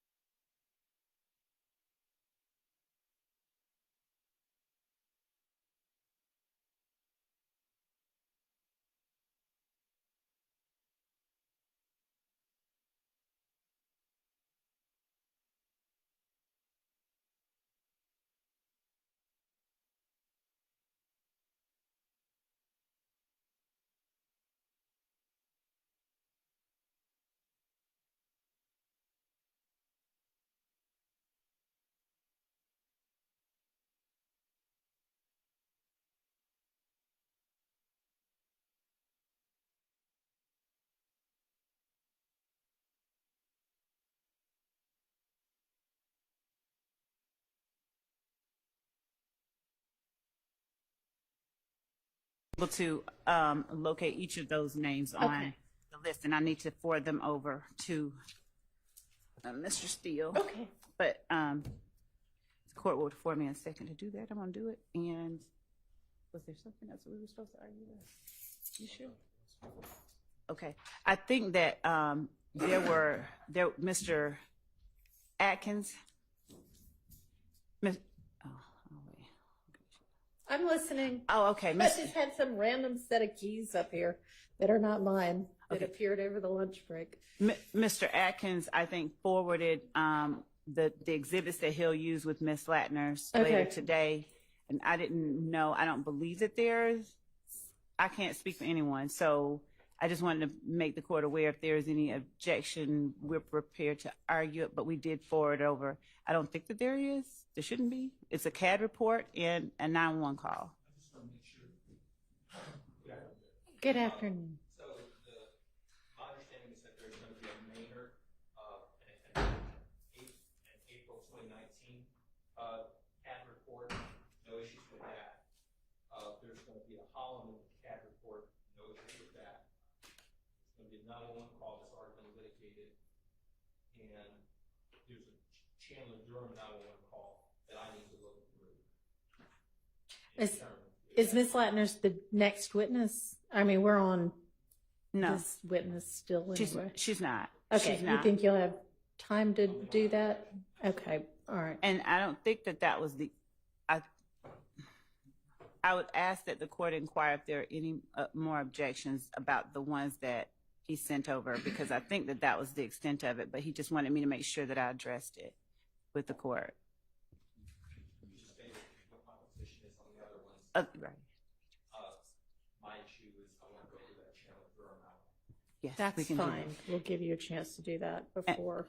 I will check, Your Honor, and good afternoon as well. I will check what was sent to our previous motion that we filed to exclude certain portions of Ms. Latner's 911 calls as well as CAD reports. And we already itemized that, but I could check it. No problem.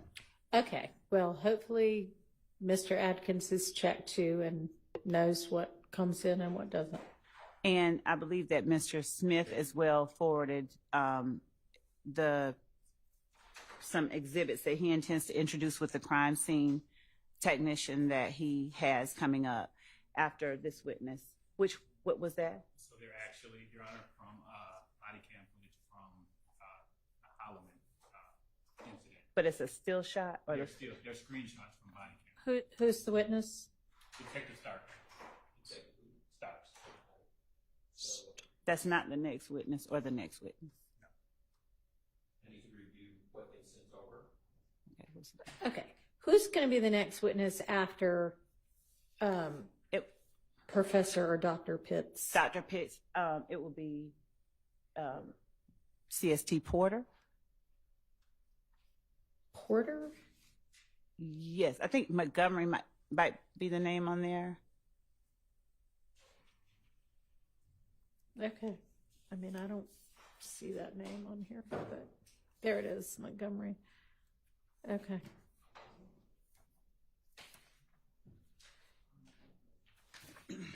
So Montgomery, and then who?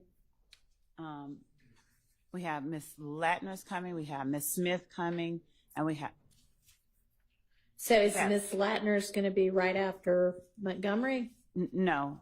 In fact, it's going to be... I guess what I'm asking is, could you give me and them in order kind of who you expect for the afternoon? Dr. Pitts, crime scene tech, Montgomery Porter, Miss Smith, Officer Collins, Miss Latner's, okay, and Starks if we reach Starks. All right, great. All right, and whatever evidence is going to come in through those witnesses has been shared. Is that accurate? Whatever evidence. Say that for me one more time. Whatever evidence is going to be introduced through these witnesses has been shared? Yes. Okay, and as far as we know, the only thing that somebody still needs to look at is that listen to is that 911 call. That's correct. Okay. And I'm going to review I understand that there were some stills that were apparently sent over. I need to look at that, apparently from a body cam. That's the first I've heard of that, so I need to look at that, Judge. Okay, and the stills would be with what witness? Starks. The The last one. All right. Okay, so we've got 3 witnesses plus the one on the stand to get through before them, so y'all should have some time to do that. I'll review it, If there's Judge. any issue with it, just let me know. I'll bring it to the court's attention. Thank you. All right, anything else before we get the witness back and the jury in? No, I'm just sending over the. Great. All right.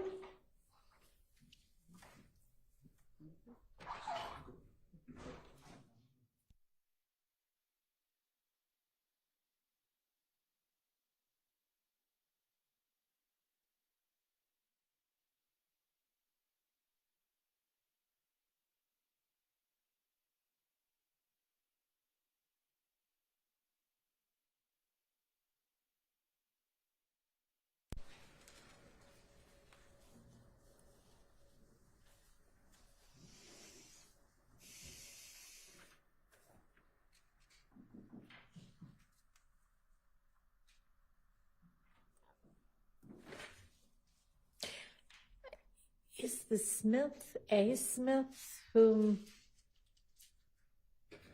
there's a concern about? Yeah. Okay. But it was also the court we had talked about. Your Honor had asked specifically about threats, and it was more not threats. It was alerting her and making her very disturbed. So before we have her come in, there needs to be a determination made because we haven't done that yet. Okay. We're ready. I'm sorry.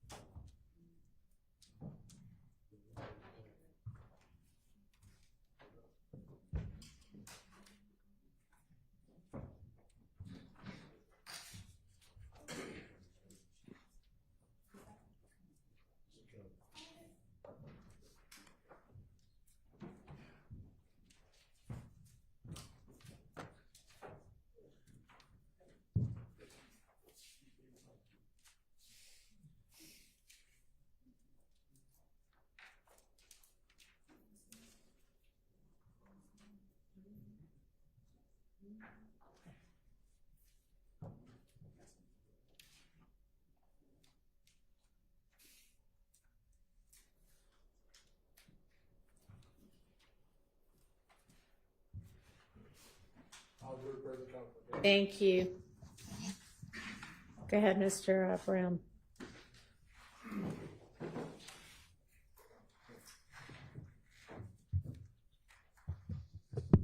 All right. Can you hear me? Dr. Pitts, before we broke for lunch, we were talking about the address of 2517 Donald Lee Hollowell Parkway. Do you recall that? Yes. Okay. And not sure, but was there a case, APD incident number associated with that location? Yes. Okay, what was that incident? 151180288. And with respect to this particular incident that occurred at that location just mentioned, do you recall who it was that called you out to that scene? Yes. Sutton. Okay. And around or about what time did you go out to that scene? I would have to look at my notes because it's not on this report.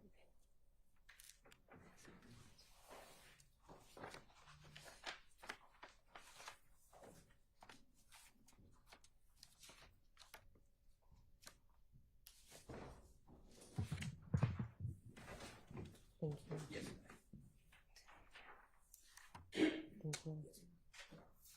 The call came through at 2:30 a.m. I responded at 3:04 a.m.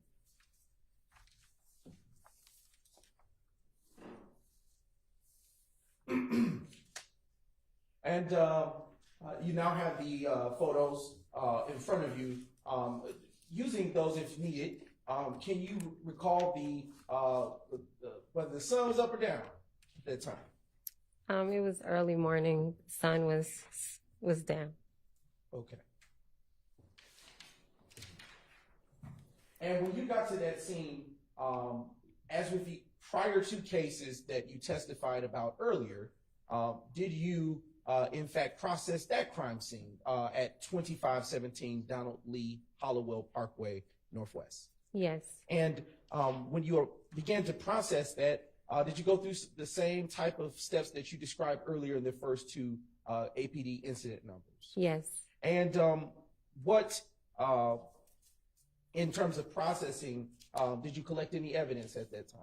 Yes. What evidence was located on that at that crime scene? 49 shell casings and 1 projectile.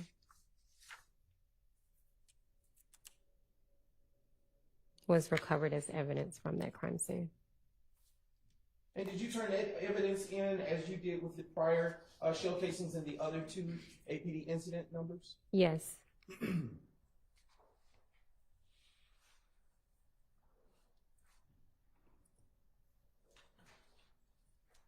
Was any of the evidence in the first APD incident number tested by you for anything? We're going all the way back to the very first incident. Just a brief moment.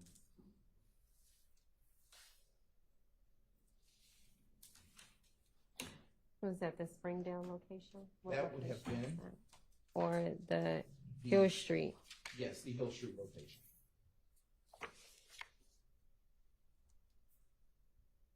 No, I turned it over to the APD crime lab for further review for ballistics. Did you do any testing in the second APD incident case number that you responded in process? No, I submitted it to the crime lab for ballistics. And as to the third case number, which we were talking about before we circled back, this case specifically pertaining to 2517 Donald Lee Hollowell Parkway Northwest, did you perform any testing on that evidence that you collected at the scene? No, I turned this over to the APD property unit. I am now going to have published for you the crime scene photos that were already admitted that have been identified as State's Exhibits 2 Juliet through 92 Juliet, and Your Honor, there will only be a select few. Thank you. Yes. Right. Showing you now on the screen, Dr. Pitt's State's Exhibit 2 Juliet. Does this picture that you see here help you recall the scenes which you responded to on April the 28th, 2015? Yes.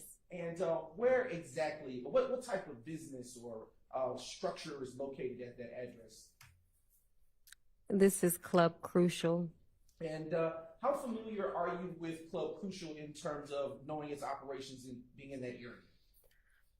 Familiar with it, but not familiar to the extent that I know someone that has been to that club.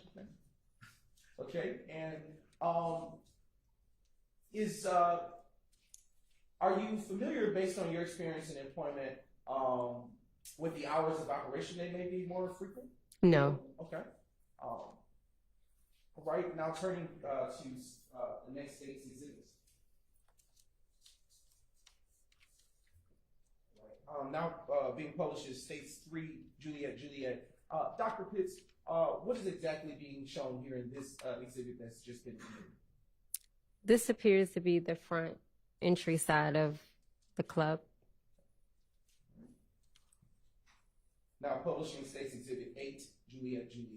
Dr. Pitts, Is it fair to say that this is an overview shot of the placards that were placed in that crime scene location? Majority of the placards, yes. And those placards that were placed down, do you recall to what number they went to? I don't. Okay. Is it by chance that your notes may refresh your recollection?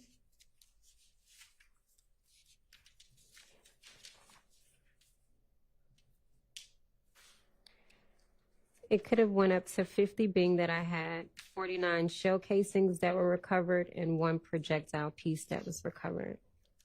Now showing you State's Exhibit 50, Juliet.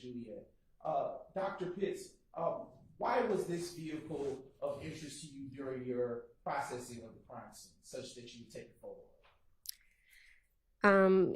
It could be that it's been damaged. That would be the only reason that I would photograph it. Okay. And what is the license plate that you see associated with that vehicle? AUX 9521. Do you see, can you make out a color for that vehicle? It appears to be plum, Okay. maroon. All right, now turning to the next State's Exhibit. Now published on the screen is 52 Juliet. Dr. Pitts, do you see on this exhibit any damage from what could have been gunfire in this exhibit? Yes. Okay, all right. Now zooming in for a closer view. Can you see, Dr. Pitts, or describe where you may see such defects to this vehicle? Over the back tire, maybe that's called the fender. I'm not really sure. All right. Now turning to State's Exhibit 53, Juliet. And Dr. Pitts, utilizing the exhibit that is now posted on the screen, do you see any other additional damage from bullet defects to this vehicle on this exhibit? Are we able to zoom in some? Bless No, it doesn't appear to be. you. Turning to this next State's Exhibit 54, Juliet. What about from this vantage point of the vehicle?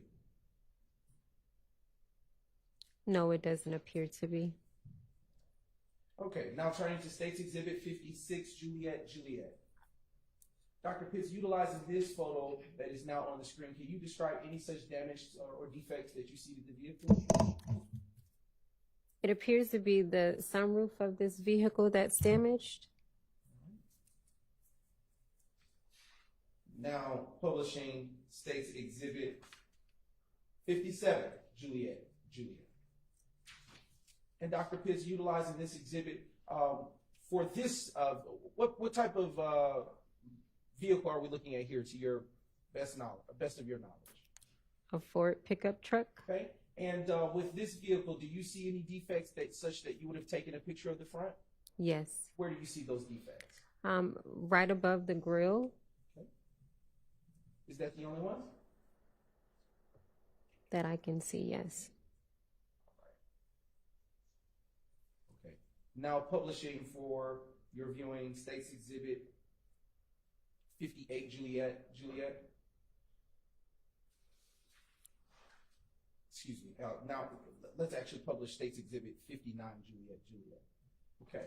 Doctor, can you tell the ladies and gentlemen of the jury if you see any defects to the passenger side of this vehicle?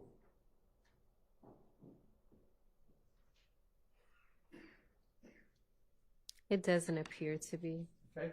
Where the cursor is located, can you see any such type of damage or defect? Yes. Okay.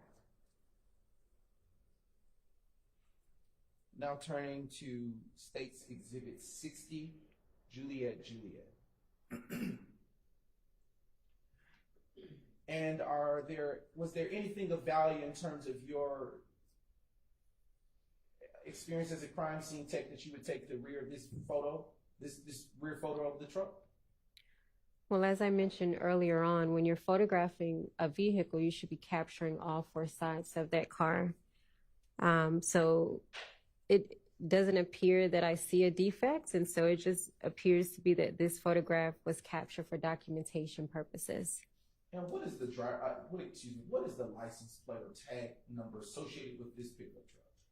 I do wear contacts. I think it's BZE 0994. Okay. All right.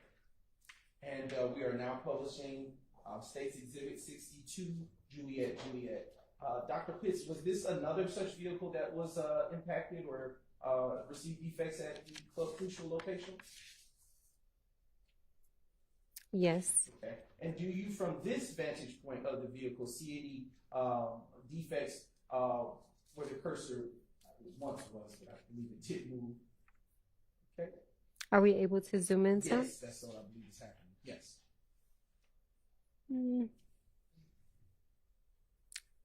I can't accurately say if that's a defect or not. If you, using the hard copy of the exhibit that has been entered, can What you was the tell number where that again? exhibit now is 62 Juliet.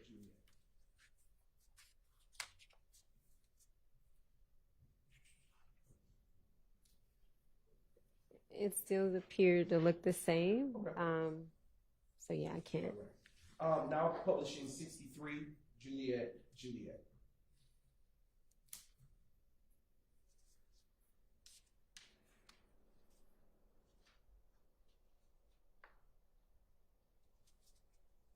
Just a moment, right?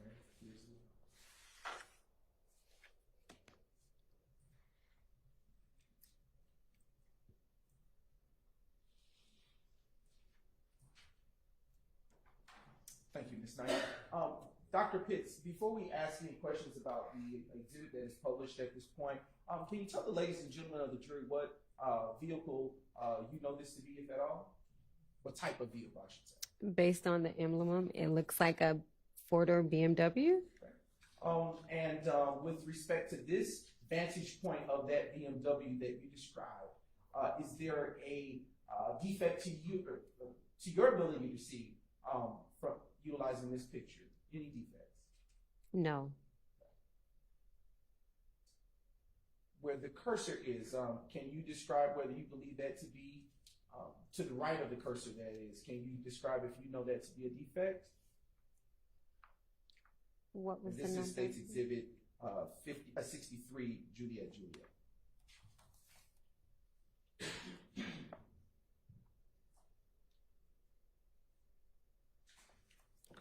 I can't accurately say that. No. No problem. Publishing 64, Juliet. And Dr. Pitts, with this passenger side view of the BMW, are you able to distinguish if you see any defects to this portion of the car? I do not see any defects. All right. Now publishing 65, Juliet. Dr. Pitts, do you see anything of this pertinent on this picture that would look like defects to you? Yes. Okay. Where on this photograph do you see defects? It appears to be a defect at the top of the trunk. Okay. And then on the bottom lower area of the fender, the back fender. And what is the tag number that is associated, if you can make it out, associated with this vehicle? I think that's PYI4970. All right. Now publishing the next State's Exhibit, which is State's Exhibit 68, Juliet.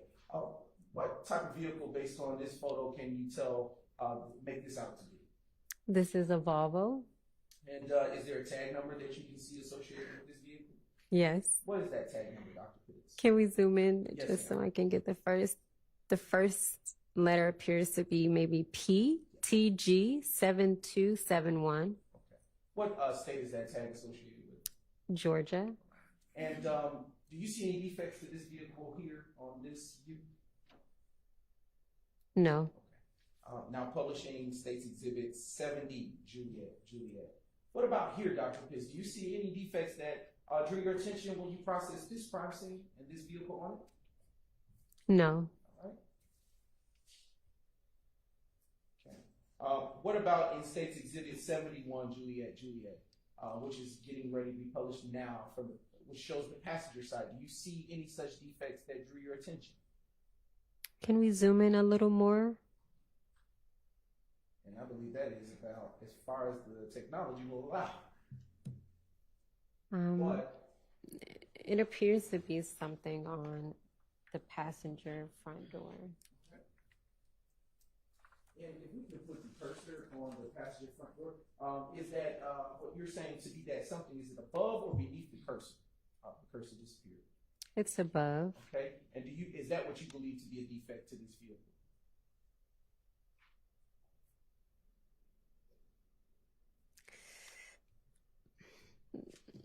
I'm gonna say it's not a defect because I'm not 100%. I'm gonna say it's not a defect. I'm not 100% sure. Okay. Now showing you what has been pre-marked and admitted as State's Exhibit 72, Juliet.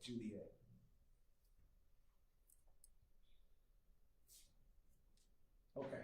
Utilizing this exhibit, Doctor, is there anything that you see in terms of defects to the front of this vehicle?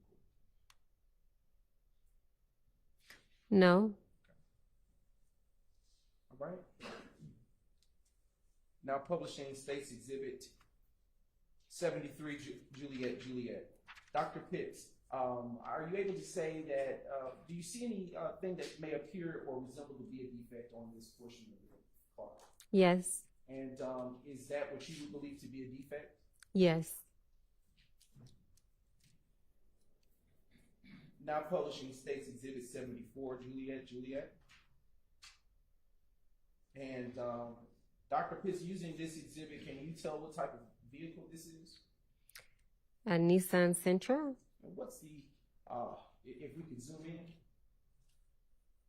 does there appear to be a permanent or a temporary tag here? It's a drive-out tag. And I know this may be a little smaller, but can you make out those letters or numbers? You can see them? 14310132. And what appears to be the expiration date? May 29th, 2015. Okay, now publishing State's Exhibit 76, Juliet.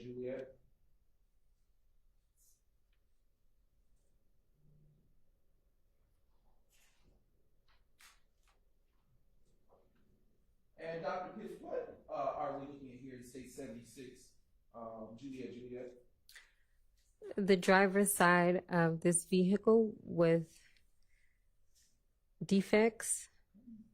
How many windows do you see to have defects or damage? 3. Okay. And okay. Now showing you State's Exhibit 77, Juliet. What about on this side of the vehicle? Can you see any such defects on this side? And if you could zoom in for Dr. Pitts. It appears to on the back passenger side door. And do you see anything on the front passenger side door in terms of damage? The window. Okay. Is there anything on the ground near the vehicle on this side of it? We would have to, can we zoom in some? It appears to be shattered glass that I can see. Okay. Now turning your attention to the next State's Exhibit, which is State's Exhibit 78, Juliet. Dr. Pitts, do you see any such damage to the front of the vehicle? No. Okay. Next State's Exhibit, please. Actually, if we may zoom in right there. Dr. Pitts, can you see any damage where the cursor was pointed, just above it? Yes. And what does that damage appear to be to you? It appears that it is a defect in the windshield. All right, next State's Exhibit, please. Now publishing your viewing State's Exhibit 80, Juliet. Dr. Pitts, is this a different vehicle from the last one that we just viewed? Yes. And what type of vehicle do you know this to be, if at all? This is a Impala Chevrolet SS. And does there appear to be any damage or defects to this vehicle? Yes. Where do you see them? The back window. All right. Is the back window fully intact, or does there seem to be some other type of damage to it? It has a defect and it's shattered. Showing you now Dr. Pitts' State's Exhibit 82, Juliet. And what are we looking at here? Thank you. Another drive-out tag or a temporary tag. All right, and can you make out those digits and numbers? 14223-495. And does there appear to be an expiration associated with those temporary tags? Yes. What is that date? June 2nd, 2015. Now, publishing 81, Juliet. Outside of the damage that you described to the back rear windshield, do you see any additional damage to this vehicle, Dr. Pitts?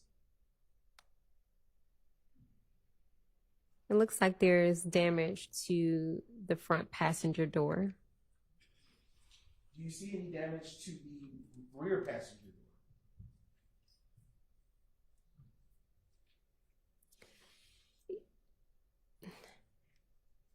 It looks like it could be a scrape or a dent, but I would maybe need to zoom in some.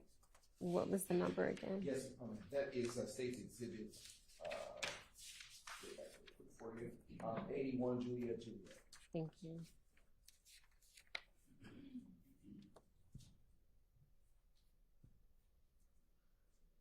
Yeah, it still appears to be maybe as if it's some type of scraping. Okay.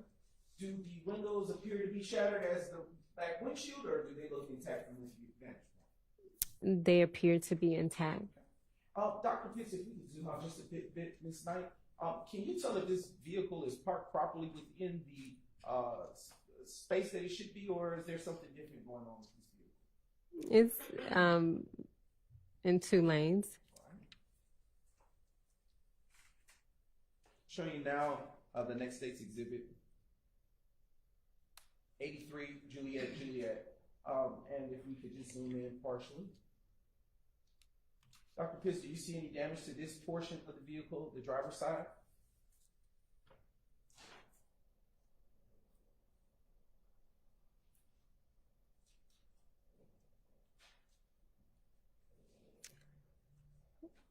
Not that I can say with certain. Okay.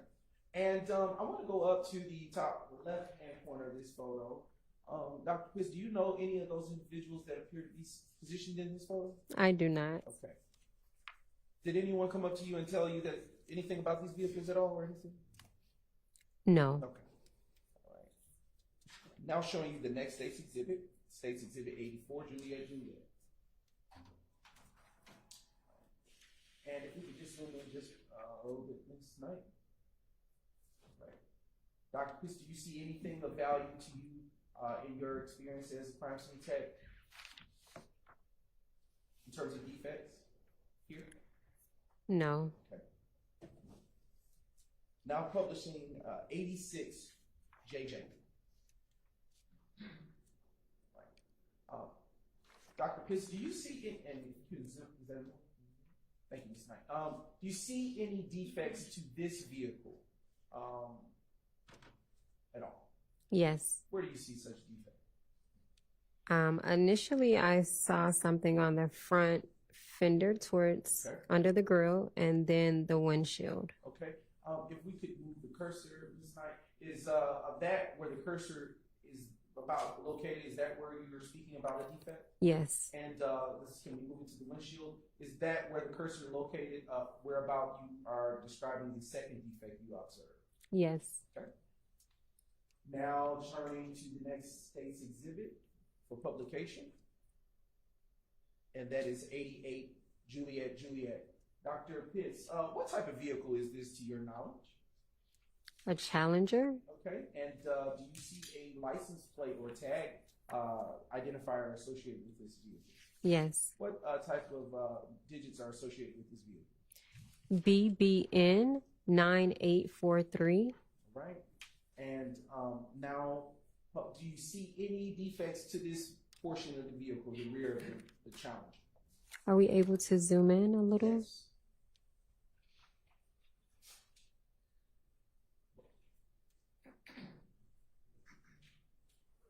No. Okay.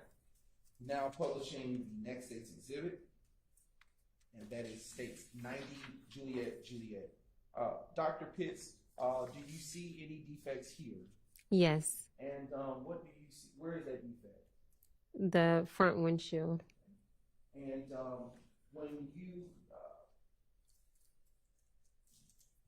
when you process these vehicles in terms of photographs, did these vehicles remain on scene, or were they ever transported somewhere else?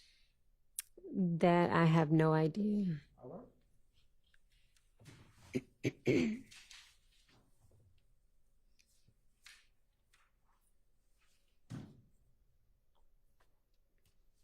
And Dr. Pitts, in conclusion, did that conclude your involvement as to APD incident numbers 15-026-2672? For the first case that you dealt with? 2672 is the last four? Let me restate that. As to all that you testified today, did that conclude your involvement with the first case that you testified about regarding APD case number 15-026-2672? Yes. Okay. As to the second case that you testified about, did all that you testified about conclude your involvement with respect to 15-118-028? Yes. And as to the last case to which you testified about, that being APD incident number 15-028-0046, did that conclude your involvement with that case? Yes. Your Honor, the state has no further questions for this witness. All right, thank you. Are there defense questions for this witness? On behalf of Mr. Williams, we have no questions. No questions. Okay.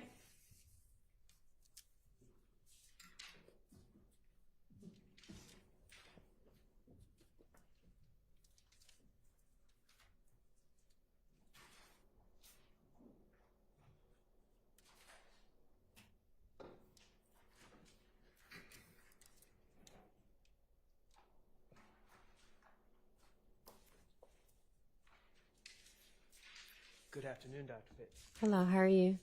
I'm fine. How are you? I'm good. My name is Max Shard. I represent Shannon Stillwell. I just want to ask you a couple questions about your work on January 26th at 1007 Hill Street. Okay? Okay. All right.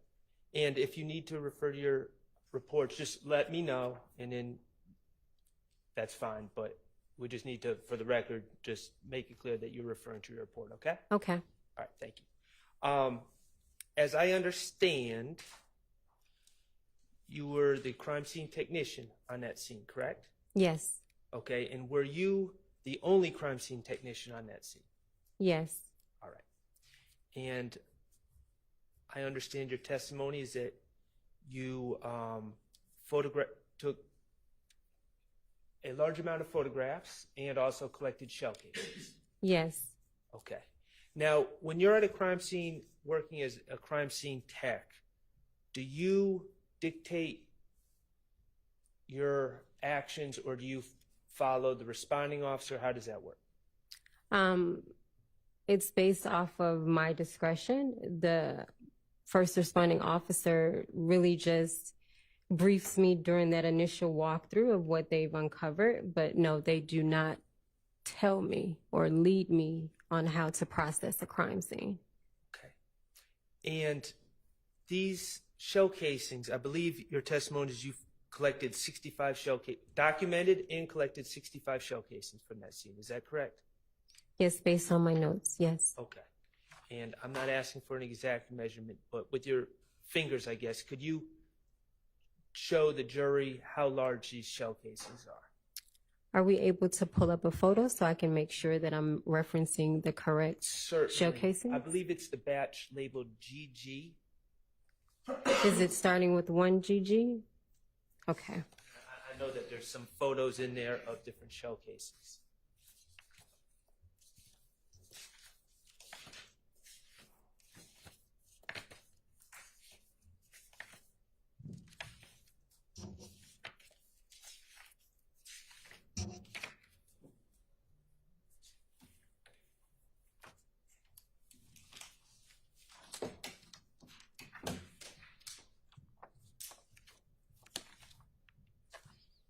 Maybe about this big.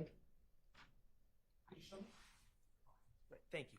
You're welcome. Now, and they're made of metal, Yes. and the surface of these shell casings are smooth.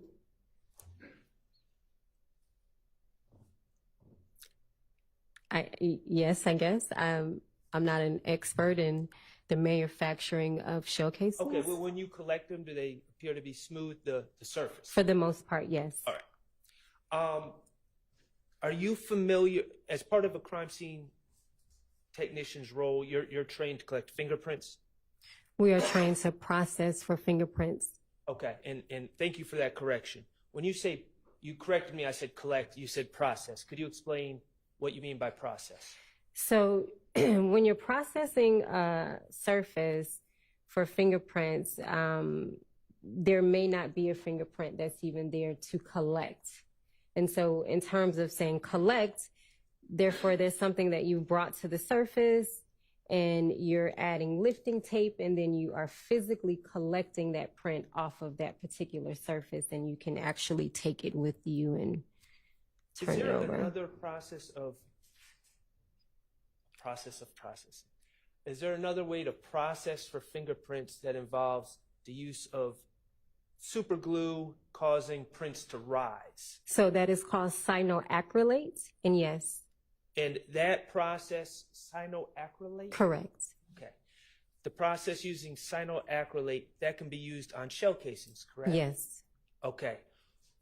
The 65 shell casings in this case, were they ever processed for fingerprints using cyanoacrylate? Cyanoacrylate, no, they were not. Okay. And were they processed for fingerprints using any other method of processing evidence for prints? Let me refer to my report.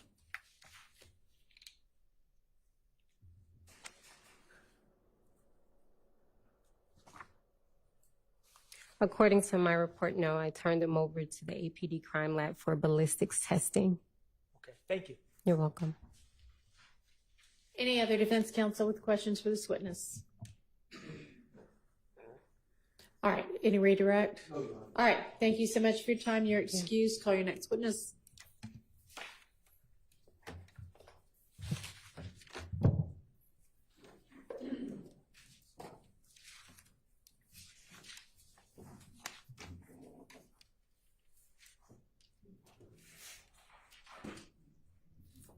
Honor, at the time, State calls Crime Scene Director Porter on that report.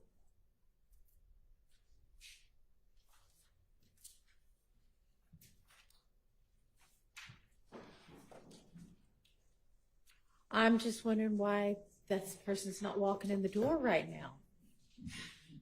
Y'all,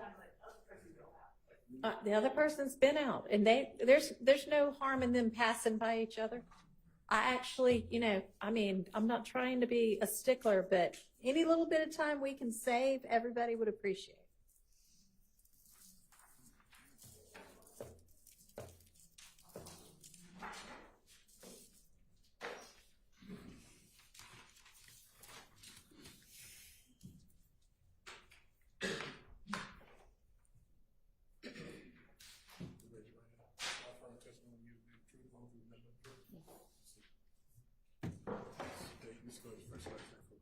Okay. LaShantis Porter, LaShanTise.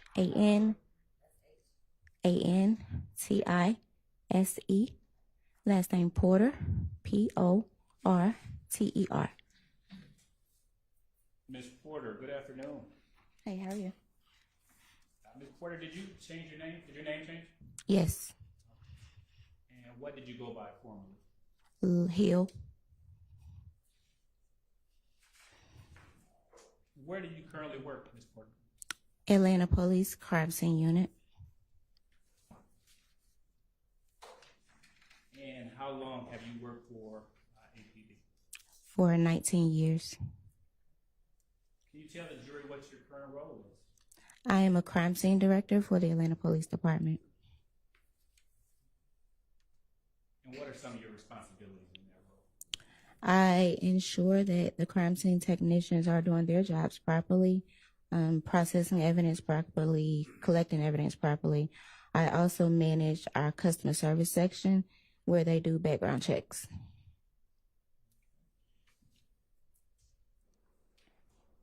And how long have you been in that role? For 3 months. In 2014, strike that. Yeah, in 2014, what was your position? A senior crime scene technician. And what were some of your responsibilities as a senior crime scene technician? Responding to crime scene calls, processing evidence, and assisting with training new hires. Now, it's kind of important to distinguish. Are you a member of law enforcement? Yes, however, I'm a civilian employee. Are you post-certified? Yes, I am. Now, Director Porter, I want to draw your attention to December 26, 2014. Were you working that day? Yes. And on that day, how long had you been working as a senior crime scene technician? I believe about 2 to 3 years. And were you on shifts or on call? We were on shifts at the time.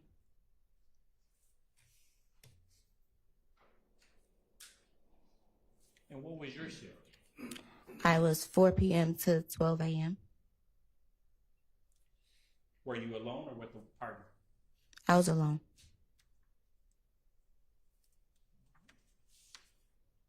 So on December 26, 2014, were you dispatched to a shooting scene at 1097 Harwell Road, Southwest? Yes. Now, was this a business or residential area? It was a business. What business? The Blue Flame. Have you been to this business before? At the time, I'm not sure if I had. Is this business located in Fulton County? Yes. Do you know what time you were dispatched? I was dispatched at 9:29 p.m.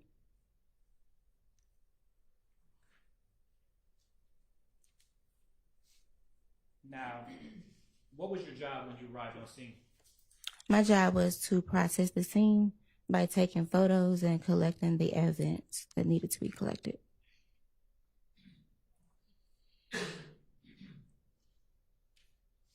Now, is there a difference between searching for evidence and collecting evidence? Yes. What is that difference? So if you're searching for evidence, you're combing the scene, looking for items of evidentiary value.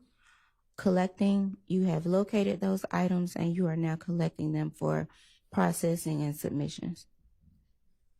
Did you search for any evidence in this case? No, I didn't. Did you collect any evidence in this case? Yes. What did you collect? I collected 7 shell casings. And where did you collect these shell casings from?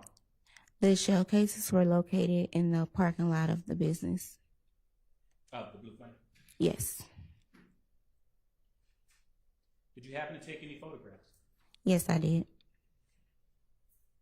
About how many photographs did you take? I took 63 photographs.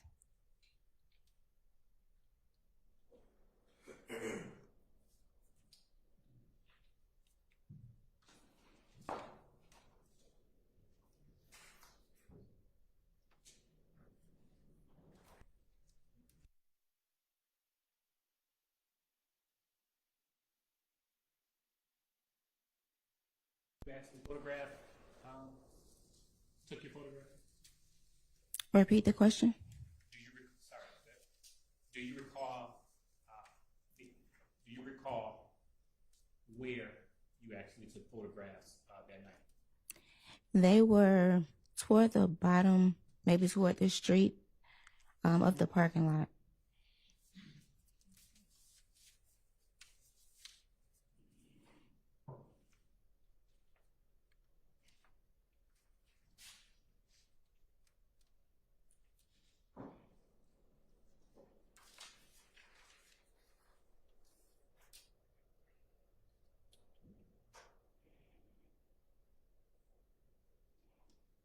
And the shell casings that you collected, were they all of the same type?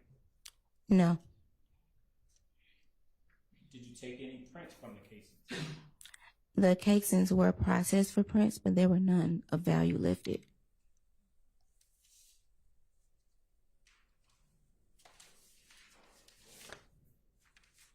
All right. What did you do with the shell casings you did collect?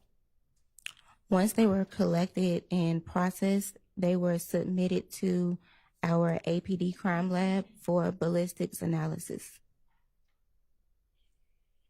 Did you perform any ballistics testing? No. Now, what did you do with the photographs? The photographs were placed on a disc and sent to our photo lab.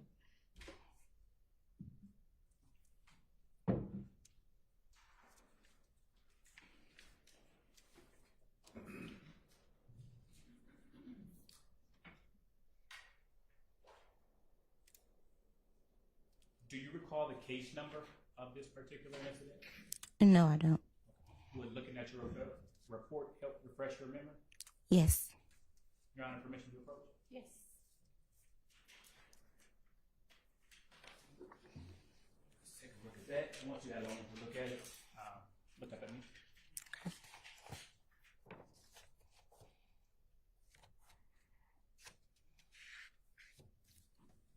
Okay. And what was that case number? It was 143602137. Now, would your crime scene report have the same report number as the APD report number? Yes.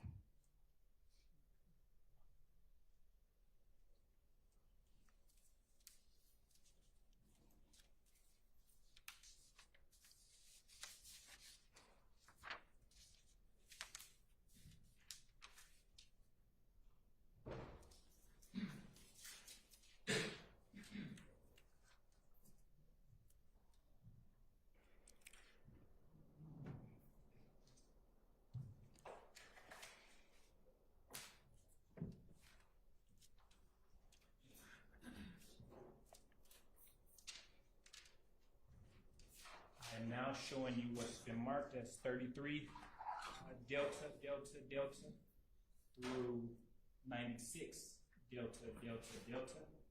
Permission to approach, Your Honor? You may. And these have been previously served to defense counsel.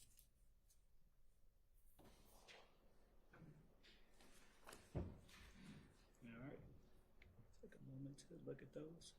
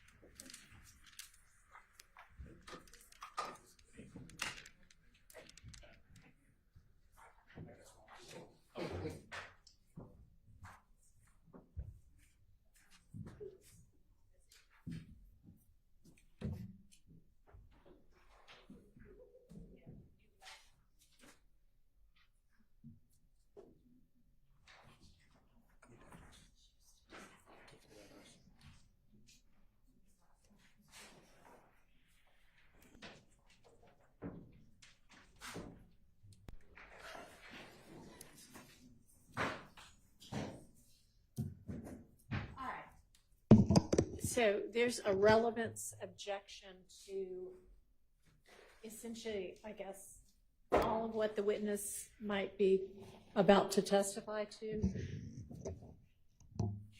And Mr. Smith, you were trying to sort of explain the relevance, and if you can just do it here. Yes, Your Honor.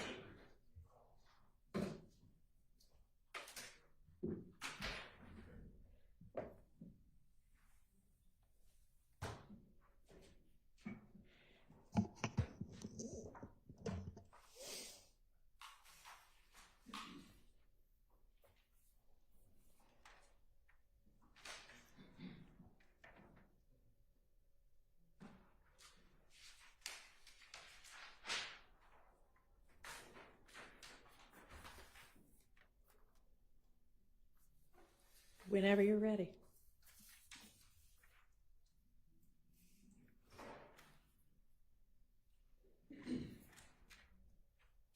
Your Honor, these shell casings that were collected at 1097 Harwell Road, this location is just down the street from Club Crucial.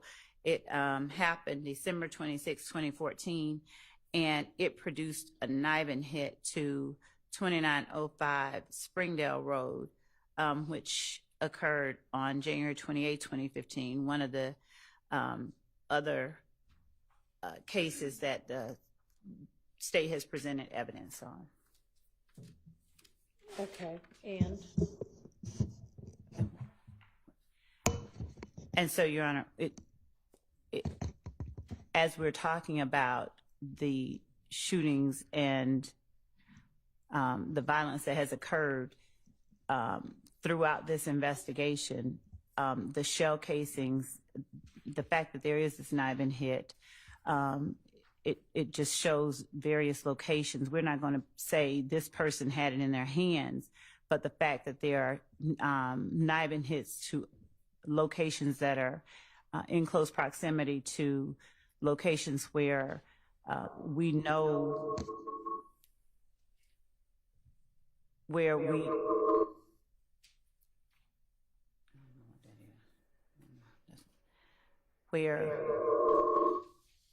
I have no idea why it's doing that.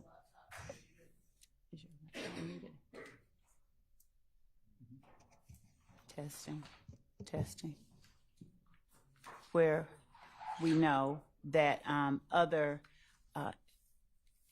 instances that have involved the groups of people that are an interest in this gang war have been seen and apprehended at. We believe that it's relevant because it tends to show that this particular firearm was used in at more than one location and more than one incident. So the connection of the locations by shell casings is not like it's 2 years earlier or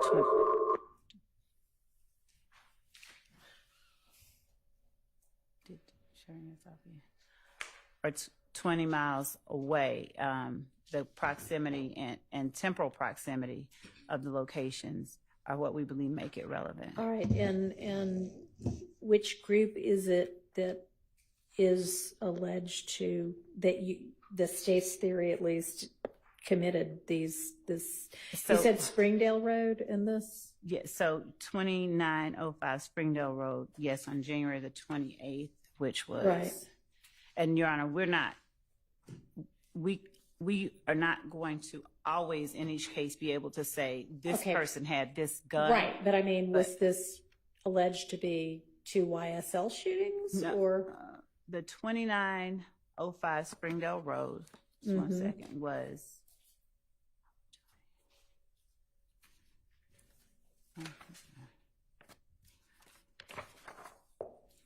January 28th. Was the location of Miss Antrevia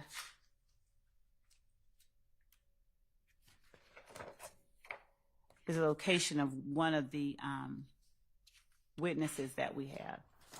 The Springdale Road. Yes. Right, and who is alleged to, or which group is alleged to have committed that shooting? There was, during interviews, there was an allegation. The groups that were alleged to have been involved were the groups that are listed, YSL and F-Gang. But Okay. I cannot say, So for the Blue Flame and then for Springdale Road, is YSL the group alleged to have committed those shootings? not for Blue Flame, we don't know, but the Okay. Springdale Road, there was an allegation that YSL committed the Springdale Road shooting. Okay. We don't know who committed the Blue Flame, but we do know that the shell casings that were at Springdale Road were also fired at the, they are producing knife matches to a location just a mile away from Club Crucial, in the latter part of December 2014. All right, and is this Club Crucial, or not, I'm sorry, is this Blue Flame shooting anywhere in the indictment? No, it's not that it's in the indictment. It's just that it's the proliferation of violence and the location of the amount of violence caused by these weapons that have been used in these various shootings, we believe is relevant. Okay, and is the weapon that matches both of these also, was it found in the possession of anybody who's alleged to be a YSL co-conspirator? No. Let me make sure about that. Hang on. Do y'all even have the weapon that these two things match? No, we don't have the weapon. We have shell casings, but not the gun in this particular case. And so we don't, and we're in showing the back and forths, we're showing the amount of shootings. Okay. So I know that for a lot of the different incidents, there is a theory that, there is one shooting by one gang against another, and then the other gang retaliates against the first gang, and it goes back and forth, back and forth. Right. Is the Blue Flame shooting alleged to have been any part of that back and forth, back and forth? We don't have that. We don't, in as much as we don't know who committed that, all that we know is that the weapons used there were knife and hits to. Okay. So you just want to show that I assume will have some evidence that in some way ties YSL to the Springdale Road shooting, and you want to be able to show that somebody involved in that might have been involved in some other shooting, just to show that they shoot things up a lot. Well, the count one of this indictment alleges exactly that. Okay, but this isn't an overt act in count one of the indictment, right? No, but it's it's not an overt act. No, the Blue Flame, no, but it is.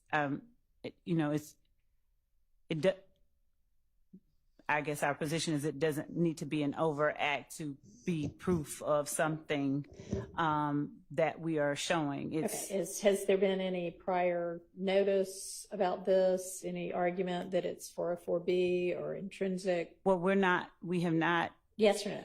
No, I don't think we have. No. All right, I'm going to But this- sustain that relevance objection.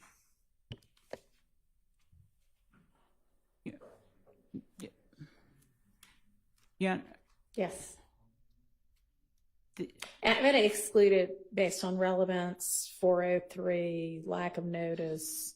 Your Yes, Honor. ma'am. Well, Your Honor, in as much as it has produced a NIBIN hit and that they have known, we have provided that information from day one. This is not something that has been kept.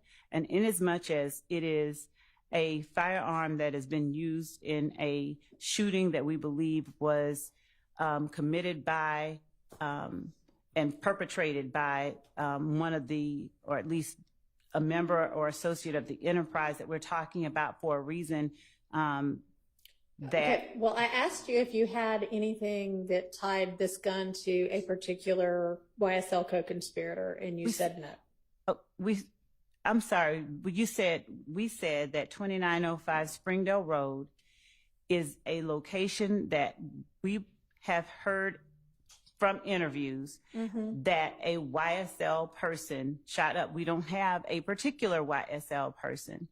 And the fact that that same firearm was used less than a month, about a month earlier at a location about a mile away from where other YSL shootings occurred, we believe that makes it intrinsic. We've not argued, the court asked us, had we argued that? We have not argued it, no, but we do believe that it's intrinsic, it's definitely relevant. The jury could draw the conclusion that this same firearm was used in a different location. It would then be part of the evidence showing the nature of the enterprise that is described and alleged in count one. So in as much as the relevance, we believe, is that this firearm that we believe was used by a YSL member is used in another location, showing the level of the type of violence, showing the nature of the acts committed by the enterprise. We believe that it certainly meets the very, very, very low burden of relevance, and we believe it meets it. It's more than, the small burden required to be relevant. Okay, well, maybe relevance wasn't the right. And in as much as it's intrinsic, there's not notice that's required for intrinsic evidence. Evidence is just proving an element of count one. So there's no 404B analysis. There's nothing that has been argued or that suggests that somehow this would cause the jury to convict either of the defendants on grounds other than those alleged in the indictment. So we believe that it's relevant, pertinent, intrinsic, and admissible, and should not be subject to that extreme sanction of exclusion, given that this is something that has been, this particular NIBIN match, this particular information has been made known to the defense since the beginning of this case back in 2022. So we would ask that the court not exclude this information. And this is not a witness that is going to take a very long time. We have 2 photographs that we're going to publish. We have, I think, about maybe 30 that she took, but 60 that she took, but 2 that we were going to publish. All right. Well, maybe I misunderstood a little bit about what Mr. Smith was saying at the bench. It sounded, and that may be my fault, I thought he was saying the NIBIN match was something that just got learned this week. No. So that was my misunderstanding. No. Maybe you just meant, I don't know what you meant. So you said something about things that had just occurred this week. Well, we just put these witnesses back on the list. But no. Okay. So I'll hear from the defense. Your Honor. Yes, sir. Well, first of all, there's a lot of irrelevant police reports that are included in discovery.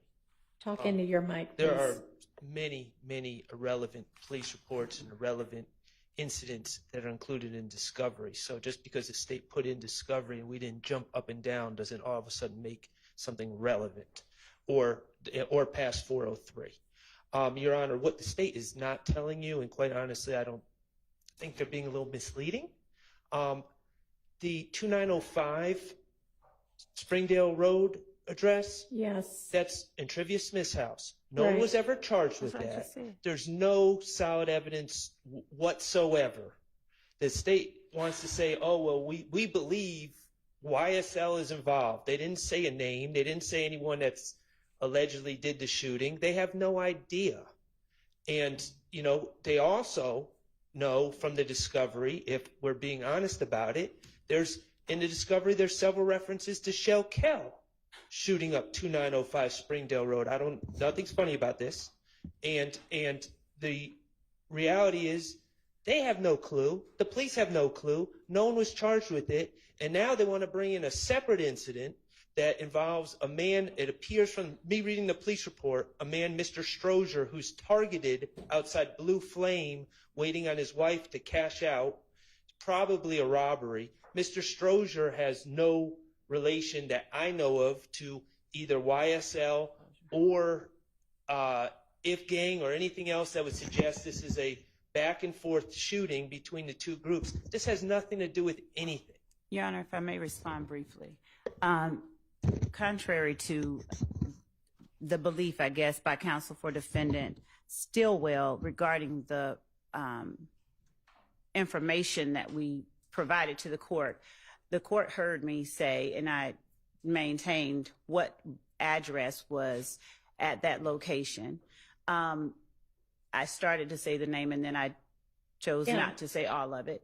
But it is alleged at that time that she had begun seeing Kelvin Watts. And this is the precipitation of the providing of that video where we see Antonio Sledge and Quindarrius Zachary saying we ain't going back and forth. She provided this to the police after this shooting, right after this shooting. That's how she interfaced with Detective Dennis. So while a member of YSL, I think Mr. Zachary said something to the effect of, you know, well, somebody said Shell Kell shot it up. But at the time that this shooting happened, she was dating Mr. Watts. And so there was, you know, it was said sort of sheepishly, the court can hear it, it'll come in, I believe, during other testimony. But the idea that I'm certain there would be a desire that everything that we put in here is considered irrelevant, but it's not, simply because an assertion is made by, you know, one of the accused that it's not relevant. It is in fact relevant. It does not, there's nothing that warrants its exclusion. It meets the very low requirement for relevance, and arguments to the contrary don't take into account the information I believe we've just shared with the court. So, and no one has ever said anything about the victim in this case. We're not bringing up his name. We're not trying to say he has anything to do with it. But guess what? A lot of the other shootings that occurred, for instance, the location of Miss B, she wasn't an intended target. And that's one of the themes here. We see people who aren't intended targets getting affected by the violence that's perpetrated by persons on behalf of this enterprise. And so, in as much as that person's name, you know. Do you have any evidence that the shooting at the Blue Flame was perpetrated on behalf of, at the direction of YSL? Your Honor, what the evidence that we have that we believe suggests that a member of YSL was involved in that is a Nibin hit. Right. Okay. A member of YSL was involved in that is not the same as it was done at the direction of, in furtherance of YSL. And Your Honor, I so get that. all you have is that the gun used here is suspected to have, was apparently the same gun used at the Springdale Road location, which is suspected to have been done by a YSL member, but could equally have been done by somebody who's not YSL under the theory that, I mean, Your Honor, it's the state's circumstantial theory, evidence. right? It It's is the state- circumstantial evidence. It is the All right. Right.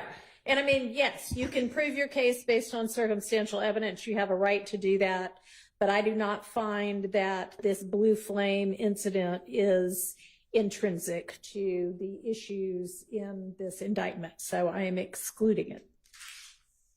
All right. So does that mean that we're done with this witness? Your Honor, if the court's going to exclude Okay. that one, then we'll. Your Honor, can we just have a instruction to the jury to just strike Yes. the testimony about this incident? Well, they hadn't heard much of anything yet anyway, but yes. All right. Your Honor. Yes.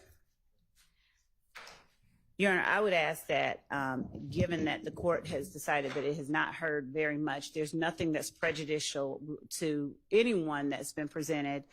We would ask that the court simply allow the state to have no further questions and move forward. They haven't even seen the photographs. And so to strike the information, there's nothing that has been in any way that could, they be considered harmful. So we'd ask that. Well, it's not harmful, but I mean, we don't want to be confusing the jury, so I'll just tell them to disregard it.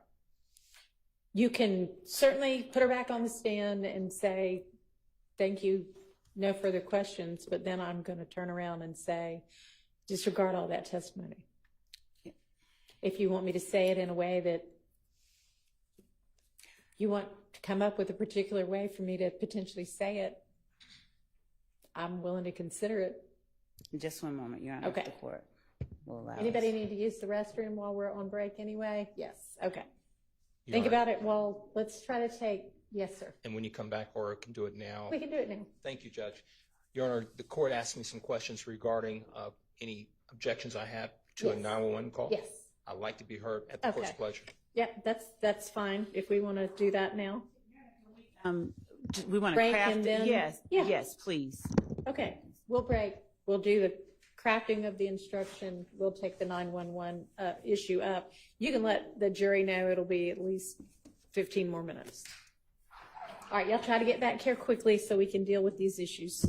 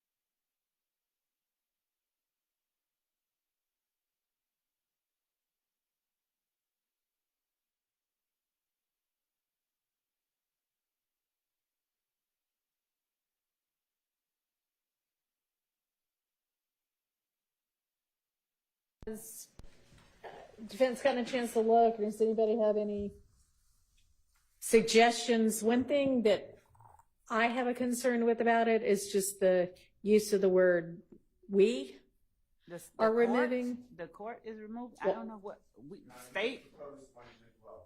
So what is the we? Is that the one in green? So yeah, that's the one in green, Your Honor. Would the court mind advising when the court says the problem is with the word "we"? I don't have a problem with any pronoun. The state, the court, I don't know.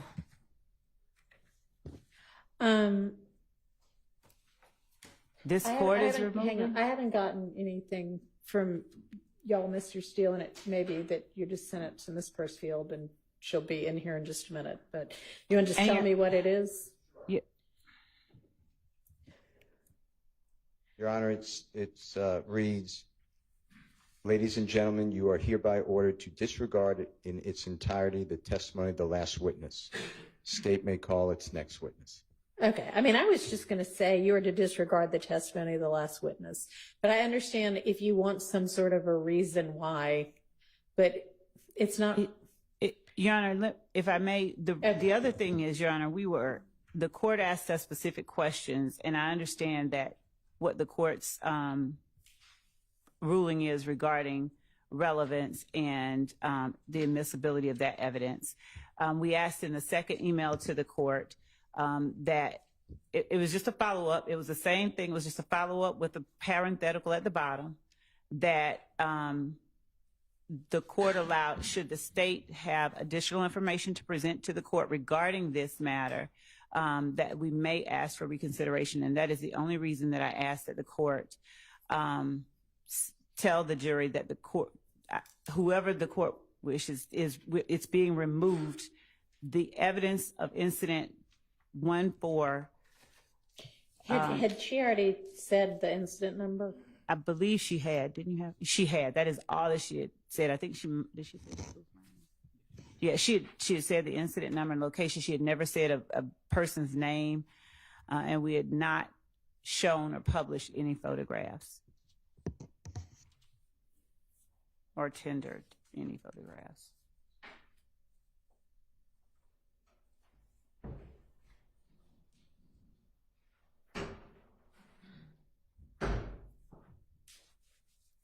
All right, I'll hear from anybody as to this. Your Honor, I just would like the instruction that we gave or asked for in writing. If you don't have it, it's what I read out. And I'm just going to say at this time, you're to disregard the testimony of the last witness. okay. That way, the at this time's in there, and if it comes up later, great. And the bigger problem Thank you, Your Honor. with this is the state is saying we have evidence from somebody that they never disclosed to us. We've asked for expert reports. We've gotten zero. And that's been the problem the whole time. I'm confused now about what you're talking about. Evidence of what? Evidence that a YSL member committed the Springdale Yeah. So it's thing? Well, I don't know that would be an expert. Well, what they're saying is gang experts go out and interview people, but we don't have any of those interviews. So we're just, trusting the word of Miss Love. And that happens all the time because we don't get an expert report by saying, why is the blue flame linked to this crime, besides just a random hit on a computer database. But that's besides the point. I understand we have a jury.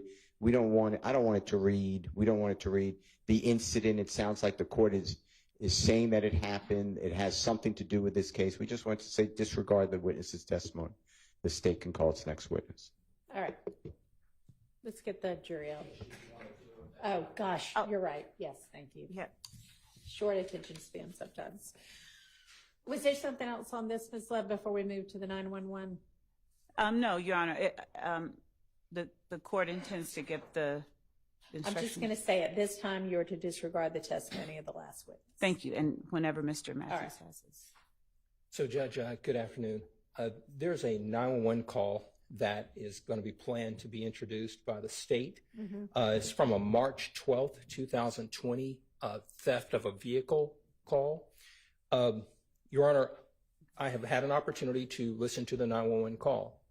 And based on the 911 call, Your Honor, it's our position that that call is a testimonial call that would be excluded under the Confrontation Clause. I may need to listen to it. Do you know how long after? It's about a minute or two. Oh, no, couple no, no. I minutes. meant how long after the incident it came in? How long after? Oh, yes. So according to the 911 call, it was the caller said that over an hour ago, the theft took place.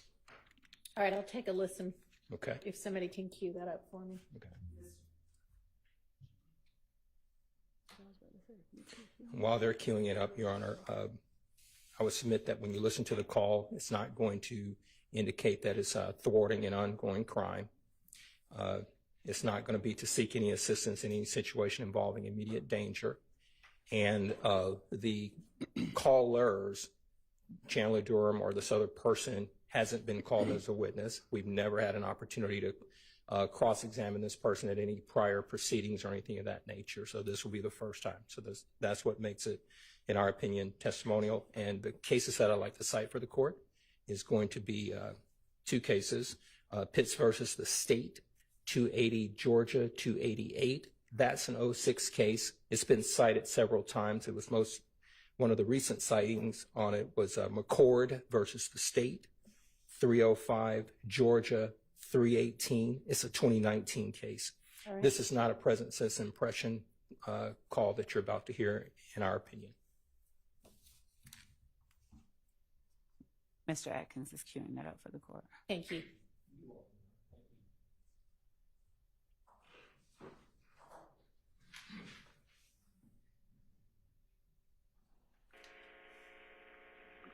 Atlanta 911, operator 7434. What's the location of your emergency? 500 Bishop Street. 500 Bishop Street. You need police, fire, and ambulance. Sweet C. Sweet C. You need police, fire, and ambulance. I can't hear you. Do you need police, fire, or an ambulance? Police. And that's Sweet C, Charlie. Say that again. It's Sweet letter C, Charlie. Yeah, sweet letter C as in Charlie. Yeah. Okay. Is this a business, a house, apartment? It's a business. What's the name of it? Sonica. Sonica, okay. And what's going on at Sonica? Why you need an officer? Stolen car. Your car was stolen from this location? Yeah, but not my car. One of my clients' car was stolen. Okay. What color is the vehicle? It's a black vehicle. Is the owner of the vehicle there? Yes, he is. Okay. Can you ask him what year it is? It's 2019. And what type of car is it? It's a Dodge a Hellcat Red Eye. So is that a Challenger or a Charger? Challenger. You said Hellcat? Yes. Okay. Do we have the tag number available? 1 second. Do we have a description of the person who took the vehicle? No, I don't. When was it taken? Today? Yeah, about 30 minutes ago. What time it is?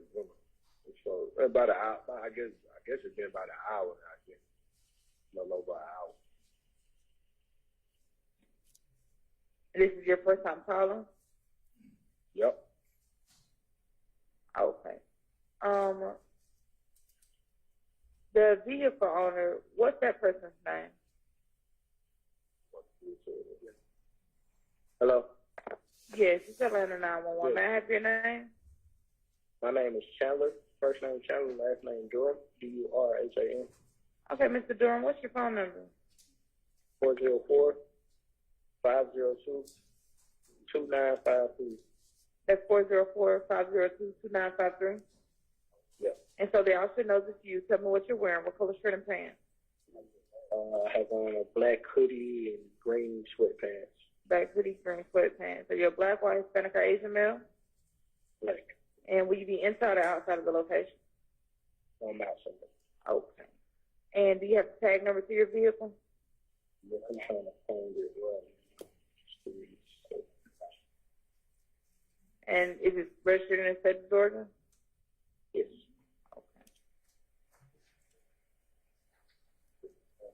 I'm not sure. Do you see the VIN number? You have a VIN number? Let me look on my insurance. I might have a number for it. See if I can find my code.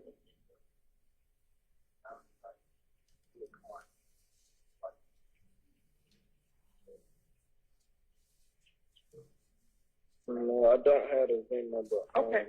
So by the time the officer arrives, you'll need the VIN number or the tag number. I would advise you to go ahead and call your insurance company and ask them for it because they'll be able to give it to you. Okay. All right, thank you.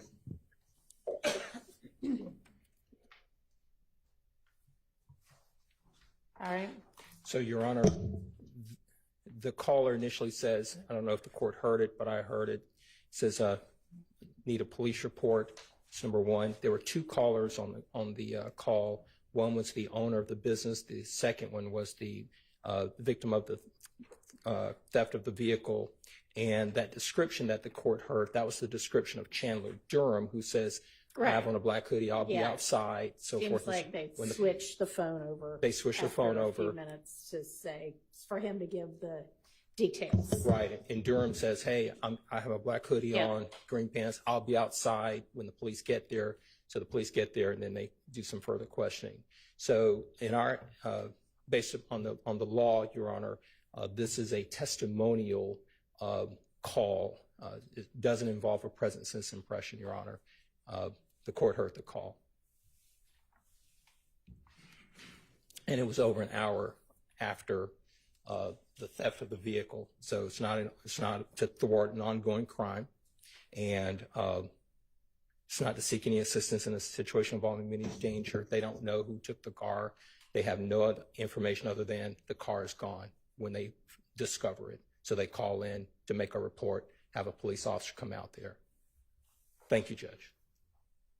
I hear from the state. Yes, Judge. Your Honor, clearly this call was made to report the theft of this person's property. He's not trying to implicate anyone, to get anyone in any trouble for any kind of litigation. He's trying to get his car back. And the only thing that he's describing, I believe in all of the cases that we've looked at to, or at least previously with the court's predecessor, when the court was evaluating whether or not it considered a call to be testimonial, and for the purposes of future litigation, it involved a situation where, for instance, someone called to report not an ongoing emergency, but, you know, he's violating his probation or something like that. In this case, Judge, the man's car had just gotten stolen. Even if maybe he had to walk around the parking lot for an hour and he, you know, is really gone. But the fact remains it was gone and he was trying to get it back. He didn't give anyone's description but his own. And he's telling them, I'll be out here waiting on you. So I don't believe that this falls into the category of testimonial, and we believe that it should be admitted, Your Honor. All right. Do you have any case law about, because it's not to report a crime in progress. The crime already occurred. And it maybe, I mean, we don't know whether they just discovered it, even though it occurred in 30 minutes to an hour ago or not. We don't have that information, but it's not a crime in progress and it's not to avert immediate danger. It still also may not be something that anybody objectively would know would be used in a future prosecution. They don't seem to be saying, we think it was, you know, the big bad wolf who stole my car. We're just saying my car's gone. So do you have anything that covers that kind of a situation in case law? Your Honor, I can be with the court's permission, getting it while we're putting up other pieces of. All right, she's not our next witness anyway, right? Miss Latner's. Okay, right. All right, I will, understanding what the issue is, get back to y'all with a ruling before she takes the stand. Thank you. Okay, so do you have your next witness available? Yes. All right, let's get the jury out. Your Honor, while the jury's coming in, can you just also, I just want to put on the record, because you excluded that last witness, that's also on the NIBIN chart, if that could be removed by the state. Okay. Thank you. That's not in evidence yet, right? The NIBIN chart? No, we didn't put a NIBIN chart in evidence. Are you going to ever? No. Not that includes something that the court excluded. Nope.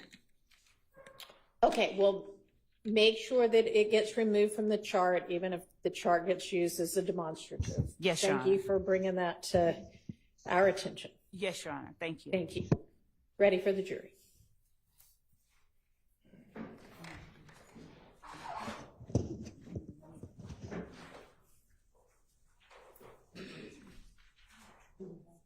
Okay, that's good. Well, hopefully they can get this set up.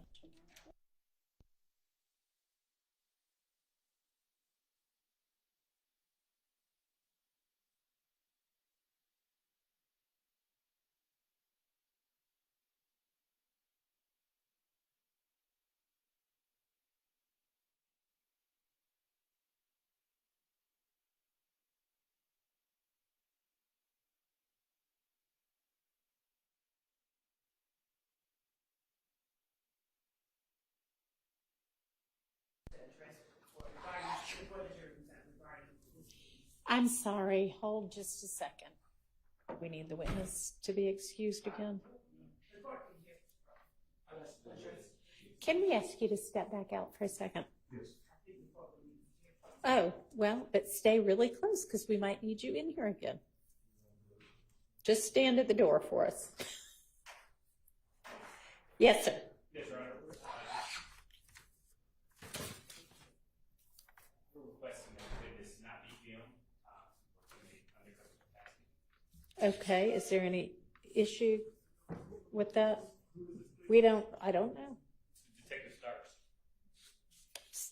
Your Honor, could we have the Vincent, member of the council,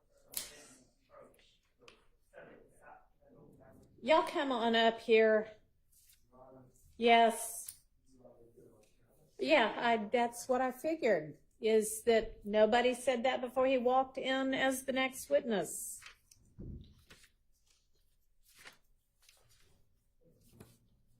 So,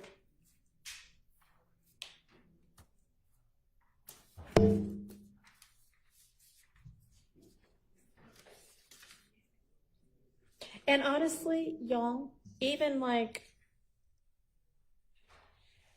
y'all keep skipping around. You will tell everybody it's going to be witnesses A, B, C, D, and E. And then it's witness A, witness E, witness D, witness B. I mean, y'all can't keep your order straight either. He was supposed to be the last witness of the day. At 1:30, when we came back from lunch, he was listed as the last witness of the day. And y'all can change it around if you want to, but... And not only that, Your Honor, but circumstances obviously change, and we have to adjust, and it's... Okay, well, I mean, I cannot help the fact, he also, I don't think, was listed on the media email from last Friday.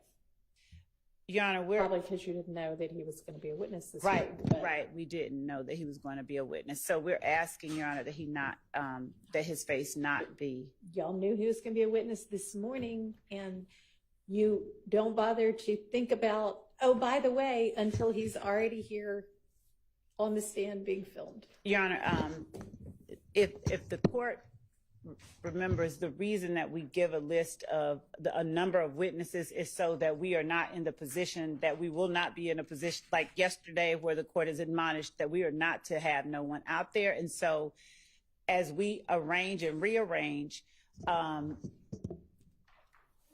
not faulting you for not having him on last week's list because things changed, but I am saying that if you have concerns about a witness being filmed, then please raise it maybe that morning if that's the first you know you're going to call that witness, and not after the witness is in the courtroom and has been filmed. I don't disagree. Okay, because there is nothing I can do about the fact that he was filmed. So with regard to further filming of him, we are asking that he not be further filmed. Okay. Please. And I Thank think you. that given the reason given, that is reasonable, so I don't have a problem with that. Anybody have a problem with that? Media does not, that are in the courtroom? defense attorneys? Nobody has a problem. All right, fantastic. And that, what have we been doing? Just last initial? No, we, with respect to the name, I don't think that we've been concealing the name. We've just not been showing the faces. So I don't, let me make sure about that because. What is in the order says that anything that displays the name, display first initial, last initial, I would say. Yes, you'll that have part. As well. Okay, and then, but audio is fine, right? Just not the victim, I mean, the witness's face, Right. not the witness's name. Right, thank you. All righty, so let's stop the filming, get him on the stand. Yeah, he almost stopped filming altogether. Hmm? I don't know. Oh, I think so.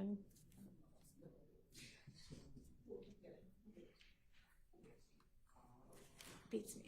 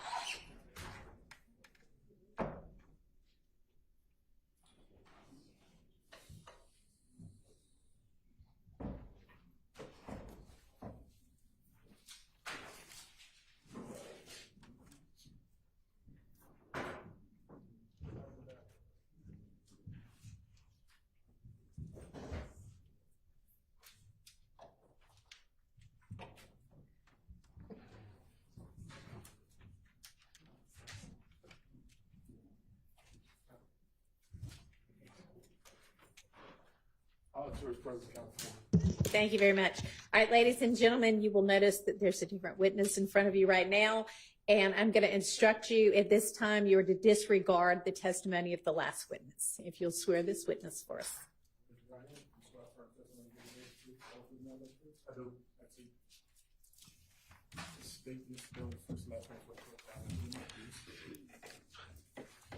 Yes, I'm Javarius Starks, Jarvarious. Last name is Starks, Starks.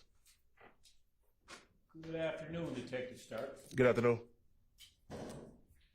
Detective Starks, where do you work? I'm currently employed with the City of Atlanta Police Department. And how long have you been there? I've been employed with the City of Atlanta Police Department since 2012.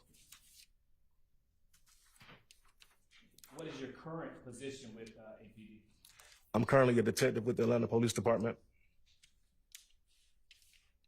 Back in November 2020, what was your position? I was a detective. What are some of your responsibilities as a detective? I investigate things such as robberies, homicides, auto thefts, entering autos, burglaries, shoplifting.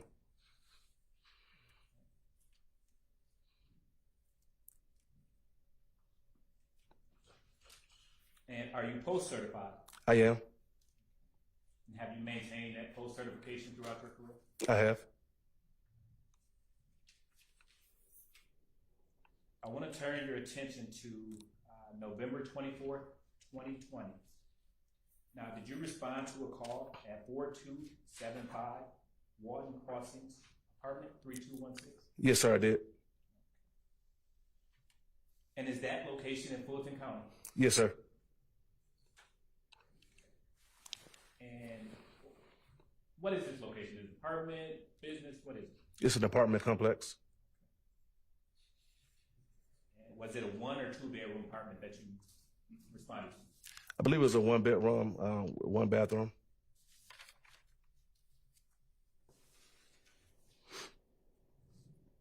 Now, can you orient the jury on why you were called? Yes. So I responded to the location to assist with a search warrant. The warrant was for a person and for ammunition, guns, and cellular devices. Now, when you responded to the call, were you alone or were you with a partner? I was transported to the apartment complex with Sergeant Price, and we met other people there, the people who actually executed the warrant and other members of my team. Do you typically travel with a partner? Sometimes I do, sometimes I don't. Now, you mentioned that you were there to aid in the assistance of a search warrant. Yes, sir. Okay. So when you arrived at the location, were you assigned to a specific area to search? When I arrived to this apartment, I started searching around the bedroom and closet area of the apartment. Why did you search that area? When I initially came to the apartment, I was escorted in, and they showed me stuff that was already found, so I just started that way.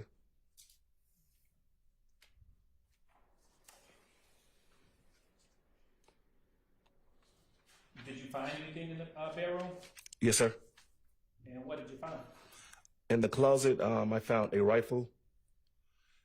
Also located in the closet inside of a shoebox, I found a shoebox with a driver license and passport and other cards that belong to Chandler Durham. Do you know who the residence was of this apartment complex? I believe it was a female. I don't remember her name.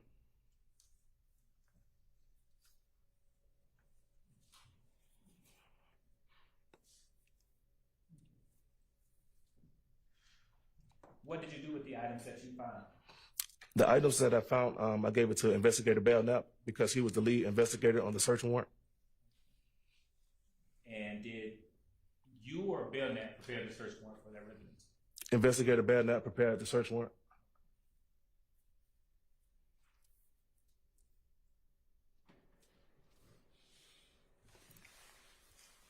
Did you prepare a report in this case? No, sir, I did not.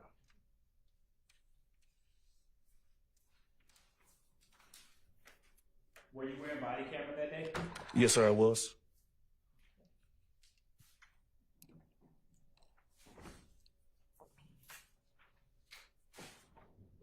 Permission to approach, Your Honor? You may. I'm now showing you what's been pre-marked as 6-3 Paul, and 4 Paul. Take a look at those.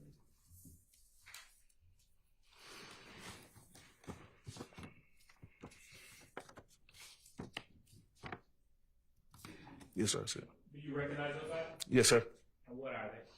It's a rifle that I located in the closet, and the ID of Chandler Durham that I located in the shoebox was within inside of the closet. Are they a fair and accurate representation of the items depicted on your body cam that day? Yes, sir. Your Honor, this time the state moves to admit 3 Papa and 4 Papa. All right, those are admitted. I am now going to publish 3 Papa.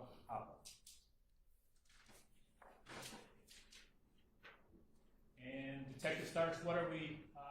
Tell the jury what is depicted in 3 Papa. Yes, sir. It's an ID of Chandler Durham that I located within the shoebox inside of a closet. And what else was in that shoebox? A passport, I believe some debit cards, credit cards of Chandler Durham. You may.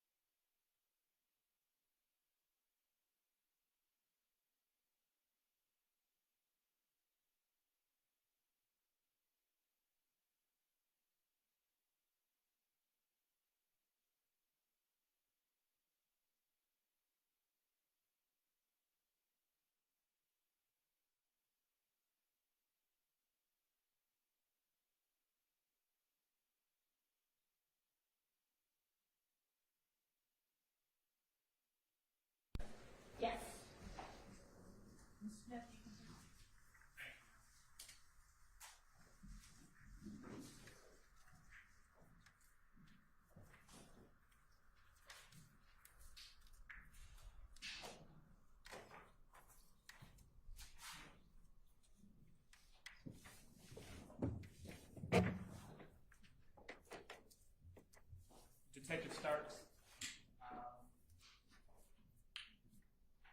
that ID, what was the name on that ID? I believe it was Chandler Durham. Or, And what else did you locate or find in that shoebox? it was a passport, and I believe some debit cards. And did those items bear the name Chandler Durham as well? Yes. I'm now going to publish four Hopper. And Detective Starks, what are we, tell the jury what are we looking at here? Yes, sir. We're looking at a rifle that was located inside of the apartment closet. And where was this? I know it was in the closet, but where was this located? On the shelf, I believe, inside the bedroom closet.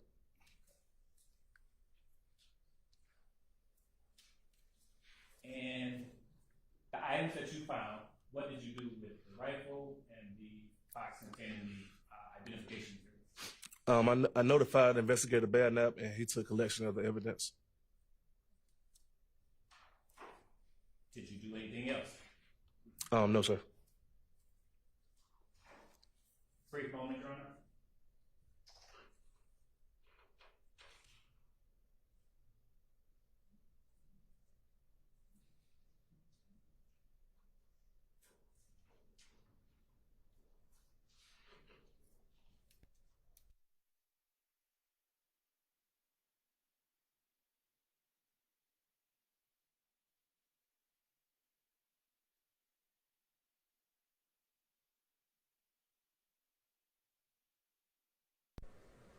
No further questions at this time, Your Honor.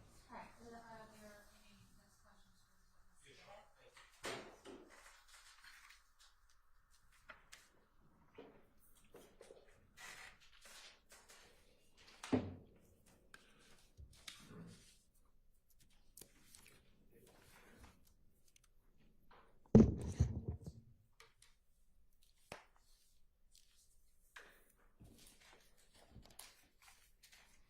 Detective Starks, good afternoon, sir. Good afternoon. How you doing, sir? I'm good. My name is Carrington Matthews, and I represent Mr. Marquavius Huey in these proceedings. Yes, sir. You have been a police officer with Atlanta Police Department since 2012? Yes, sir. Okay. And you were part of a team that conducted a search warrant. Is that right? Yes, sir. And I understand it was in November 24th or so, 2020, correct? Yes, sir. Okay. And you were not the only person that was there doing the search warrant, correct? I was not the only one there. You're correct. Okay. My understanding is that you did not prepare a report, correct? You're correct. Okay. And my understanding is that there were a couple items that you just testified to and you talked about that you located, correct? Yes, sir. All right. You have arrest powers, right? Yes. You have the ability to take out warrants for people when you believe that something awry has happened and a crime's been committed, correct? Yes. Can you look at this jury and can you tell them that you took out a warrant for a rifle found at this particular location for Mr. Marquavius Huey? I did not. You had the ability to do it, right? Yes. You did not. You're correct, sir. Okay. Let's talk about the items in the shoebox. The items that you just talked about, you're not aware of any of those items that we just talked about being the result of any crimes that you took out a warrant for on November 24, 2020 for Mr. Marquavius Huey. I did not take out any warrants dealing with the apartments or contacts in the apartments. You had the ability to take out a warrant if you believe that a crime had occurred with respect to these items that were located in a shoebox, correct? Yes, sir. Now, this was November 24th or so, 2020. Did you take out any warrants in 2021 for these items that you just talked about? No. Did you take out a warrant or anything of that nature in 2022 for the items that you just talked about? No. And to this date, you've not taken out any warrants for any items that you found with respect to a rifle located at that location, correct? You're correct, sir. And the same would be for the items that you just talked about with respect to the shoebox, correct? You're correct. Okay.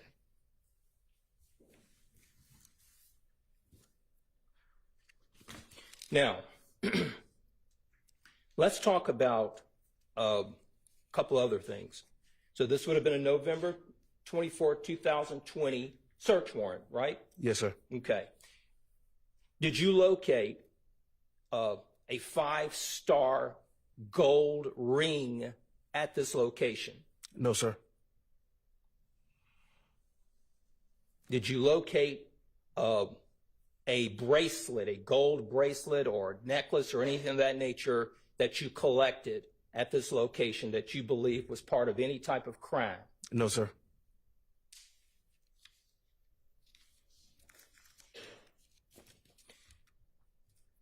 Let's talk about, I think in the search warrant, Detective, you talked about a need or desire to look for cellular phone information at that location, correct? Yes. All right. Did you locate any cellular phone that would belong to anyone that would be the name Gary Holloman? I located a cell phone on the couch. Right. And I turned it to Investigator Belknap. That's as far as I went with the cell phone. I didn't try to find the owner of the cell phone. Okay. So there's one cell phone that you said you found. To your knowledge, as you sit here today and you look at this jury, you have no knowledge or information that a cell phone belonged to a Gary Holloman, correct? I found the cell phone on the couch. I don't know who it belonged to. Okay. And I turned it over to Investigator Belknap. You have no information or evidence that any cell phone was found belonging to a Domitia Coppage, correct? You're correct. I don't know who the cell phone belonged to. Okay.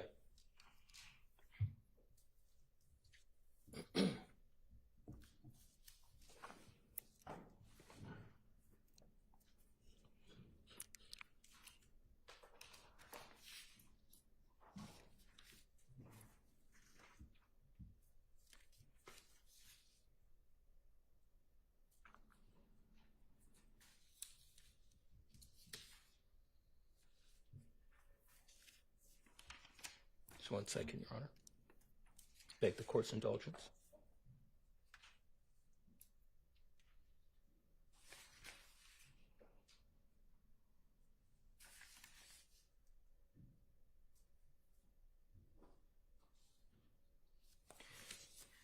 You did not locate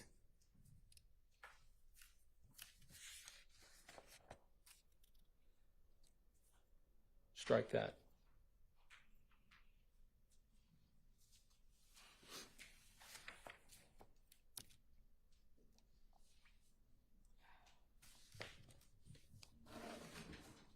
Those are my questions. Thank you, Detective Starks. Yes, sir. Any other defense questions? Nope, nope, nope. Okay, any redirect? Go ahead. Detective Starks, was this your case? It was not my case. Okay, whose case was it? Investigator Belknap. And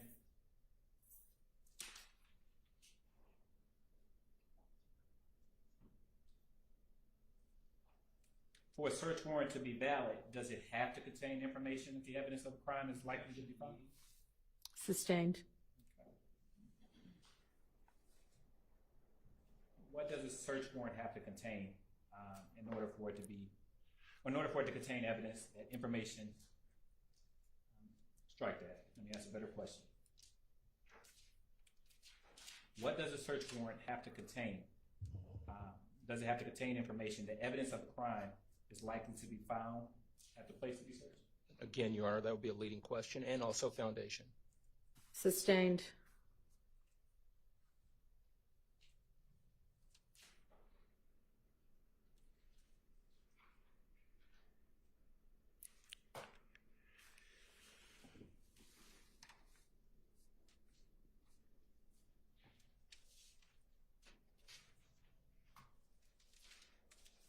Detective Starks, did you prepare the search warrant in this case?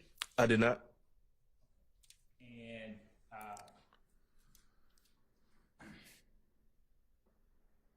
as a detective, did you assist Belknap in the preparation of this case? Objection asked and answered. Did you assist? I'm sorry, who? Objection to vague as well. I'll rephrase, Your Honor. Okay.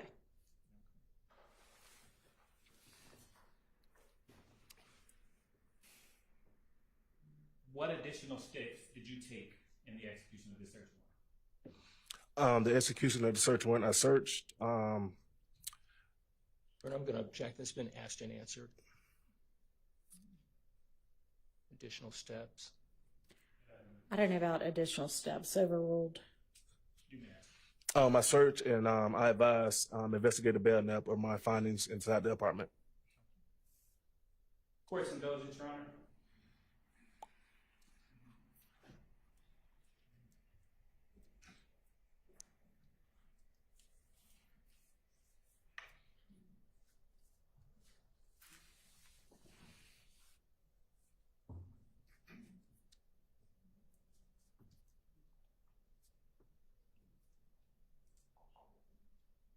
No further questions, Your Honor. All right.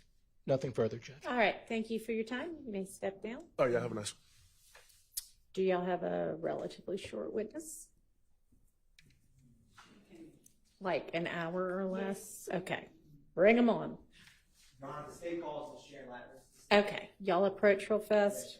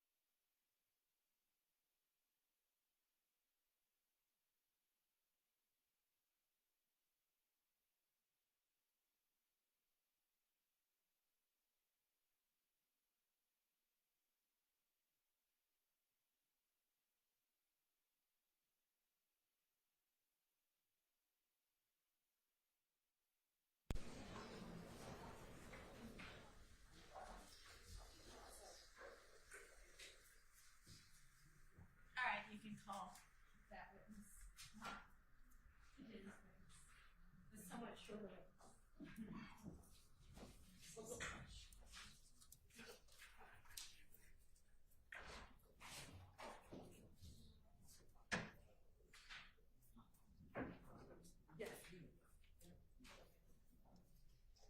Your Honor, the state's gonna call Officer Christopher Collins to the stand.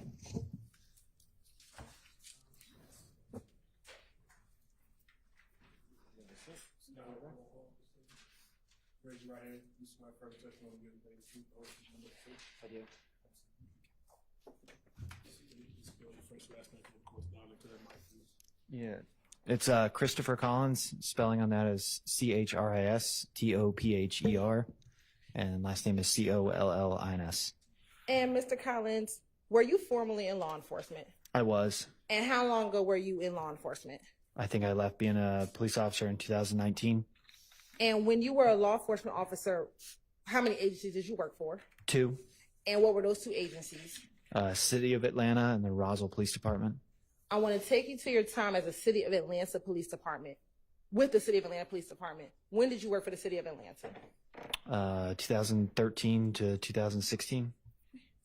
And when you worked for the City of Atlanta, what ranking did you have? Just police officer. Did you work in a specific zone? Zone 3. And did you work a specific beat? Yes, 1313. It's 13's beat in Zone 3. And generally, where is that beat located? That's like the furthest southeast you kind of get in the city. It's like if you were to cut like a pie of the city of Atlanta, start at Turner Field and go south. What main roads were in the 1313 beat? Cleveland Avenue, Browns Mill Road, Jonesboro Road. I think 285 actually cuts through the bottom of it. You got permission to approach? You may.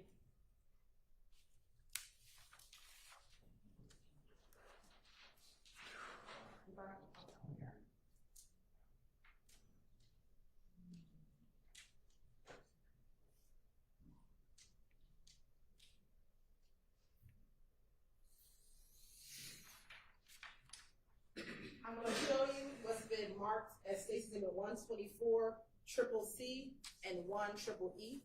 Tell me if you recognize what's in Stacy Exhibit 124 Triple C and 1 Triple E. Okay, Triple C, that's 2905 Springdale Road.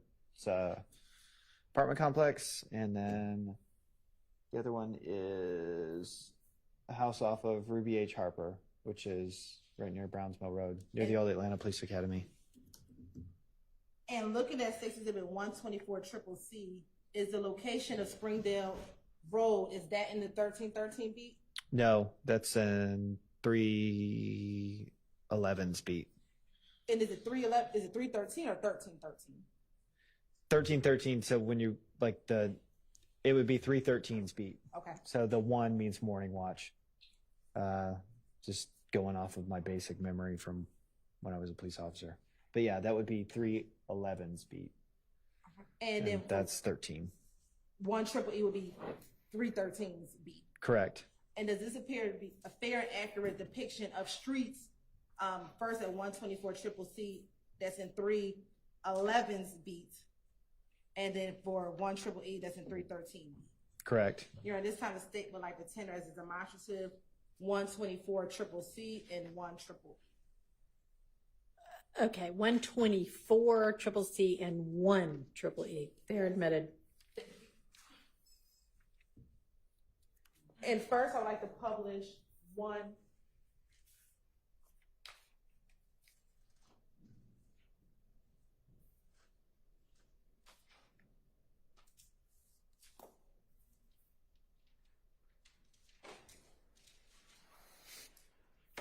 We won't publish anything yet because we're having technical difficulties. I want to direct your attention to January 11th, 2015. Did you have the occasion to respond to a 3424 Ruby H. Harper Drive? Yes, And is that in Atlanta, Georgia? it is. And is that in Fulton County? Yes. Why did you respond to that location? That was a shots fired call. I believe there was property damage. There had been And did you weapons respond to discharge. that location with any other officers? Yes. I want to say Officer Lucky responded with me. I'm sorry, say that one more time. Officer Lucky responded with me to that one. Okay. And if you can recall, what occurred when you responded to that location? Without referencing my report, I know that there was a couple vehicles that had been damaged and a little bit of the structure as well. Will looking at a copy of your report help refresh your memory as to what you did when you arrived? It would. Okay.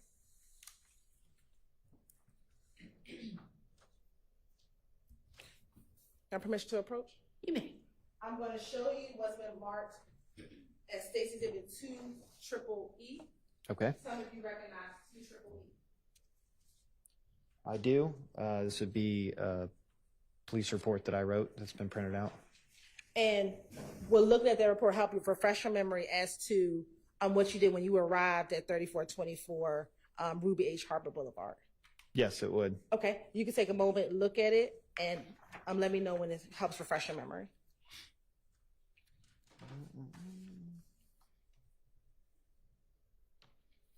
Okay. Yeah, this helps. I'm ready. Okay. Do you recall what time of the day would you have arrived at that location? That would be, this report was submitted in the morning. So let's see. Yeah, this was, looks like the report was submitted at 1:06 a.m. Okay. And I apologize, you said you worked the morning watch? Yes. What was the time of the morning watch? I want to say I got there at 10, left at like 6 or 7 in the morning. So morning watch starts at 10 o'clock p.m. 10 p.m., yeah. and goes until about 6 or 7 a.m. Yes. When you responded at about 1 o'clock a.m., what did you see when you first arrived? That there was like basically a couple vehicles that had been damaged, and I want to say the front door of the house had been shot as well. Okay. And you said a couple cars have been damaged. Does your report indicate what cars were damaged? Yes, it does. An Econoline van that's a Ford van, and then a Chevrolet Caprice. And where were those 2 vehicles located? In the front yard? And did you also say that there was a door that had been shot? Yes, front door. The cars, what if any damage were on those vehicles? It was the windows were broken, and another one had been shot in the front door. So it was a window and a front door of a car. Now, while out there, were you able to see any shell casings or projectiles? And are you looking at your report to help refresh your memory? Yes, I am. Okay. Yeah.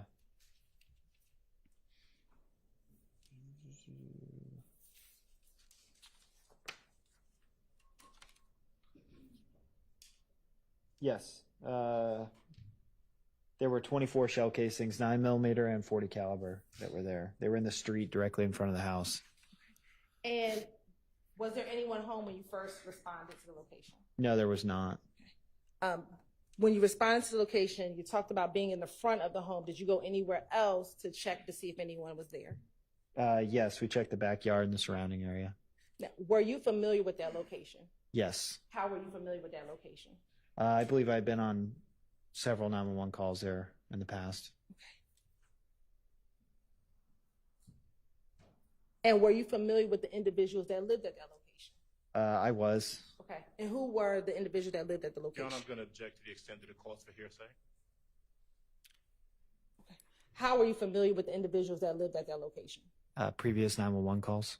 And those 911 calls that you responded to? Correct. And when you responded to those previous 911 calls, did you interact with the individuals that lived at that location? Yes. And did you become aware of them through that interaction? Yes. Okay.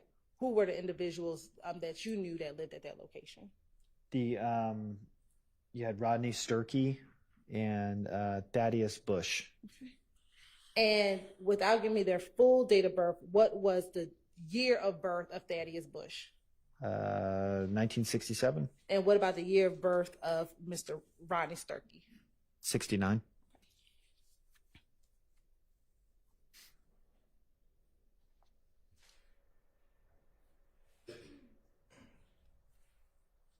The cars that were in the driveway, did you do anything with those cars?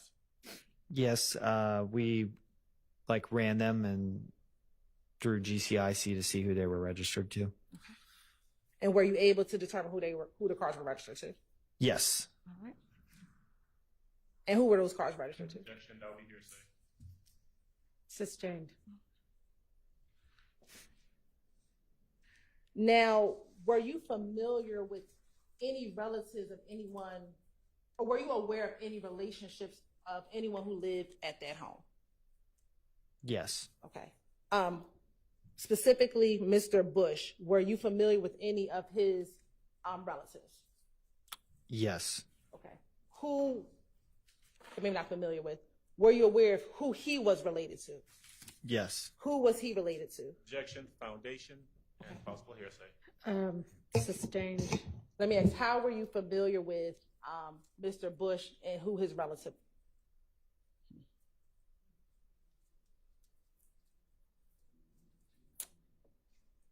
I'll withdraw that question.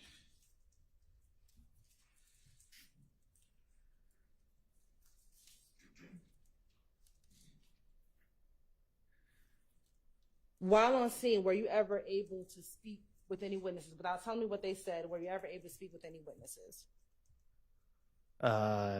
Yes. Okay.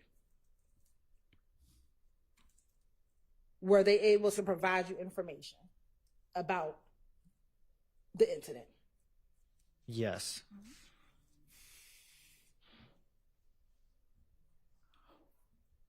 Were there any other cars that were in that area that were not damaged? There were a few cars in the yard that were not damaged.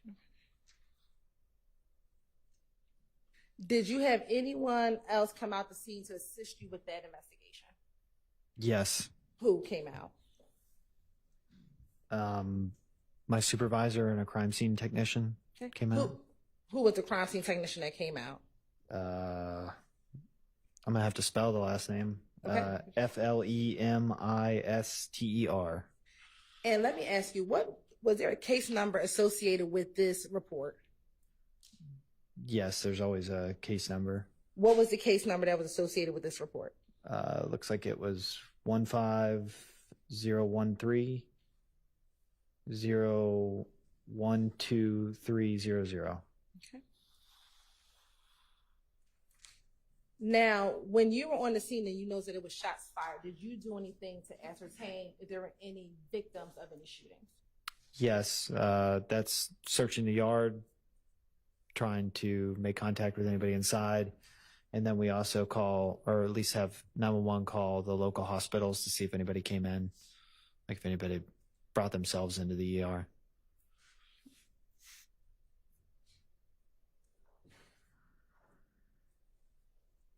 At any point while you were on scene, did either Mr. Bush or Mr. Sturkey arrive on scene? I believe they did. Okay. Do you recall if both of them arrived or one of them arrived? If I can look at my report, I can let you know. Sure.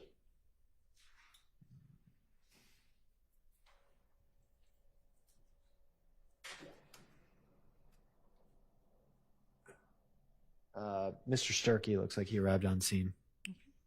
And were you able to speak with him when he arrived on scene? I was. And was he able to, provide you any contact information for himself or for Mr. Bush? Yes, he provided contact information for both.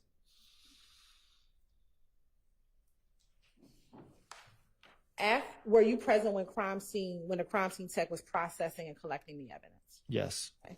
After the crime scene processed the evidence and you wrote your report, did you have any other involvement with responding to that location? No.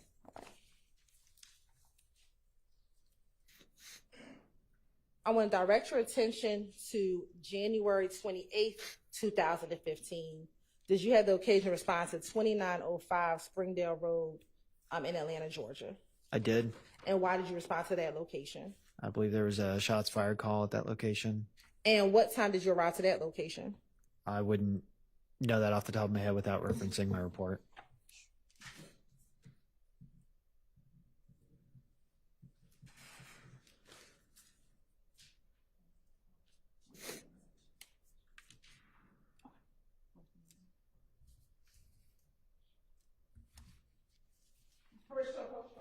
You may. I'm going to show you what's been marked as Exhibit 129 Triple C. Tell me if you recognize 129 Triple C.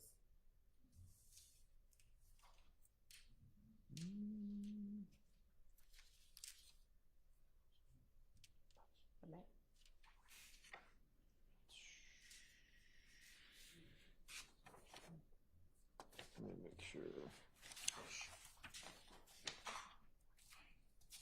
No, I don't. This is not. I mean, I know the person that wrote it, but that's not mine.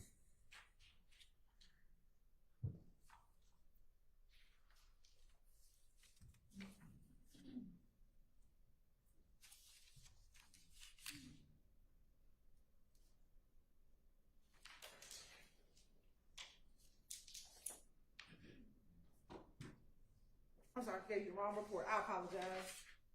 Okay, now looking at 129 Triple C. Tell me if you recognize 129 Triple C. Yes, I do. This is a report I wrote. All right, well, that helped refresh your memory as to what time you responded to 2905 Springdale Road, 2905 Springdale Road on January 28, 2015. Yes, it does. What time did you respond? Looks like 12:16 in the morning, so just after midnight. And why did you respond to that location? Shots fired. Apartments were damaged by gunfire.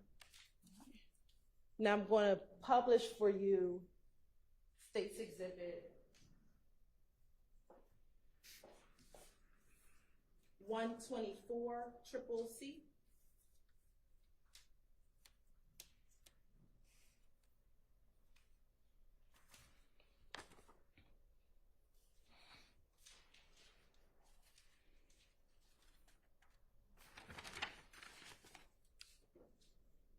No, 124.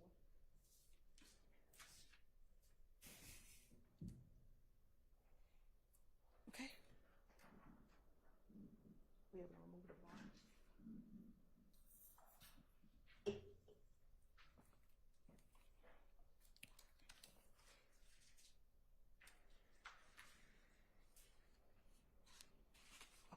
And looking at 124 Triple C, if you could just orient the jury to what we're looking at as Exhibit 124 Triple C.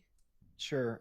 To the north is well, it's older now, but at the time it was a newer Walmart on Cleveland Avenue. And then you go down Springdale Road. This apartment complex would be on your right.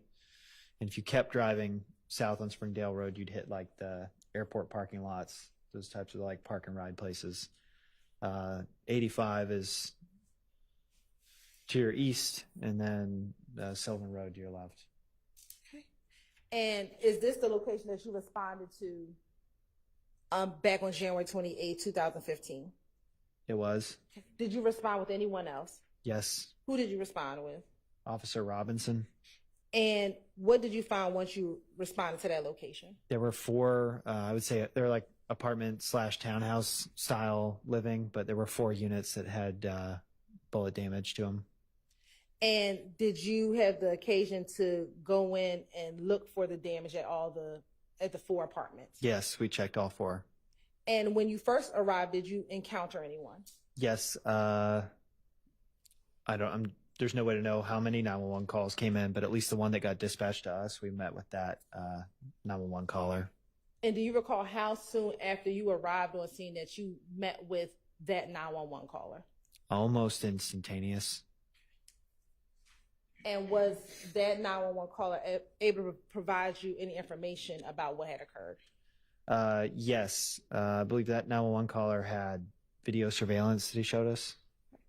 And did you look at the video surveillance? I did.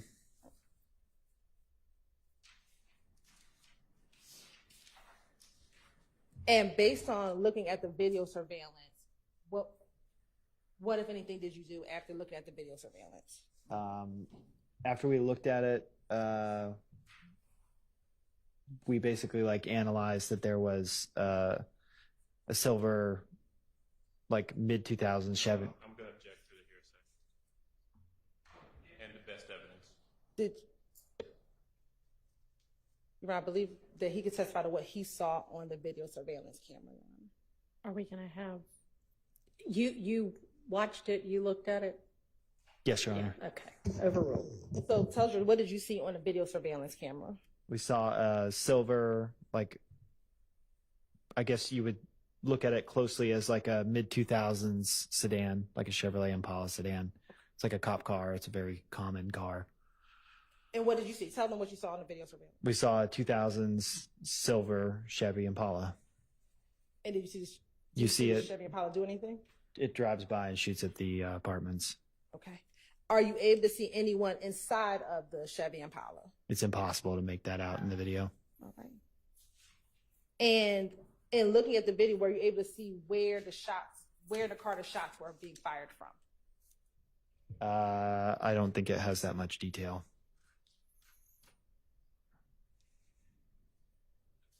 Will looking at a copy of your report help refresh your memory as to whether or not you saw It would. Okay. If you want me to read it, I can.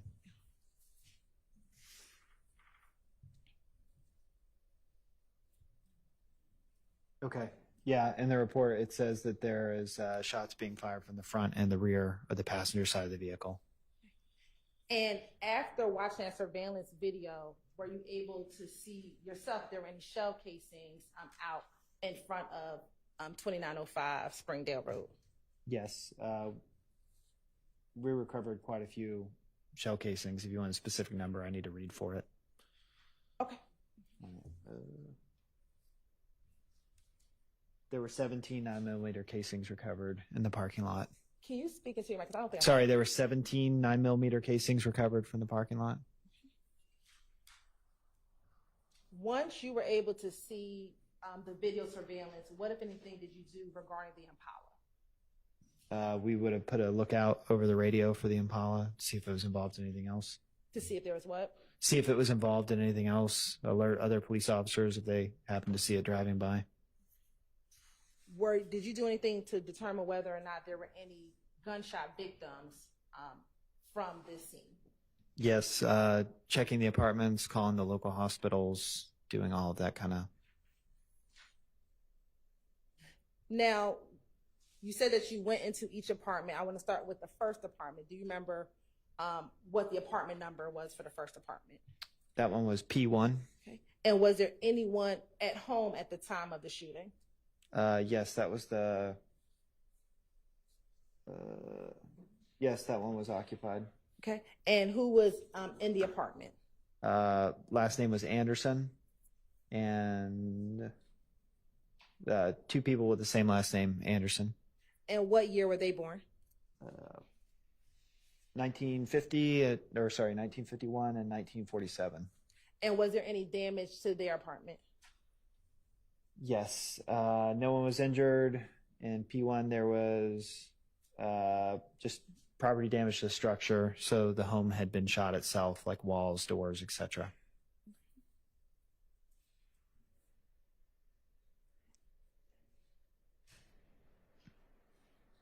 And you said there were holes. Was there 1, 2, 3, or 4 holes within their structure?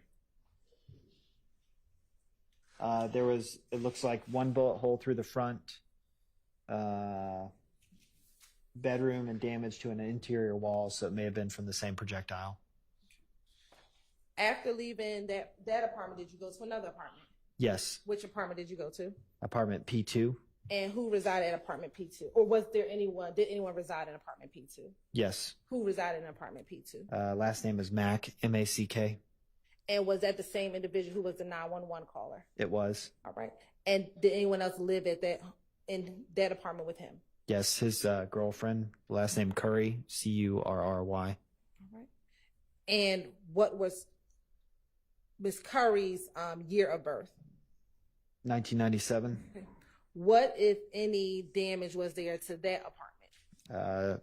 In the report, it says there were several bullet holes into apartment P2. No property damage except the structure. At this point, that the witness not read from his report, if it needs to be used to refresh his recollection, that's fine. All right. Sure. So just, if it helps refresh your memory, read it, and then if it refreshes your memory, you can testify from your Got memory. it. All right. Were there any projectiles? I'm gonna have to read to give you the specifics on that. Read it, and if it refreshes your memory, then you can let us know. Got it.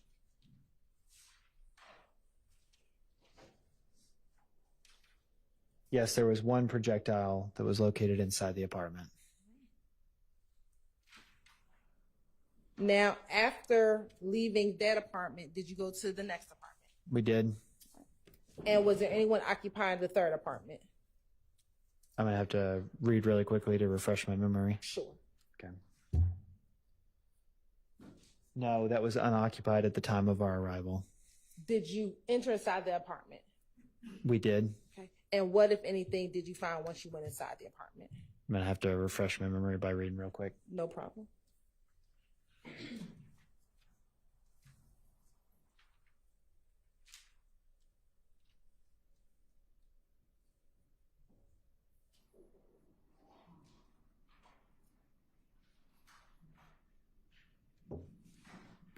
Okay.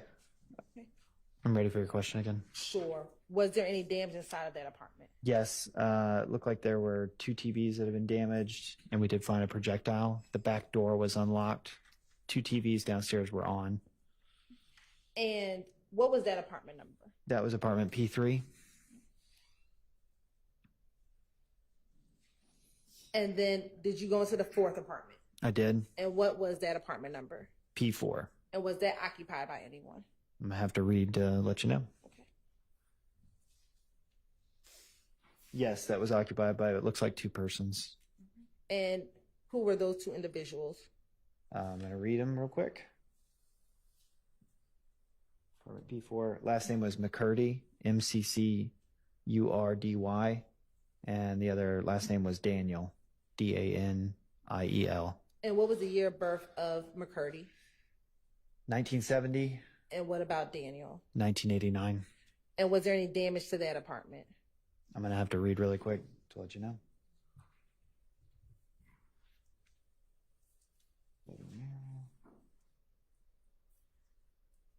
Looks like a bedroom mirror and some of the walls were damaged.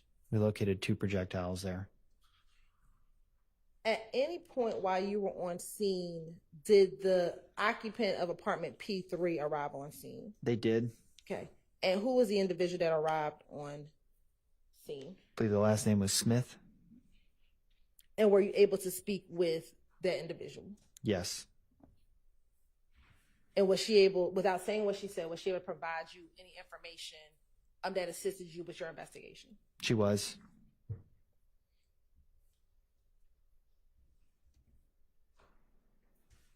Now, did you have any crime scene techs come out to the scene? We did. Okay. Which crime scene tech came out to the scene? Sanders was the last name. Okay. And were you the officer that directed her to all of the damage and projectiles that were found at the apartment complex? I was.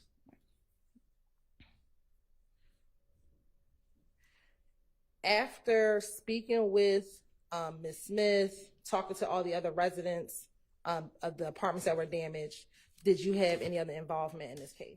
No. All right, court's indulgence for one moment.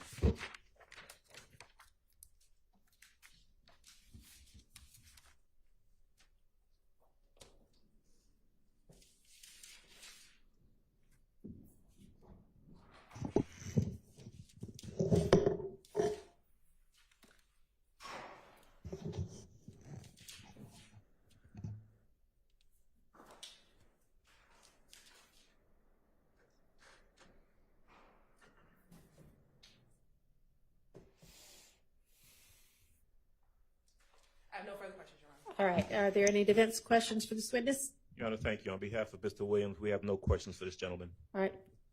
Mr. Short, if you. Okay. Good afternoon. Good afternoon. My name is Max Shard. I represent Shannon Stillwell, okay?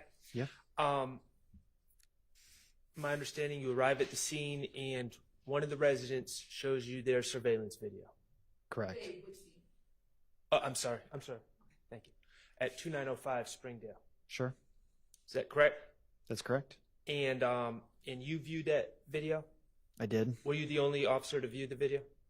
I couldn't remember. This is from several years ago. I understand. I In that video that you watched, mm-hmm. there appeared to you to be one car involved in this incident, correct? Yes. Okay. And that one car that appeared to be involved, according to the video, was a silver Chevrolet Impala or a similar car. Yes, the taillights are awfully specific on that car, so that's what it looked like to me. Okay, but it was definitely silver. Could be a variety of gray. It could be anything. Okay, But gray or silver. sure. Sure. Okay. And that video that you watched, Mm-hmm. did you collect that video? I have no idea. I mean, if it's listed in there as being put in like on a thumb drive, then sure. When a case like this typically happens, it gets assigned to an investigator, and they would be the ones to retrieve it, or a crime scene tech, not necessarily the responding officer. Would you have, if you didn't collect it, would you have alerted the investigator? Sure. Yeah. Okay. And do you personally know where this video is now? No. Okay. Thank you. Any other defense counsel questions? Nope. Any redirect? All right. Thank you for your time. You are excused. Thank you. And we're going to adjourn for the day. So I think y'all may know we have a somewhat, just slightly late start in the morning. Y'all may not know. 9:30, one of your number needs to deal with something early in the morning and believes that they can be here by 9:15 or 9:30. We're just going to make it 9:30. So all of y'all make your arrangements for us to start at 9:30 in the morning. Don't discuss the case with anybody. Don't allow anybody to discuss it with you. Don't look at any kind of accounts of any sort. And we'll see you in the morning. Thank you.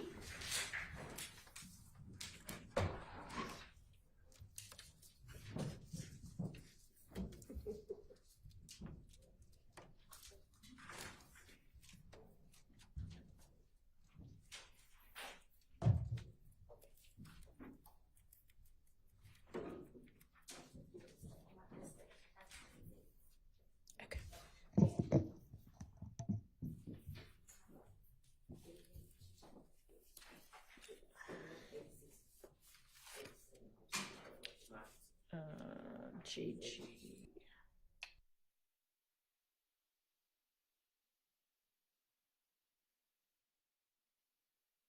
All right, I think that for us, we might still come at, y'all can sit down, at 8:45 because I feel like we maybe have things to go over. I know Mr. Steele just sent several new motions in limine. Y'all should have your witnesses ready to go at 9:30. Is there any issue remaining with witnesses? I know, Ms. Love, you updated us over the lunch hour, I believe, with when and where there was notice of the newly re-added witnesses. Is there any issue about anybody now? Okay, all right. If we can just have some idea of what witnesses they plan to call on tomorrow. Okay. Is there any update on Mr. Zachary? If he's out tomorrow, we're going to put him out tomorrow. Yeah, so that one is just kind of an unknown. If he gets released, he's going to come straight here, it sounds like. That's the intention. And beyond that, who do you think?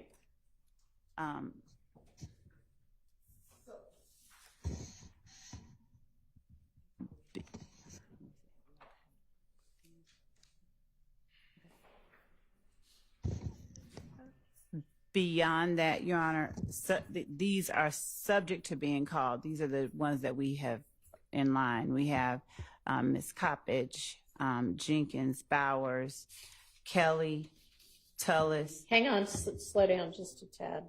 Everybody's sort of jotting it down. All right, so this is who you expect to be lined up calling tomorrow. This is who we have lined up, and if we don't have Mr. Zachary. Understood. Okay, so can you run through that again a little more slowly? Yes. Miss Latners, I should have started Sure. with her. All right. Miss Coppedge, Jenkins, crime scene tech, Jenkins, Bowers, also crime scene tech, former GBI analyst Kelly, crime scene tech Tullis, former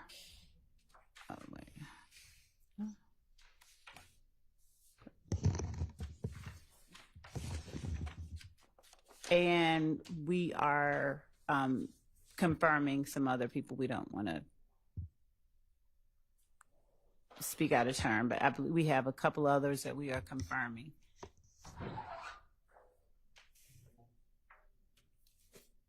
Okay. Y'all had mentioned Montgomery before as a maybe today witness. Is that going to be a maybe tomorrow witness, or is that the? That was Montgomery Porter. Oh, Montgomery Porter. Okay. Yes. All right. Never mind. Okay. All right. Does that work? That helps. Okay. Thank you. All right. So I just feel like if I tell y'all 9, we'll have 45 minutes worth of things to deal with instead of 30. So let's plan on 8:45. Yes. Can we, I believe that Mr. Atkins had introduced or intended to introduce a specific exhibit 38. Yes, please go ahead. He'll address it. Your Honor, I just wanted for the record, for identification purposes, Supervisor Tregot, who testified this morning, he referenced his report, and so I wanted to introduce for identification, it's his crime scene record, so that it's in the record as 32 Delta Delta Delta. I didn't have the exhibit sticker on that when I showed him this crime scene report, so I just wanted that to be in the record. Is there any objection? No. All right. That's admitted. And Your Honor, the last thing I wanted to ask, just because we just discussed it, is would the court permit, if the state finds specifically on the CAD report and 911 call that the state, Mr. Matthews, and the court were just discussing, for a 5-minute argument in the morning if the case finds an appropriate case to share? Absolutely. Thank you, Your Sure. Honor. And would the state mind, I'm going through the in-camera on the communications between the state and the various attorneys for people who have pled. Do y'all mind getting me the executed plea acknowledgement for whomever y'all sent me over the correspondence for? Because I know it's somewhere and I could probably sort through and find it, but if y'all could just get them to me, it'd be easier. Because I've got sort of the drafts going back and forth, but I don't know what the results look like. I will. I think that we filed them in Odyssey. Do we? And I'm sure that they are we'll get somewhere, them. but we have them. We will give the court that'd be signed great. copy. Yes, That would be great. Thank you. Anything else before we close for the day? Okay. All right, so take a look at, and I don't know how soon we're going to get to the various things that are addressed in Mr. Steele's motions in limine, but take a look at those in the event that any of that is anything we're going to be getting to soon. All right, I'll see everybody at 8:45. Thank you. Thank you.